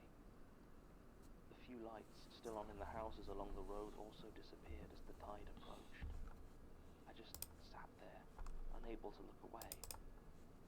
Finally, it reached our house, and all at once the lights were gone. The darkness was inside. I heard a knock on the front door. Knock, knock, knock. Firm, unhurried and insistent. Silence. I did not move. I heard the door rattle on its hinges. As it got louder, it began to sound less and less like a person knocking, and more like wet meat being slammed against the sturdy wood of the front door. I turned and ran towards the phone. Picking it up, I heard a dial tone and would have cried with relief if I wasn't crying with fear. I dialed the police, and as soon as they picked up, I started to babble about what was happening. The lady on the other end was patient with me, and kept on gently insisting I give her the address, until finally I was composed enough. Almost as soon as I had told her where I was, I heard the door begin to splinter. I dropped the phone and ran towards the back of the house. As I did so, I heard the front door burst behind me, and I heard a growl. It was rumbling, deep and breathy like a wild animal, but had a strange tone to it that I've never been able to place. No matter where I turned, it sounded like it came out of the darkness right behind me. I didn't have time to think about it as I ran into the back garden and into a light that I did not expect. There in front of me was the shed. It glowed, a dull, pulsing blue from every crack and seam.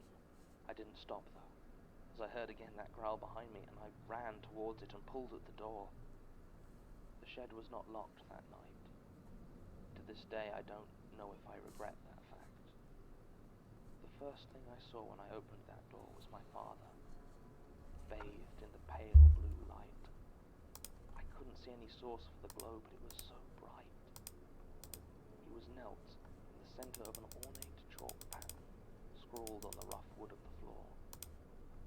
In front of him lay a man I didn't know, but he was clearly dead. His chest had been cut open, still gaped and bled feebly. In one hand my father held a wicked-looking knife, and in the other he held the man's heart. Oh.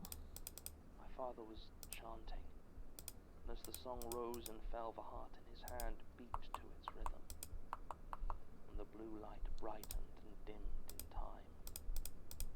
I looked at the walls, and noticed that they were covered in shelves, each of which contained glass jars, full of what I would later learn was formaldehyde, containing a single heart, which also beat in time with the one that dripped in my father's hand.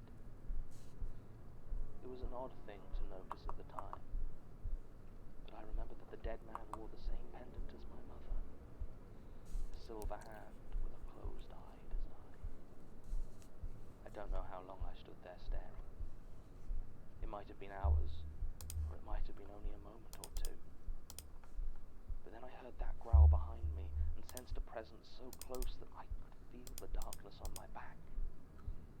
Before I could react or move or scream, my father's chant came to a crescendo, and he plunged the dagger into the beating heart. All at once the presence vanished, and the blue glow died. I could no longer hear the beating of the hearts. In the silence, I realized I could hear police sirens in the distance. I heard my dad tell me he was sorry. Then he started to run. I'm sorry, I collected hearts of people I didn't mean to. Prison, death. They say there were 40 hearts kept in that shed, not including his last victim. But of course the police didn't arrive until all that was left of it was a grisly trophy cabinet. Whatever I had seen my father doing in there, I don't know why my father did it. I doubt I ever will.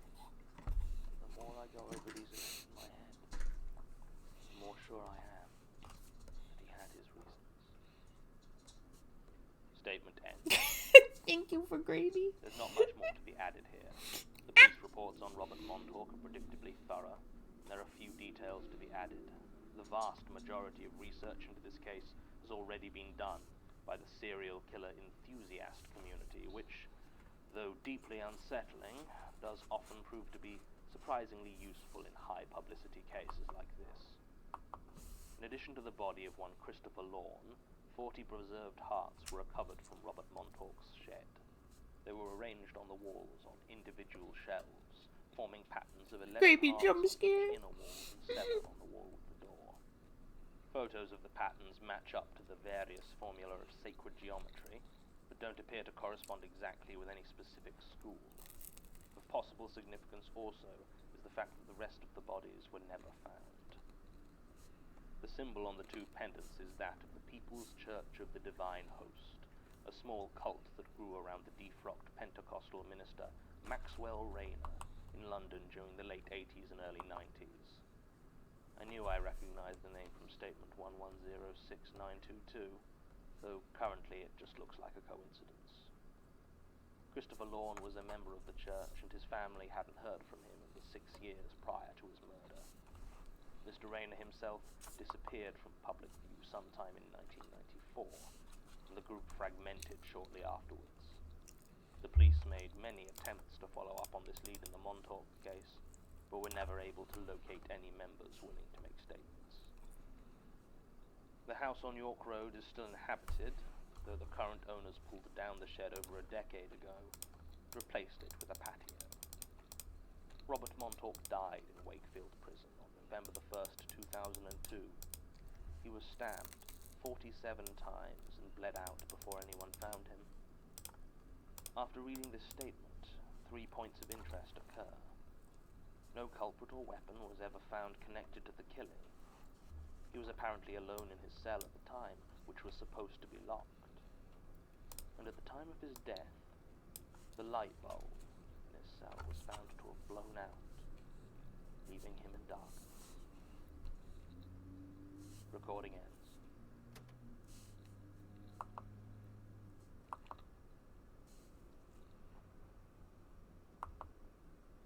The Magnus Archives is a podcast distributed by rustyquill.com and licensed under a Creative Commons Attribution Non-Commercial Share-alike International License.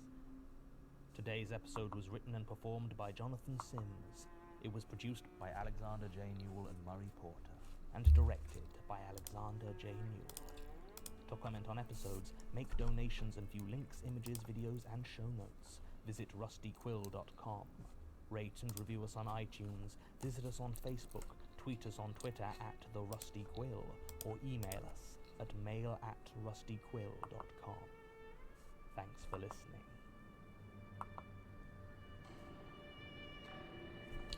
I prefer rusty spoons.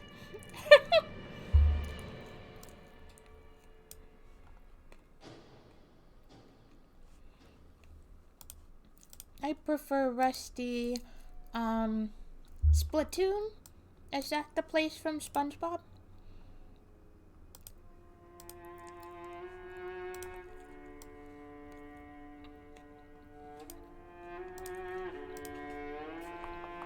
Rusty Quill presents Splatoon?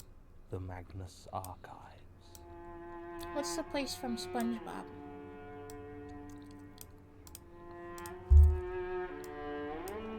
Wait, no, that's the salty Splatoon. Great. Episode 10. Vampire Yeah. Killer. Vampire killer? Why would you kill my girlfriend?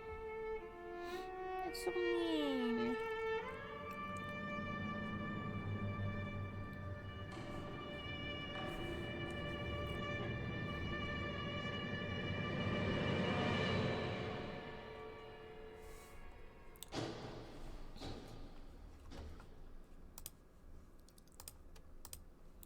Statement of Trevor Herbert regarding his life as a self-proclaimed vampire hunter. Original statement given July 10th, 2010. Audio recording by Jonathan Sims, head archivist of the Magnus Institute, London. Statement begins. Right then. Been almost 50 years I've been meaning to pay you people a visit and get this down on paper, but I finally got here. So where to start? My name is Trevor Herbert, like I put at the top of your form there, and I've been homeless for most of my life. In fact, if you lived in Manchester, there's a good chance you'd have heard of me. They call me Trevor the Tramp.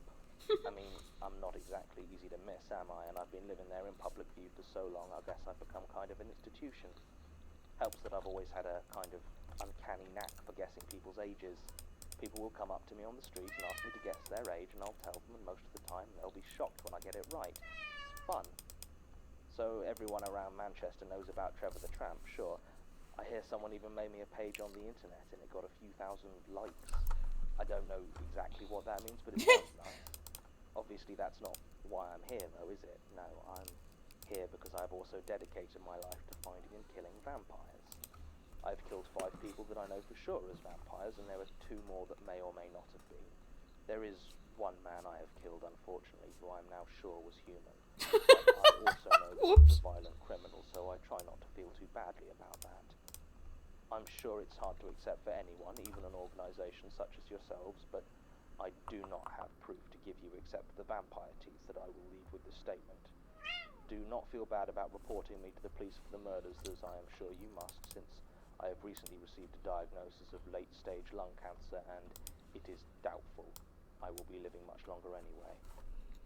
That is the main reason for finally putting down on paper the details of the mission I've been secretly undertaking for the last half a century. I killed my first vampire in 1959. At that point I was still living a mostly normal life, save perhaps for the abuse my family was subject to from my father. He was a vile man who ended up killing my mother in '56. It was a clear-cut case of drunken murder, but the courts ruled it as an accident, and my father stayed out of jail. Luckily, myself and my brother only had to endure 4 months of unpleasantness from him before he finally finished drinking himself to death. I was 13 when he finally died, and my brother was 15. Following his death, there were several attempts to rehome us as orphans, but they always split us up, and we couldn't be doing with that, so we'd generally run away. After a while, it became so we were happier finding our way on the streets than in another stranger's home. It was in autumn of 1959 we were taken in by Sylvia MacDonald. It wasn't any sort of official fostering agreement, but it was getting to be quite cold at the end of October, and it just saw us shivering in a side street next to the King's Arms Hotel as it was back then, on Tipping Street before the ring road took it over. Make this black. Looking back, I believe it to have been visiting the pub for the purposes of locating down and outs for use as victims, and in my brother and myself, I must say, it successfully found some. It looked like an older woman, a widow, I assumed from the way it dressed in black, and had a strange manner, which I know now to be the mark of the vampire, but back then I paid no attention to it. Many of the older folks had lived through both wars, and it was not uncommon for them to be somewhat strange. I thought this was the case with Sylvia MacDonald, and after a small amount of discussion, my brother and I agreed to the offer of food and shelter. Let me say a little bit about the vampire's manner, because once I taught myself to read, I read as much on the subject as I could, and it isn't covered often or clearly in those books I have found. See, from my own observations, I believe a vampire to be more like an animal than a man. That is not to be taken as merely a turn of phrase, but more to do with how they work. I do not believe vampires are human in anything more than their appearance, nor have I ever seen evidence that they create more of their kind through feeding. One thing that should be noted is that they do not speak. In fact, they are, in my experience, totally silent, having no need for air and no room in their throats for a windpipe. They are able to make themselves understood, however, with absolute clarity, though the manner through which they do so has never been clear to me. When Sylvia MacDonald came to us in the alleyway that day, we understood that was the name it gave itself, and that we were being offered a meal and a bed, even though it never uttered a single sound. More than that, I do not recall the fact that it never said a word as striking either of us as strange in the slightest. I have never fully understood how they are able to do this, and I doubt that I ever shall, but I can only assume it to be some instinctive form of hypnosis or mind control. Another misconception I have always faced when trying to discuss vampires is that people think they cannot go out during the day. They can. While I have witnessed them avoid direct sunlight if possible and wear generally more covering clothes when moving around during the daytime, they seem to have no significant problem doing so. I would describe them as weaker during the day, but whether this is scientifically due to the sunlight or simply because evil has less power in the daylight hours is unclear to me. Sylvia MacDonald came to us on an overcast afternoon, and enough of its pale flesh was uncovered that, were sunlight to truly harm a vampire, then it would likely have been destroyed. On that afternoon, my brother Nigel and I agreed to go back to the house of Sylvia MacDonald in the hopes of a roof over our heads for a little while. The last image of the calendar. Which is still there, though the house itself was torn And it's down so perfect. long ago. It's an episode There's about a just bit of vampire scrubland too. now where it used to be. I sometimes go there to pay my respects, since my brother has no burial or grave I can visit. The house was old, even when I went there in 1959, and entering it, I was hit by a stale, coppery smell that I feel did like not I want to recognize make as old blood our at the time, since I was either our barely heads 16 bigger and or our did bodies not have shorter then for the this. experience I have now. The furniture and wallpaper had clearly not been changed Maybe in bigger many decades, heads. and a thick layer of dust covered everything. Even the floor was pale with dust, except for a stark line where Sylvia MacDonald moved, the train of its dress dragging behind it. I remember wondering whether Sylvia MacDonald walked exactly the same route through the house always, as I saw other clear lines of passage in the rooms we passed through. None of the furniture looked used, and when I picked up a book from one of the shelves, the pages were solid with damp and mould. I began to feel very uneasy at this point, but whatever powers of persuasion the vampire had calmed me enough to continue following it with my brother. We went up the stairs, and I was led to a small room with a bed in it. I was made to understand that this would be my room and was left there as Sylvia MacDonald led my brother away to the room next to it. When it returned, it brought a bowl of fruit and offered it to me. The fruit was clearly weeks old and in various stages of rotting, but just to appease the thing, I found an apple and a couple of grapes that seemed edible, and I ate them. It watched me silently the whole time, and then turned and walked out towards Nigel's room. By this time, whatever the creature had done to make me compliant seemed to be starting to wear off, and I was realizing just how wrong everything was. I was also realizing that it didn't look like there was any easy escape from the house. Maybe I'll do All the windows I shorter had seen were barred, bodies. and I recalled Sylvia MacDonald had locked the sturdy-looking front door behind it after we had all entered. So instead I just laid down on the musty old bed and I waited. Couldn't rightly say what I was waiting for, but soon enough it got dark, and I assumed Sylvia MacDonald had gone to sleep, not yet realizing the manner of being that I was dealing with. I wanted some light to comfort me, but the old house seemed to have no electricity at all, so I used my cigarette lighter on a candle I found next to the bed and crept towards the door. It wasn't locked, thankfully, and I left the room assigned to me and walked over to where I believed my brother was. I went in and found him lying in his own bed, pretending to sleep. After a bit of talk, it became clear that Nigel was no happier with our situation than I was, and we both resolved that another night on the cold streets was better than staying with this strange woman. As we talked through possible ways to escape, however, we heard a rustling sound outside the door, and the handle began to turn. Not wanting to anger our strange host, I crawled under the bed to hide, while Nigel returned to pretending to sleep. From my vantage point under the bed, I could see the door open and the skirt of Sylvia MacDonald enter and move towards the bed. I simply laid there and tried not to make a sound. I am not proud of this, and sometimes have a certainty that my inaction led directly to my brother's death, but most of the time I accept that if I had alerted the vampire to my presence, then I would also have died. Either way, the fact of the matter is that I did nothing, as I heard the sounds of a struggle overhead and Nigel's strangled cry. The creature turned quickly and hurled him down. Something fell to the floor in front of me, but I didn't look at it. My eyes locked on Sylvia MacDonald as it pounced on my brother. It opened its mouth for what I then realized was the first time since we met it, and I could see nothing inside save for a dozen long, thick, pointed teeth like a shark.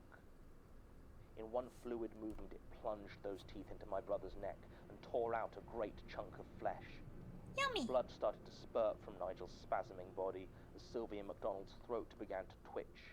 Its jaw detached, and a long, tubular tongue, about the thickness of my forearm, snaked out of its throat and clamped onto the gushing wound. There was an awful slurping sound, the first noise I'd ever really heard the creature make, as the tongue sucked the blood from my brother's throat. I just lay there watching as its stomach began to distend and swell, the now bulbous belly straining against the black dress it wore. After the longest 10 minutes of my life, the vampire finished. Its tongue retracted back into its throat, still dripping blood onto the now pale corpse of my brother, and it lay back upon the floor, apparently contented. As this had been happening, all my energy had gone towards not screaming or giving away my presence. gasped as the vampire lay satiated on the floor. I turned my attention to what had fallen from Nigel's hand when he had been dragged out of the bed. It was his pocket knife. I had no idea what a small knife like that would do against a creature that seemed far stronger and faster than me, but I didn't see any option other than to try. I moved so slowly as I reached for the knife that at times it seemed like I wasn't moving at all.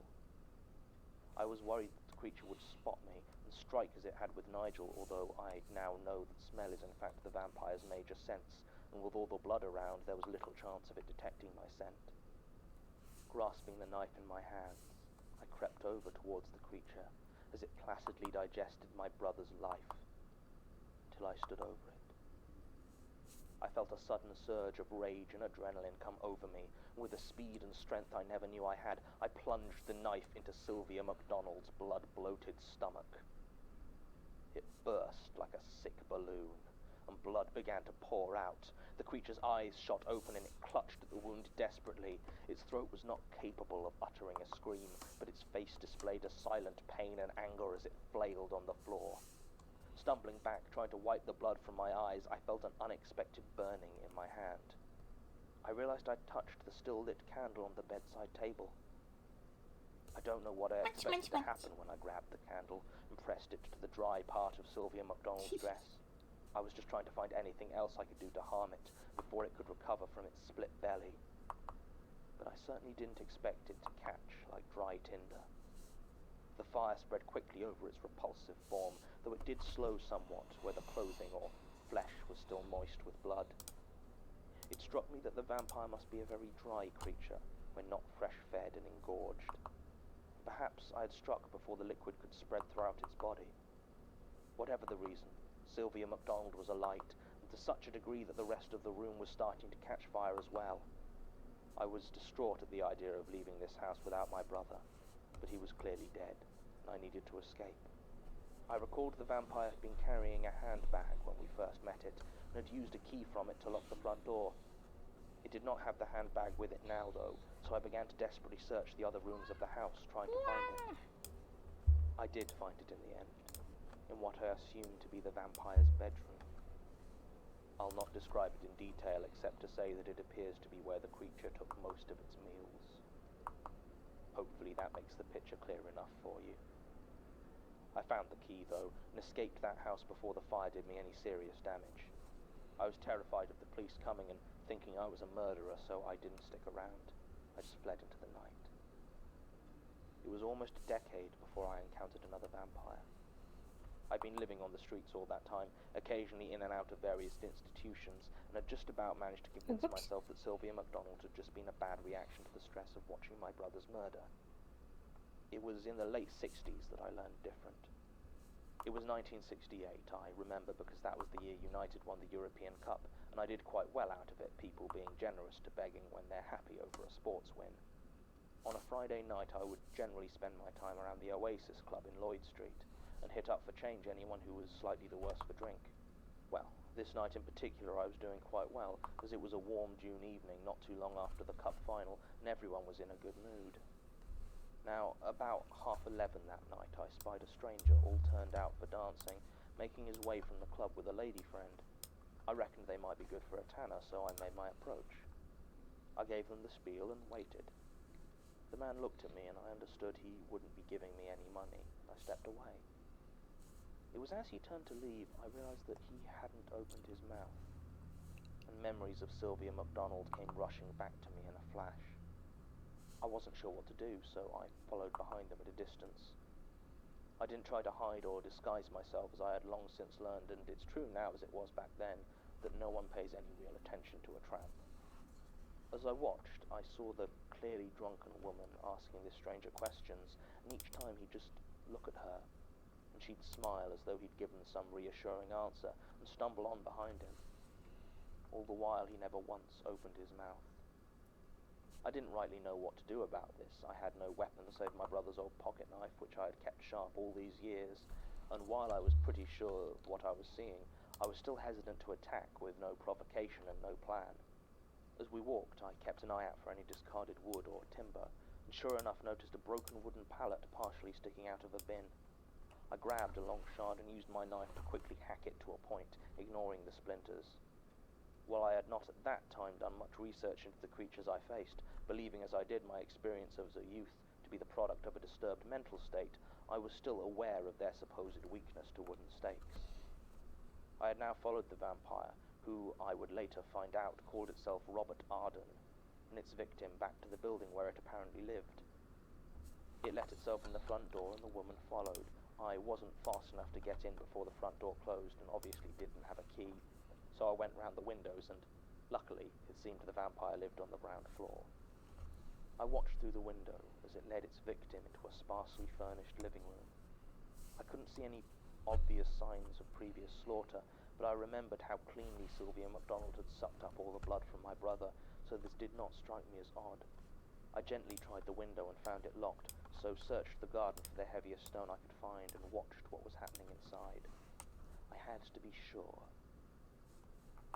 Soon enough, Robert Arden moved smoothly behind its now seated prey, and finally opened its mouth to reveal those rows of shark-like teeth I knew would be there. I hurled the rock I held through the window, showering the room with broken glass and causing the woman to scream in shock. Robert Arden raised its head in surprise, and for one moment our eyes locked, and I knew I had made a terrible mistake. The woman looked at her monstrous companion and, seeing his now open mouth, screamed her terror even louder. In a single movement, far quicker than I expected, Robert Arden was through the window and on me. I struggled and fought, but it was far stronger than I was, and I could barely keep its jagged teeth from finding my throat. It was the first and last time I ever touched a vampire's skin with my own. The flesh was cold and spongy, like the inside of a bruised apple, and I felt bile rise in my throat even as I fought for my life. Finally, its teeth bit into my neck. Not enough to kill me outright, but with enough force to cause the blood to flow.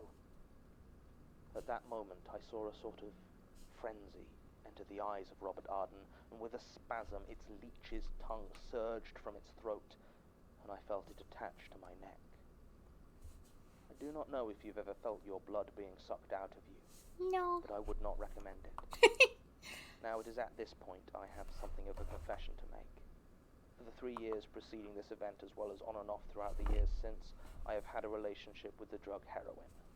I tried it for the first time shortly after Nigel's death, and since then I have periodically relapsed.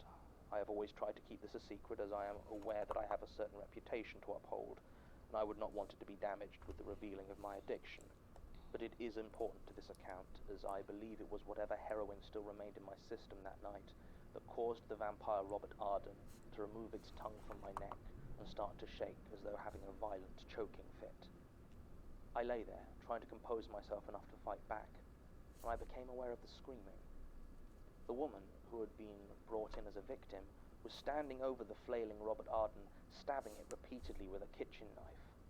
Strong and quick as it was, the vampire didn't seem to be able to cope with the sudden onslaught of violence and was on the ground.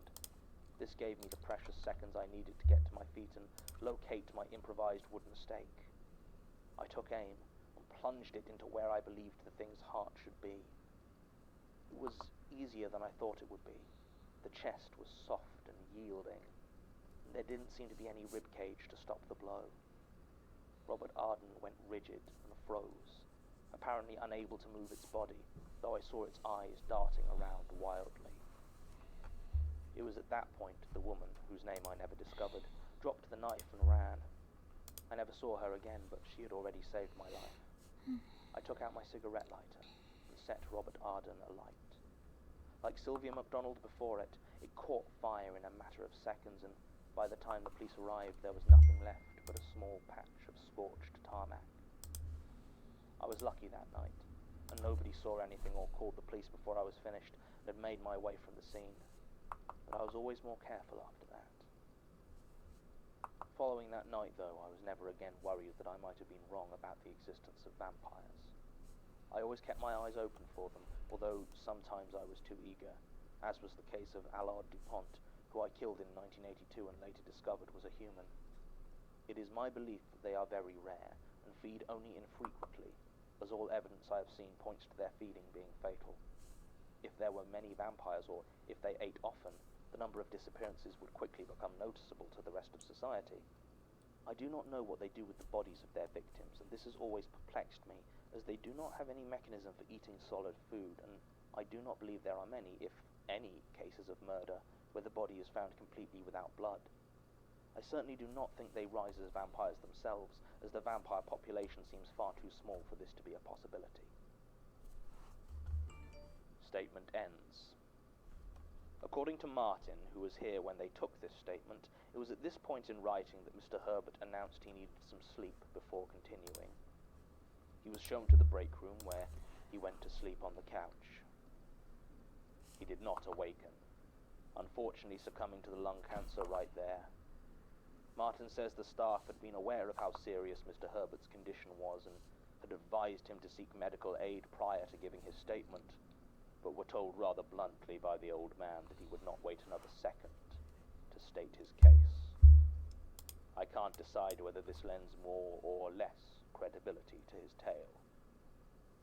Regardless, there is substantial evidence to support the version of events told by Mr. Herbert in all aspects except the vampirism. There is a news report of a 1959 fire that consumed a house on Loom Street and apparently claimed the life of an 18-year-old boy, although no mention is made of the homeowner. And a police report from 1968 confirms the disappearance of Robert Arden in Manchester amid circumstances of violence, including a broken window and signs of a fire, though no human remains were found. There is also a murder report concerning one Allard Dupont, whose partially burned corpse was found in his home on August the 2nd, 1982. Unfortunately, Mr. Herbert was never able to give details of others, so we cannot corroborate further.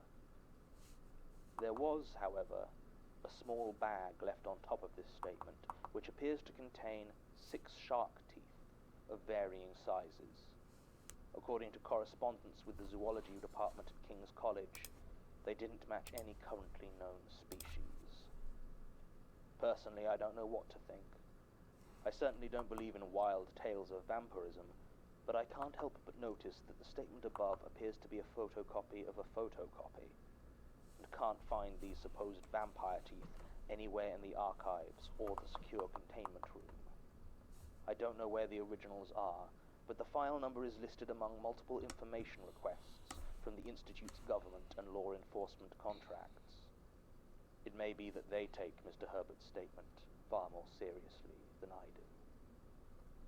End recording.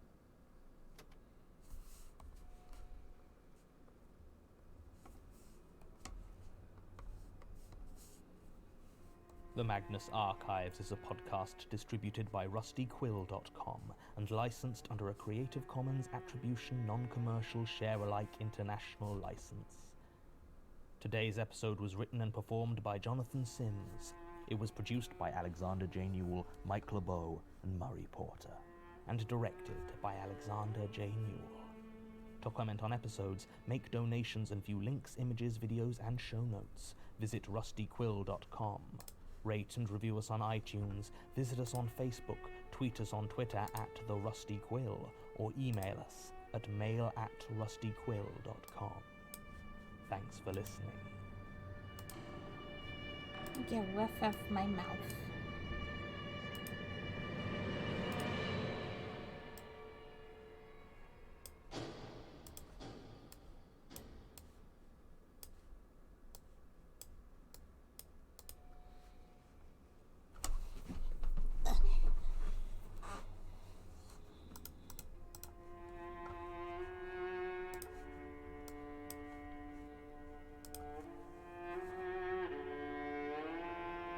Rusty Quill presents The Magnus Archives.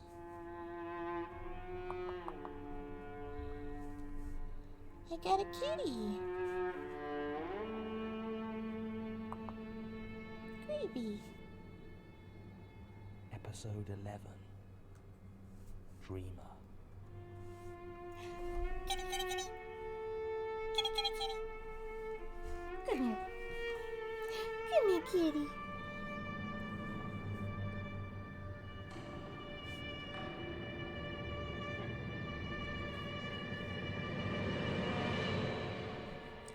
got a kitty in my lap.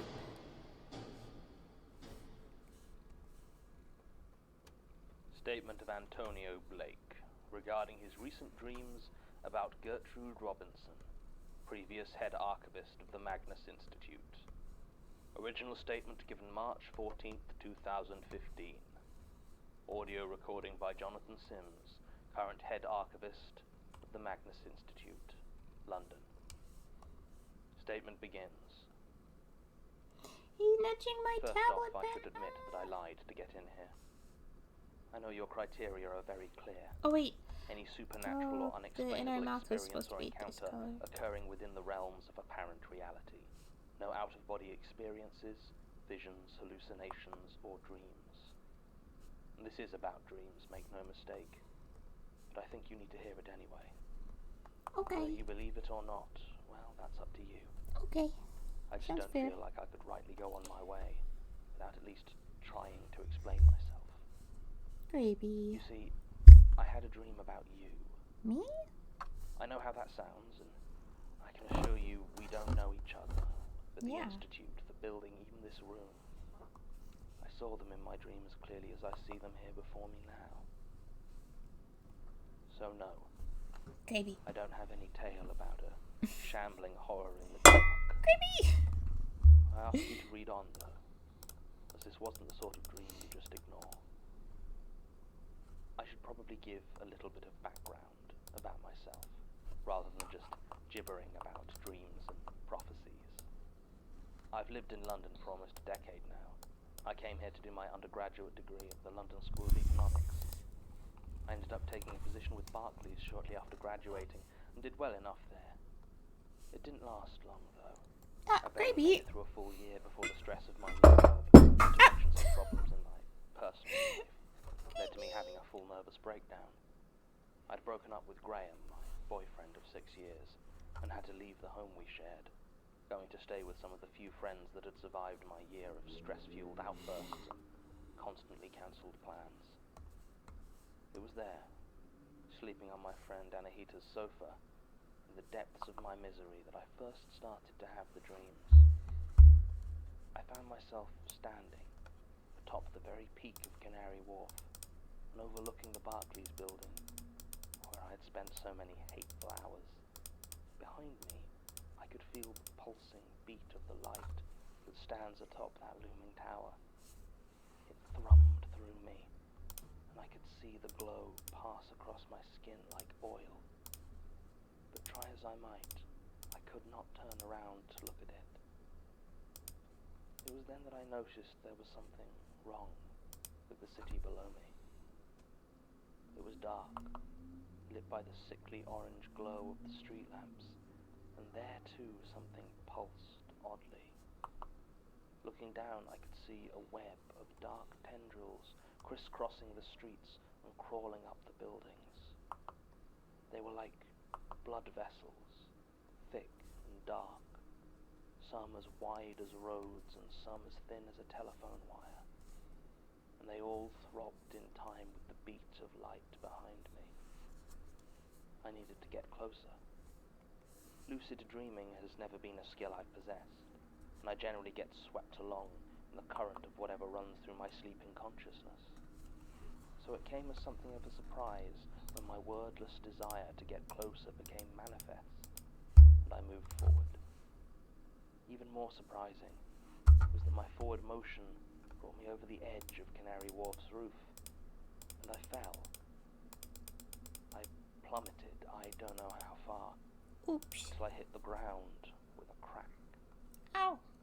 I would have expected this to wake me, but instead I simply lay there, spasmed by dream pain. You know, the knowledge of pain without the white heat of nerves. After some while, who can say how long in sleep, I became standing again, and started to move through that veined orange hellscape that I knew to be the city. As I moved, I will not say walked, for that would not be quite correct. I saw people, not many and not moving, but they were there. They leered like photographs, overexposed and washed out, caught and immortalized in a single instant. Each had those tendrils wrapped around them, pulsing against their stillness. One had a thin black vein that snaked around her arms and appeared to vanish into where her heart would sit. Another, an older gentleman in a dark blue suit, laid on the ground with a beating mass the size of a tree trunk crushing his legs. On the face of each and every person I saw was that same rictus of surprise, pain, and terrified confusion.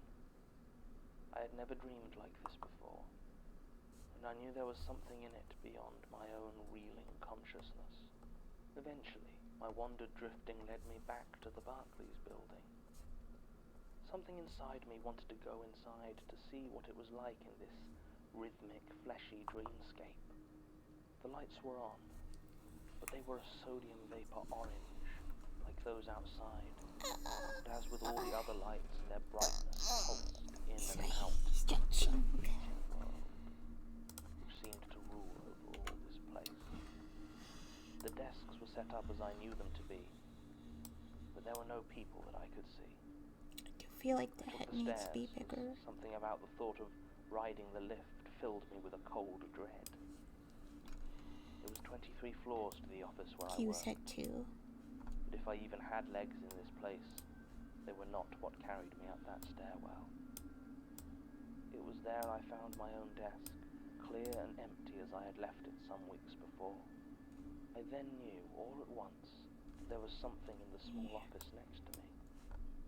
I felt it in the rhythm of my dream, and I carried myself across to see. It had been the officer of my old line manager, John Oozle. Oozle. He was inside. One of the dark black veins had snaked in through the window, and seemed to have suspended John 2 feet from the floor, wrapped lightly around his throat. Like all the others, he was still, an image held in place, dangling and hanged by this pulsing mass of otherness. I awoke at that point. Normally a nightmare would leave me a sweating, wide-eyed mess, but that morning I felt invigorated. It came to me that while the dream had in all ways appeared as nightmarish, I had never felt any true discomfort. Even my fall at the beginning had been curiously lacking in any true distress.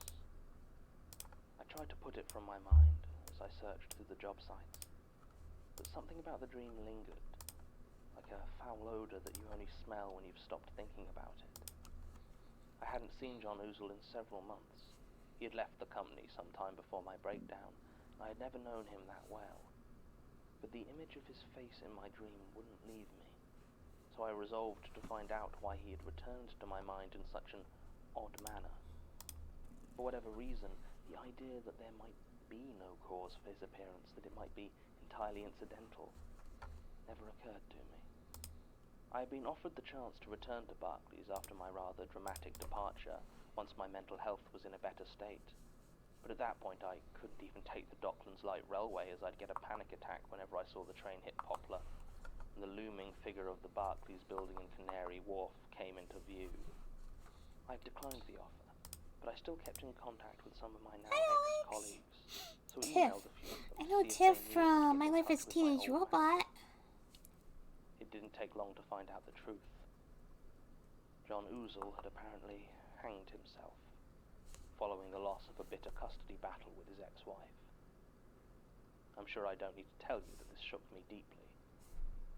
Again, there was no question to me that it may have been Wait. coincidence. Is there a Tiff from Kirby? I knew. I still know. From the Kirby What I saw cartoon? in my dream deliberately mirrored his fate. I don't remember my dreams for the next few nights, but I do remember that I had that same dream again the following Saturday. It was the same in every detail, except there were different people. Some remained the same, but others were new or had disappeared, and those that I remembered had faded, like wallpaper left too long in the sun. Again I began atop Canary Wharf, with the light pulsing behind me, and once I was down, I found myself able to traverse the city at will, watching all the figures wrapped in those throbbing veins. I returned to where John had been, and sure enough, there he remained, though faded to the point where, if I didn't know who he was already, I could not have identified him. The tendrils that wrapped his throat were as dark as they had ever been, though. Knowing now what I did about John, I could see the depths of each poor soul I saw as I wandered through the dream. The dark vines would clutch the head of the stroke victim, Meow. the lungs of a cancerous smoker, and would bury the car crash victims under the vastness of their bulk. I did not go towards the hospital, as so many of those Are you okay, thick and buddy? rubbery lines led towards it, that I could see no space within that was not choked with them. These dreams have been a regular part of my sleeping for about 8 years now. Even as life improved and I found a new job and place are to the live, colors in believe it or Q's not, mouth? I Hang now on. work selling crystals and I tarot think I might cards in have a to open magic another shop. VC face to find out. They continued to crop up a few times each month. If there's one advantage to working Somehow where I we've do, never is colored that her I've with been able open to mouth read every before. book on esoteric dreaming ever written, but none of them even come close to what I have experienced. Okay. I tried to make peace with the dreams for some time, reasoning that as long as they caused me no Trying to have her. discomfort, they were harmless. Got it. This worked fine until I saw my father in the dream, walking down Oxford Street, the pulsing veins climbing up his leg and into his chest. I tried to warn him, of course, asked leading questions on his health and how he was feeling, whether he'd been tired recently. I even went so far as to book him a doctor's appointment, much to his annoyance. It did no good, though. 10 days later, the heart attack came for him, and despite the rapid response of the paramedics and how much of his medical history I had immediately to hand, there was nothing I could do to save him. He died on New Year's Eve, and as 2014 ended, so did any hope I had of my dreams doing good in the world. It took a month and a half for my father's image to fade from the orange glow of the street lamps in my dream London. And by my estimation, he had appeared about 10 days before his death. I tell you this because I feel you have a right to know the sort of timescales that we're dealing with here. I haven't had much of a chance to experiment or see anything more specific, I'm afraid. There are so many people who die in London, and I know so few of them. But I recognize you. Me? As I write these words, I can see you in the other room, eyes locked on whatever book you're diverting yourself with. This isn't a book, I this is a recognize you tablet. from my dreams. They said at the front desk that you review all the written statements, so I can only hope that you take the time to read through this one fully. Allow me to explain in a bit more detail. Okay. It was the night before last that the dream came again. It started as it always did, with me on top of Canary Wharf, but almost immediately I could feel that something had changed. The dull orange glow that thrummed up from below seemed muffled somehow. And there was an oppressive knowledge within me that something was deeply wrong. Looking down, I could see that the veins, whose domination of the dreamscape had only ever been partial before, had thickened and now seemed to cover almost the whole space of every street. They still pulsed as before, but rather than pumping their dark, unknown cargo invisibly, there would now sometimes be seen a dark red light that travelled along the inside of them. I thought I saw this red light illuminate faces and shadows within those tendrils, but it moved too quickly for me to be sure of any details beyond the direction. This was not something I had ever seen happen before in these dreams, and I was aware that I had two choices: to follow the light to wherever it might lead, or to turn and retreat into the waking world. I decided to follow the path of that scarlet glow, though I found I was floating some distance from the ground, so thick were the vines below. I followed them for some time, How long exactly, I couldn't say. I never seemed to travel faster than walking speed in these dreams. And yet the distances I covered as I passed through the orange twilight of this pulsating other London seemed far further than the time it took to traverse. Such is the way of dreams, I suppose. All I know for Such sure is life. is that I realized after some time that the red light was leading me towards Vauxhall and the Thames. There were fewer people visible here. Did rich people die less? Or perhaps they just had greater control over where they died. Or maybe they just couldn't be seen, fighting off death for so long that when it came at last, its icy tendrils covered every inch of them. I crossed the Thames, and the bridge was knotted high with the flashing vines. One or two of them seemed to pass through the river itself, and the occasional flash of red could be seen beneath the water. But most of them were laid across the bridge. Finally, I saw the destination of the blood-tinged glow. A small building, standing alone the other side of the bridge near the embankment. I couldn't have told you what the street was called. The London of my dreams has no street signs. It was old, pillared, and possessed of a quiet dignity. It was this building into which all of the veins flowed. Every door, every window was solid with them. When the bursts of red light passed into it, the whole building glowed crimson. I could see a bronze plaque next to the door, not quite covered. It read, "The Magnus Institute, London, founded 1818. I entered, though I couldn't tell you how. The veins blocked every possible entrance entirely, and yet I found myself moving through them.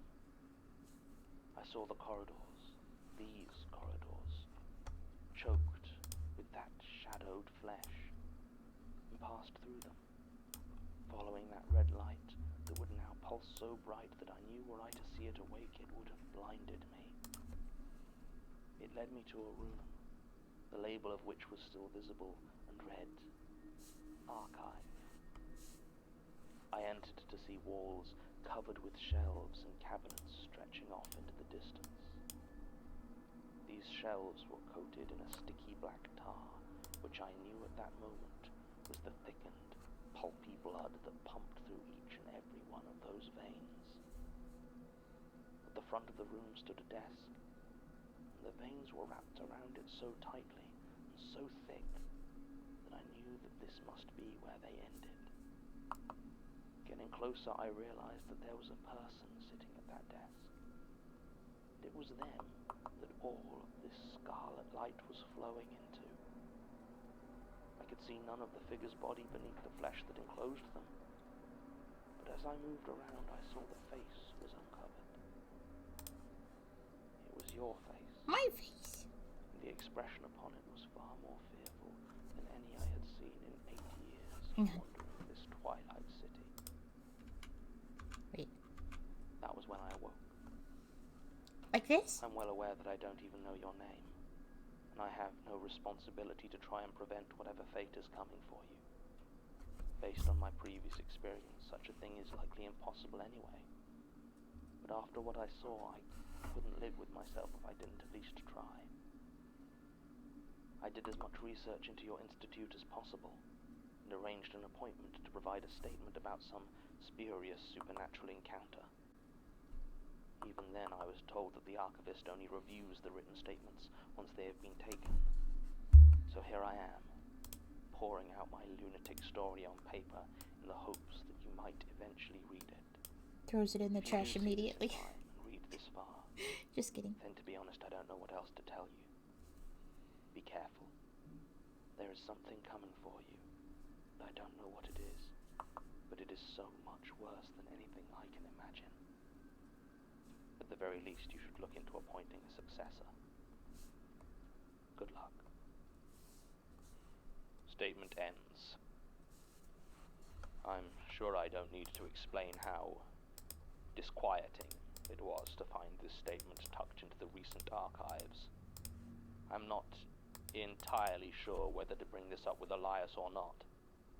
When he hired me, he was vague on the point of what happened to my predecessor, Gertrude Robinson. I asked if she would be available to train me up for a handover, but he simply said she had passed away, and not to worry about it overmuch. Actually, now I think about it, his exact phrase was that she died in the line of duty, which I had assumed meant having a stroke at her desk or something similar. She was quite elderly, I believe. I mean, I don't believe in the predictive power of dreams, obviously. But still, it's a deeply unsettling thing to find. I had Tim look into it, as I don't entirely trust the others not to have written it as a practical joke and slipped it into the archives. Unsurprisingly, he came up with nothing. Antonio Blake is a fake name, and all of the contact details provided were similarly fraudulent. It's almost certainly a joke. Bit of hazing for the new boss, maybe? Aww. Best not to engage with it, I think. Still, I might have a word with Rosie to make sure I get a copy of any new statements as soon as they're made, not just once the researchers are done with them. She seemed very open to the idea of recording them, so I'm hopeful she'll be willing to do this too. If this is genuine, well, I have no idea if Gertrude got the chance to read this statement before she passed away, but if anyone comes in ranting about dreaming my death, then I very much want to hear about it. End recording.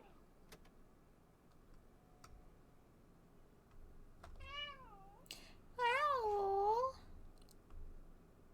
The Magnus Archives is a podcast distributed by rustyquill.com and licensed under a Creative Commons Attribution Non-Commercial Share-alike International license.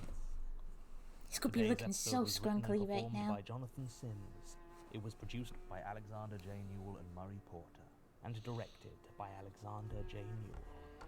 To comment on episodes, make donations, and view links, images, videos, and show notes. I think we drew the Visit symbol on her shirt. rustyquill.com. Rate and review us on iTunes. Way too Visit small. us on Facebook. Tweet us on Twitter at The Rusty Quill, or email us at mail@rustyquill.com. Hey!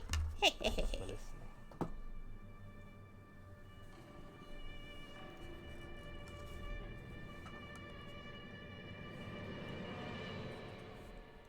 Thanks for listening.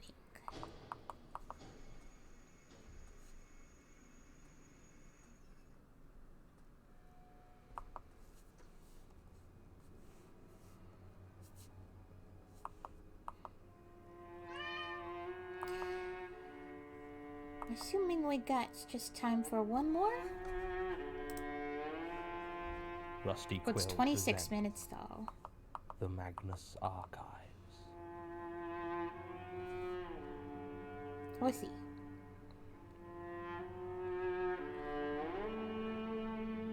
I guess they've all been about that long. I think I just Episode assumed they were 12. all like 15 minutes because the first one. First aid. We have not much concept of passage of time, if that makes sense. If that's how you say that. Not concept, but awareness? Other than like what clocks tell us.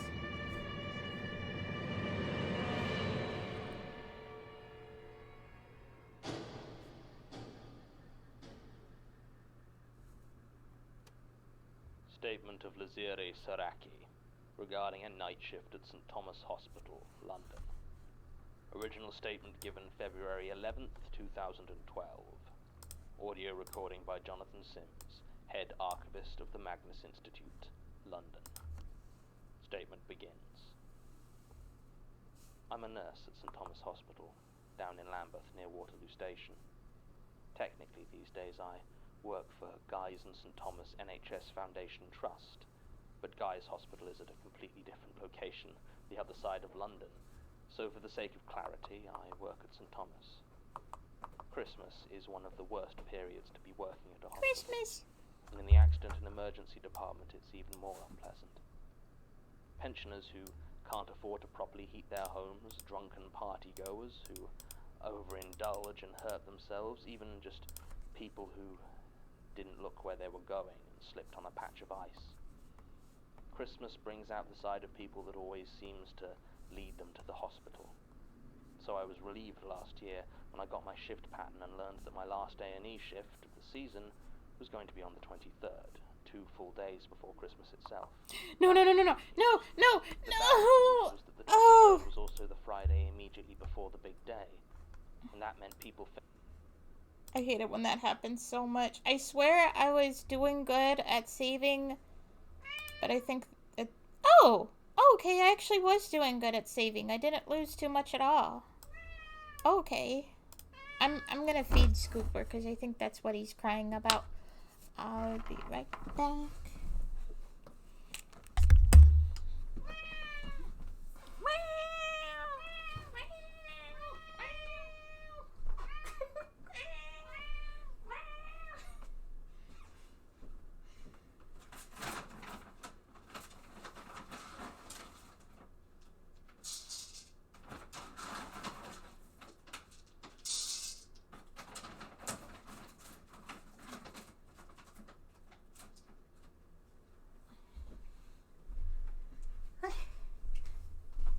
Did you hear that kitty cat? Did you hear that kitty cat? Oh, he yelled. finishing work for the holidays, going out for some celebration. When you work in accident and emergency, there are few words that fill your heart with such dread as the word celebration. Celebration. That Oh, my night heart is filled wasn't with as bad dread. as some I'd seen. A few broken bones and a couple of drug-fueled injuries, but no fights or angry drunks, which was a blessing. It must have been about 1:30 in the morning when the ambulance arrived. They had radioed ahead, and we knew that we had a pair of severe burn victims being brought in, so we were as ready as we could have been. I was heading out to meet the ambulance when I noticed that the A&E waiting room was totally silent. I looked around, and there were all the people there that I expected to see, some cradling obvious injuries, but none of them made a sound. They continued to stare at their phone, read books, comfort one another, but not one of them spoke. I didn't have much time to really Maybe they're consider what I was vampires. seeing, as at that moment I heard the ambulance pull up outside and ran off to see to the first patient. By the time I arrived, they were already wheeling him out, and the doctor was assessing his burns. The doctor's name was Kaylee Grice, and she was a junior doctor at St. Thomas. She started giving some instructions to myself and the EMTs, but I was struck by how quietly she was speaking to me. She didn't whisper, but every word was very soft, as though it was a real effort to get them out. Nobody else seemed to notice, so at the time I assumed the effect was due to my own lack of sleep. I've always had difficulty adjusting to the late nights, and this time had been particularly bad. We finished transferring him to a treatment room, the only available one we had that night, and the doctor and EMTs returned to get the other patient while I began dealing with the burns on the first. I'm 48 years old, and I have been a nurse for most of that, so I've seen a good number of burns in my time. I was prepared for some deeply unpleasant scenes when the call came in, as bad burns can be some of the nastiest injuries you see working in a hospital. These ones surprised me. They were second degree, which is severe, but not usually such as to require hospitalization, except that they appeared to cover his entire body. Every inch of exposed skin showed signs of this burning, and cutting away his clothes, it became apparent that the damage had spread there as well. Anything hot enough to cause this sort of effect should have damaged his clothing or even melted them onto the skin in places. But they were utterly unharmed, as though he had been dressed after he'd been burned, or the heat had passed right through his clothes without touching them. He was a tall man, heavy set, with the sort of build I associate with an athletic middle age. Any hair he might have had was gone, apparently burned off, and his clothes were a nondescript black suit and white shirt. He didn't scream or cry or moan in pain. And in fact, the doctor had had to check his pulse when he'd come in to confirm he was still alive. He was. But as far as I could tell, he appeared to be sleeping peacefully. I had just started treatment when the second patient was wheeled in. He was in almost identical shape to the first, except for the fact that the burns seemed to stop at his neck, along a clear line. It was as though he'd been wearing a choker that the heat couldn't get above, but his neck was bare. He was smaller than the first man, and younger, I'd guess in his mid-30s. He was clean-shaven, but had long hair dyed completely black.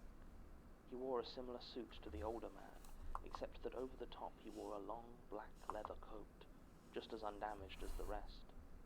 It looked new, and I felt quite bad having to cut it off him, but we had to confirm how extensive his injuries were. Like the first, he was completely covered in almost uniform second-degree burns, except for what at first I thought were small black scorch marks. Looking closer, I saw that they were eyes. Small, tattooed eyes on every one of his joints, his knees, his elbows, and even his knuckles, as well as Knuckles? just over his I heart. know him. I would have expected the burns to have almost destroyed tattoos that small, but instead they were unblemished, and the skin about Wait, a why is it centimetre not around letting each me... one also didn't seem to have been affected. To say I was unsettled by this would have been something of an understatement. I barely noticed when Why is Dr. this tool not working? returned. They seemed to be talking normally now, and This discussing never who these two happened. people were. What? Apparently the fire brigade had responded to Maybe I'll try reports of a closing blaze in a and... building site near St. Mary's churchyard, Are you and had okay? turned up to find the two men lying unconscious. There had been no fire, although the ground they lay on showed several burn marks, and a metal bar that had been lying nearby appeared to have bent slightly. Oh, it's on I'm on another layer. I forgot. The fire service had called out an ambulance, and they had brought the men here. Apparently the older one hadn't had anything on him at all. No ID, no phone, no keys, nothing. While the younger man had only a Zippo lighter with an eye design on it, similar to the one tattooed all over him, and an old passport that identified him as actually Jared merge Hughes. layers. I never got to look at the passport, but from the way the EMTs were talking about it, I gathered the man was well-travelled. It was at this point that the EMTs had to head out on another call, and Dr. Grice and I got down to treating the two men, the weirdness temporarily forgotten. Medically speaking, there was nothing abnormal about the burns, and it didn't take as long as I had feared to get them properly cleaned and bandaged. Throughout it all, the two of them didn't stir, and I wondered if they were comatose, but that sort of diagnosis would require a lot more testing, which probably wasn't going to happen that night. So, having finished giving them what treatment we could, the men were moved to one of the few wards with bed space, and I returned to working A&E. And for an hour or so, I forgot about the odd strangers that lay unconscious just a few doors away. I only noticed them again when I had to pass through that ward heading towards the nearby stockroom for some more gauze. As I walked through, I became aware of a sound coming from the bed of the older burn victim. I never did find out his name. I walked towards him slowly, straining my ears to hear what he was saying. It was so quiet as to be almost inaudible. It was definitely words, the same words over and over.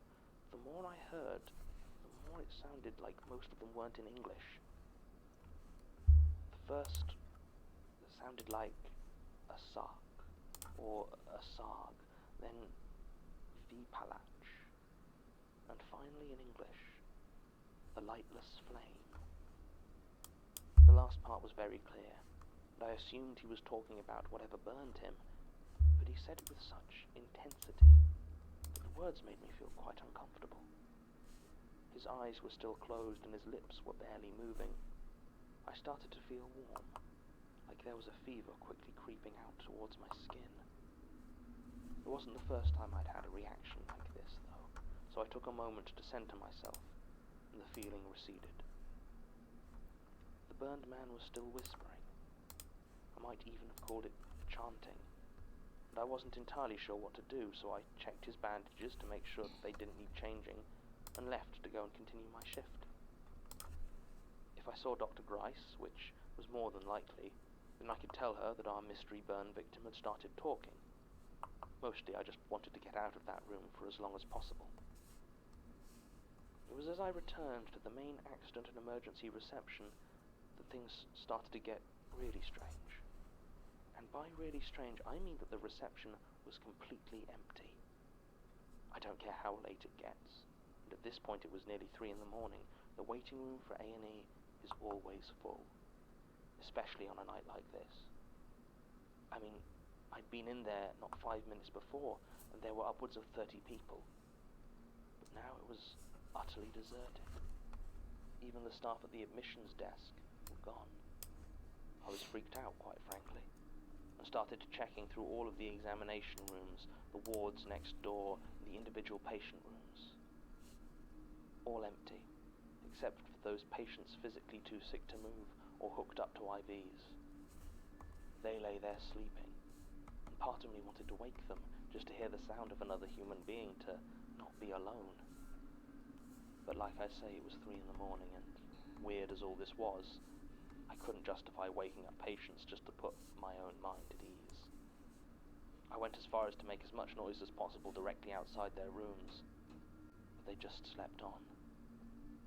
It was as I returned to the waiting room for the 3rd time in as many minutes that I heard it. It sounded like the growl of an animal, a rolling, angry sound, and I realized that the floor was shaking ever so slightly. I looked around for the source of the noise. I was getting more and more frantic by the second, and then I saw it. Lined up against the wall of the waiting room were 2 vending machines. I rarely paid them any attention, as there were better options in the staff room, and one or both of them were usually out of order. But I now saw that the one on the left, a clear-fronted machine that stocked bottled soft drinks, was shaking violently. As I got nearer, I saw why. In every bottle, in every row of the machine, the drinks appeared to be violently boiling. Cokes and lemonades and fruit juices shook and bubbled before one by one the bottles exploded, coating the inside of the clear plastic front with liquid that still kept steaming and hissing. It couldn't have taken more than 30 seconds for all of them to pop. And then the waiting room was silent once again. At this point, I was just about ready to abandon my shift and leave the hospital. Whatever was going on there, I wanted no part of it. I ran towards the door leading from the A&E to the chill of the December night, not something I would ever have thought I'd look forward to. As I approached, though, I noticed that the plastic at each end of the metal handles was ever so slightly warped. I tentatively touched the back of my hand to them and withdrew it almost immediately. I didn't even have to touch it to feel the intense heat radiating from the door. I almost wept. If I was getting out of there, it wasn't going to be through that door. I started to make my way back through the wards, heading towards another exit, but as I passed through, I could hear the burned man still mumbling to himself, louder now, so that his weird chant was audible even outside of his room. It was starting to get to me. I went in. I don't know what I was planning to do. I just needed to make him shut up somehow. His eyes were open now, bloodshot behind the bandages and staring blankly towards the ceiling. At that moment, I decided that I was going to shut him up, even if I had to physically hold his mouth closed. I approached him slowly and reached towards his face. A second before I could touch him, a hand shot out and grabbed me by the wrist. I turned to see the other burn victim, whose passport had identified him as Jared Key, on his feet and shaking his head. His grip on my wrist was far stronger than I would ever have expected from someone that injured. I could feel a heat through his bandaged hand, like his skin was still burning somehow. I screamed. Why not? I'd already established no one was around to hear me. He immediately released my hand and apologized, said he'd only been trying to protect me. I asked him from what? He gestured to the burned man, still lying motionless in his bed, chanting his nonsense phrases. Sparing a glance at his own wrapped form, He said that touching the man would have been a bad idea. He seemed to be in tremendous pain as he spoke, but did his best to hide it. I didn't say anything then. I wanted to ask what was happening, and it seemed like he was waiting for me to do just that. But something stopped me. Something told me wait. that Oops. if there was a coherent explanation for everything that had happened since the ambulance arrived, then I would be no better off for knowing it. After a few seconds of awkward silence, Jared spoke. He asked me if the paramedics had brought any items in with them. Specifically, he was after a small book bound in red leather and a brass pendant he had been wearing. He didn't say what design had been on the pendant, but I guessed it had been an eye. I told him that neither of those things had been brought in with him, and he was quiet for a long time. After the last 10 minutes spent desperately wishing for another human being to talk to, I should have been relieved with Jared's company. But watching him, standing and walking despite the burns covering 80% of his body, despite the sheer quantity of painkillers we had given him, it just made me very afraid. Finally he nodded, as though dismissing me, and limped past into the corridor, towards the supply cupboard. I followed him, asked what he was doing. I got no answer, but he seemed to know the code to the door immediately, and strode right in, scanning the shelves for something. He saw what he was after and picked up a small object wrapped in paper and plastic. I recognized it immediately as a sterile scalpel. He was going to kill the chanting man. I could feel it in the way he stared past me as I stood in the doorway. He started walking towards me. The storage room was not big, and it took him barely a second before he was in front of me, but it was the longest second I've ever experienced, as I tried to decide whether to risk my own life for that of the burned stranger, blankly chanting his unsettling prayer. Behind Jared, I saw bottles of saline solution start to bubble and boil. We forgot to draw Aside. Q's, He nodded in appreciation collar. and said something that I remember very clearly, even though it still Jacket makes no collar. sense. He said, "Yes, for you, better beholding than the lightless flame." I didn't try to stop him as he walked back into the ward. I just stood there and watched as he took out the scalpel, muttered some words I couldn't make out, and plunged the blade into the center of the chanting man's throat. Oops. At that moment there was the sound of sizzling and a smell like rotten meat on a grill. I watched as the flesh around that wound began to blacken and crack. The bandages curled and disintegrated, and the scorched skin spread over his body like water. There was no fire, and I felt no heat. But over the course of 20 seconds, I watched this man's body cremate itself to ash. Even the scalpel was gone.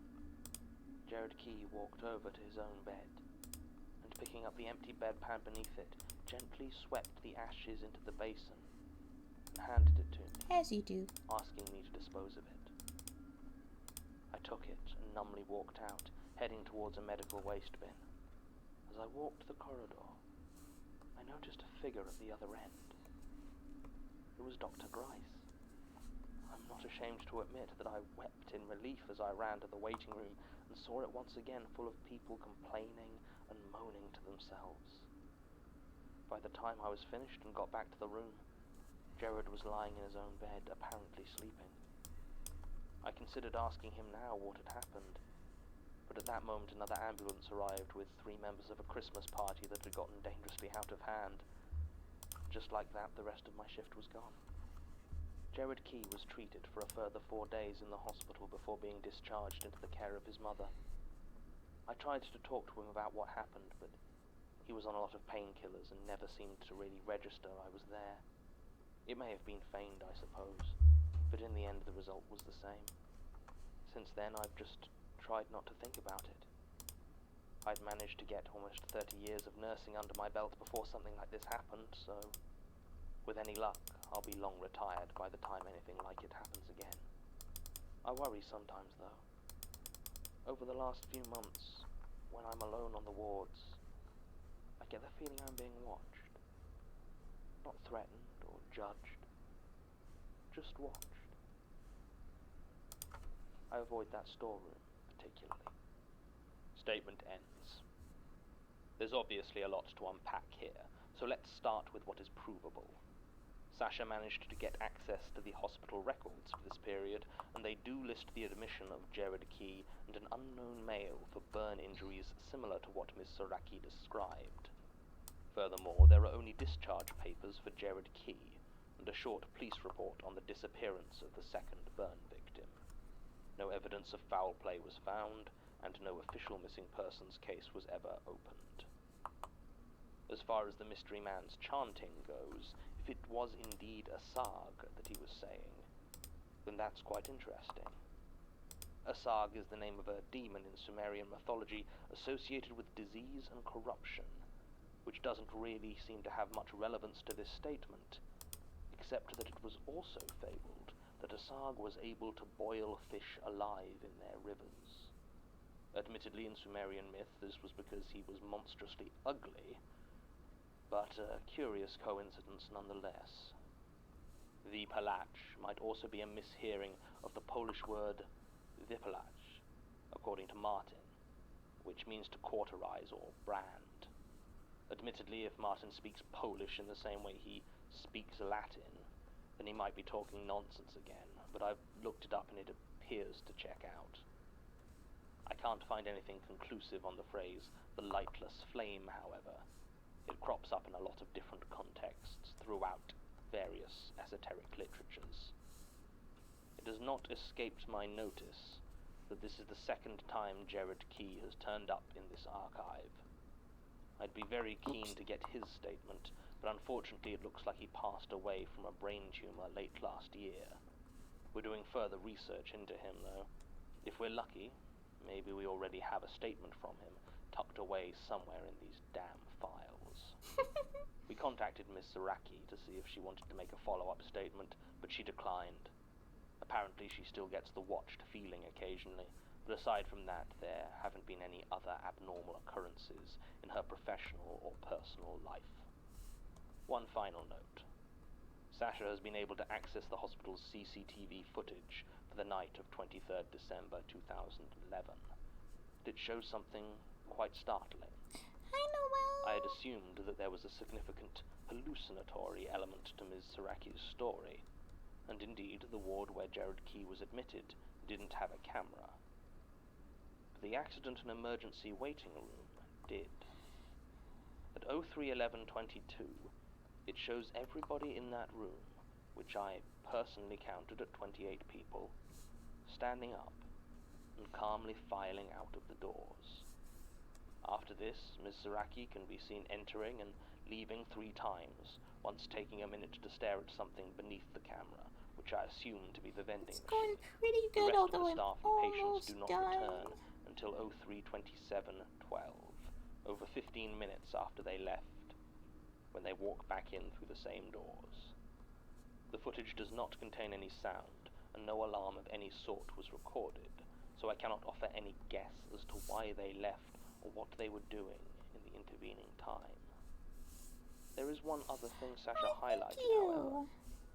At 03:22:52, the feed cuts out for less than a second, and I is can replaced show it. over a single Everything frame I did in tonight by in a a close-up second. of a human eye staring back through the video feed. Ay, ay, ay. Recording ends.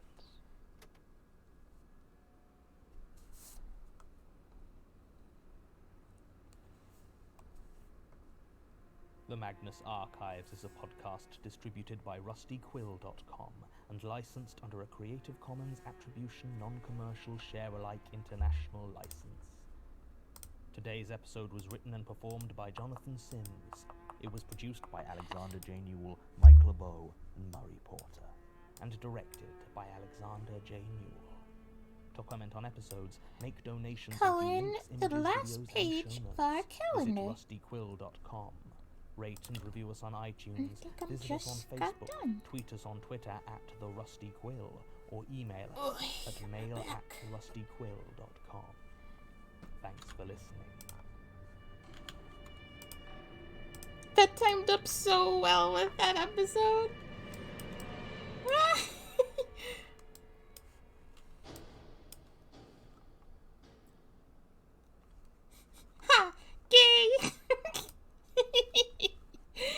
second I thought the lighthearted was a J, and I was like, you don't have to be J about that. This isn't, our love isn't a joke.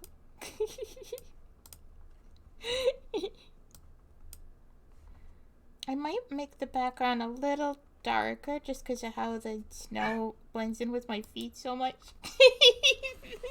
The meows. Yay, I just finished the calendar.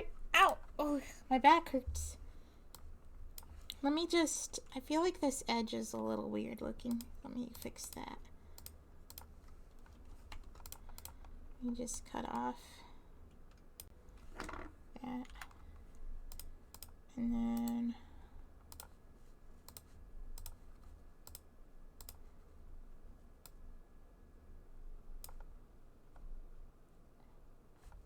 Or I could do it the other way and make it brighter. Yeah, I'll make it a little darker. I think I like that. I think that works.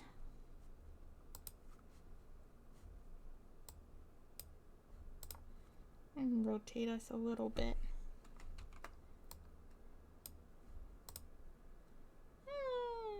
I love that so much. Whee!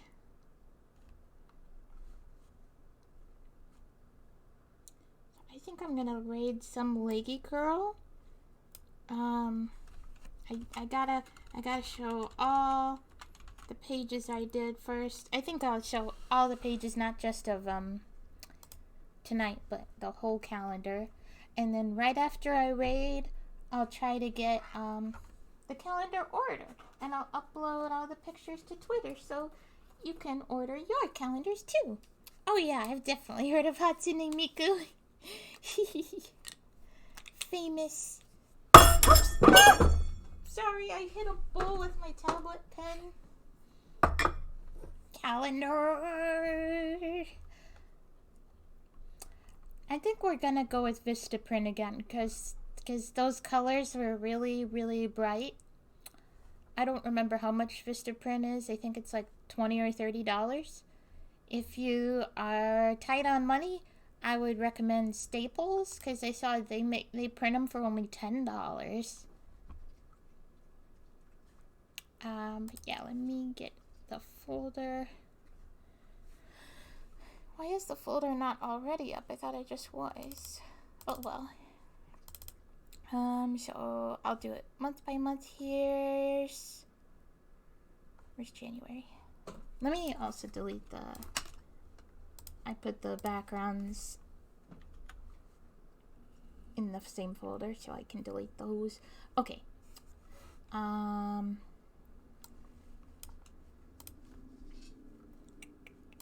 Here's January.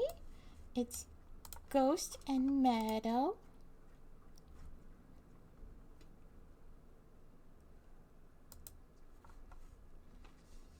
February is Scrappy and Scruffy.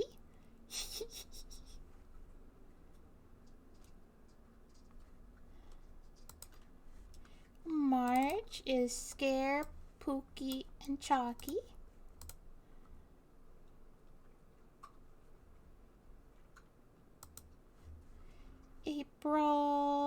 Where's April? April is Magma, Me, and Meadow.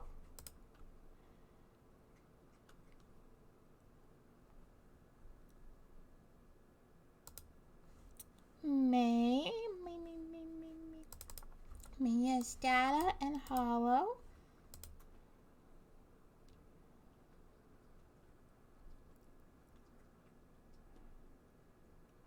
She tells me to take my medicine, that's right. June is Base, whoops, I didn't mean to click off. Base and Scare.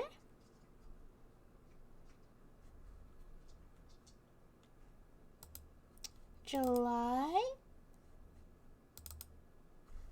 is Chalky and Gadget.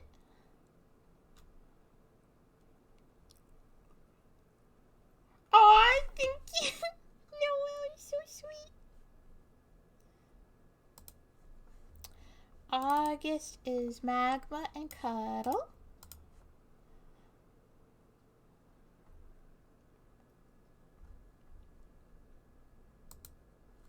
September, these are the 4 I did tonight. September is Database and Magenta. Oh no, there's a purple part that shouldn't be there. Uh-oh. I don't even know how I would edit that out. Like what?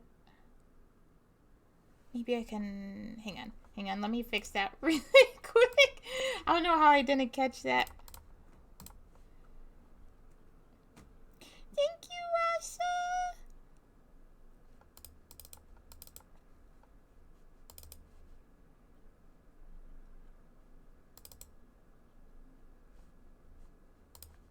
Can I go like...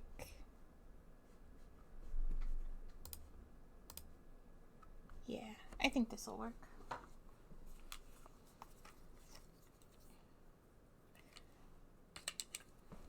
I just zoom in and fix the pixelatedness. Ah! Wait.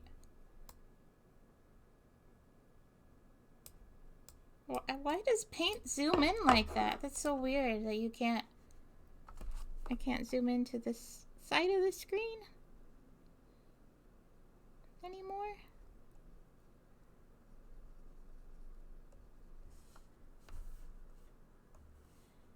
And then in a darker color.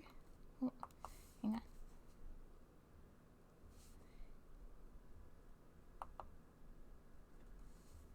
There we go. I think that works.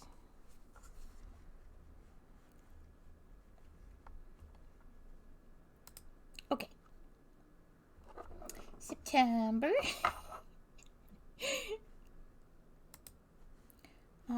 October is Ghost and Hollow for Spooky Month.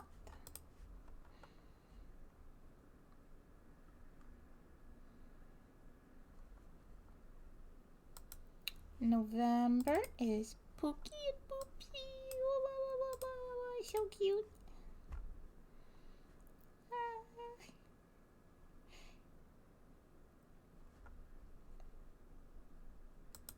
And December is, of course, me and Q.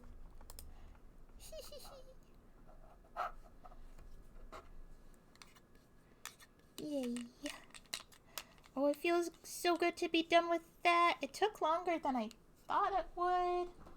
But that's okay, because we got it done. I more meant like tonight it took longer. I thought it was going to be like 4 hours, but it was like 5.5 hours. But that's okay. We got it all done, and now we can order it. So exciting.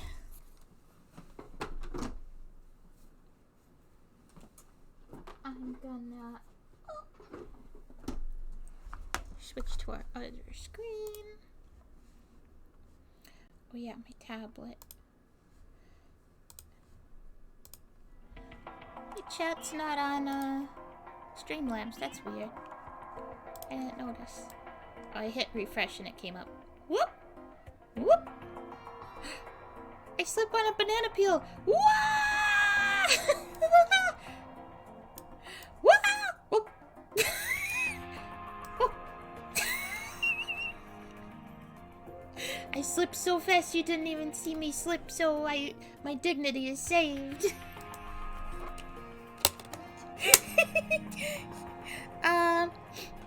Tomorrow night, we weren't gonna stream tomorrow night, but because Chalky couldn't stream yesterday night, she's gonna do a short rhythm game stream, finishing up Space Channel 5, and Buster Groove, and possibly Unjammer Lammy if we have time, but definitely the first two. You slipped so fast you did a spin, I did! And we don't have our work schedule yet. I don't think. Wait, can I check again? I'm pretty sure we don't have it. Yeah, we don't have it. I wish they wouldn't wait that long to post it. A lot of times they don't even post it. They just just expect us to just look at it while we're at work on Sunday, the day before the start of the work week. Anyway, I can at least tell you what we're gonna be streaming, even if we don't know our exact schedule. Let's see. Cuddle's doing the stream of reading through the Archie comics, Sonic Archie comics. I'm gonna do another coloring stream. I'm done with the calendar, but I want to color Colorful Cast Commission, possibly Eels Commission if I get that done in time, and PNG tubers for Pookie, Fiona, and Rosie, or Scruffy and Scrappy, as you might know them. Oh, you guys are so sweet. Thank you. Let me think. Magma's doing Demon Turf, possibly getting the rest of the trophies. Definitely working on them, possibly getting all of them. Who knows how that's gonna go? Probably good. Let's see. Meadows doing... Oh, Meadows gonna do Sonic, Magical Girl Racing Project reading stream. Possibly a little Sonic Frontiers 100%ing after that. Or it might just be the book read. And girlfriend Q's gonna play Splatoon 1 story mode. And if she finishes early, she's gonna go back to Shantae for a bit. And I think that's our schedule. We just gotta, Monday, we'll probably post what actual days everything's on. I just felt like going over stuff really quick because of how it's Saturday. Yeah. I'm gonna raid some Leggy Girl. Who's playing Cities Skylines. I don't think I've heard of that. 1 second.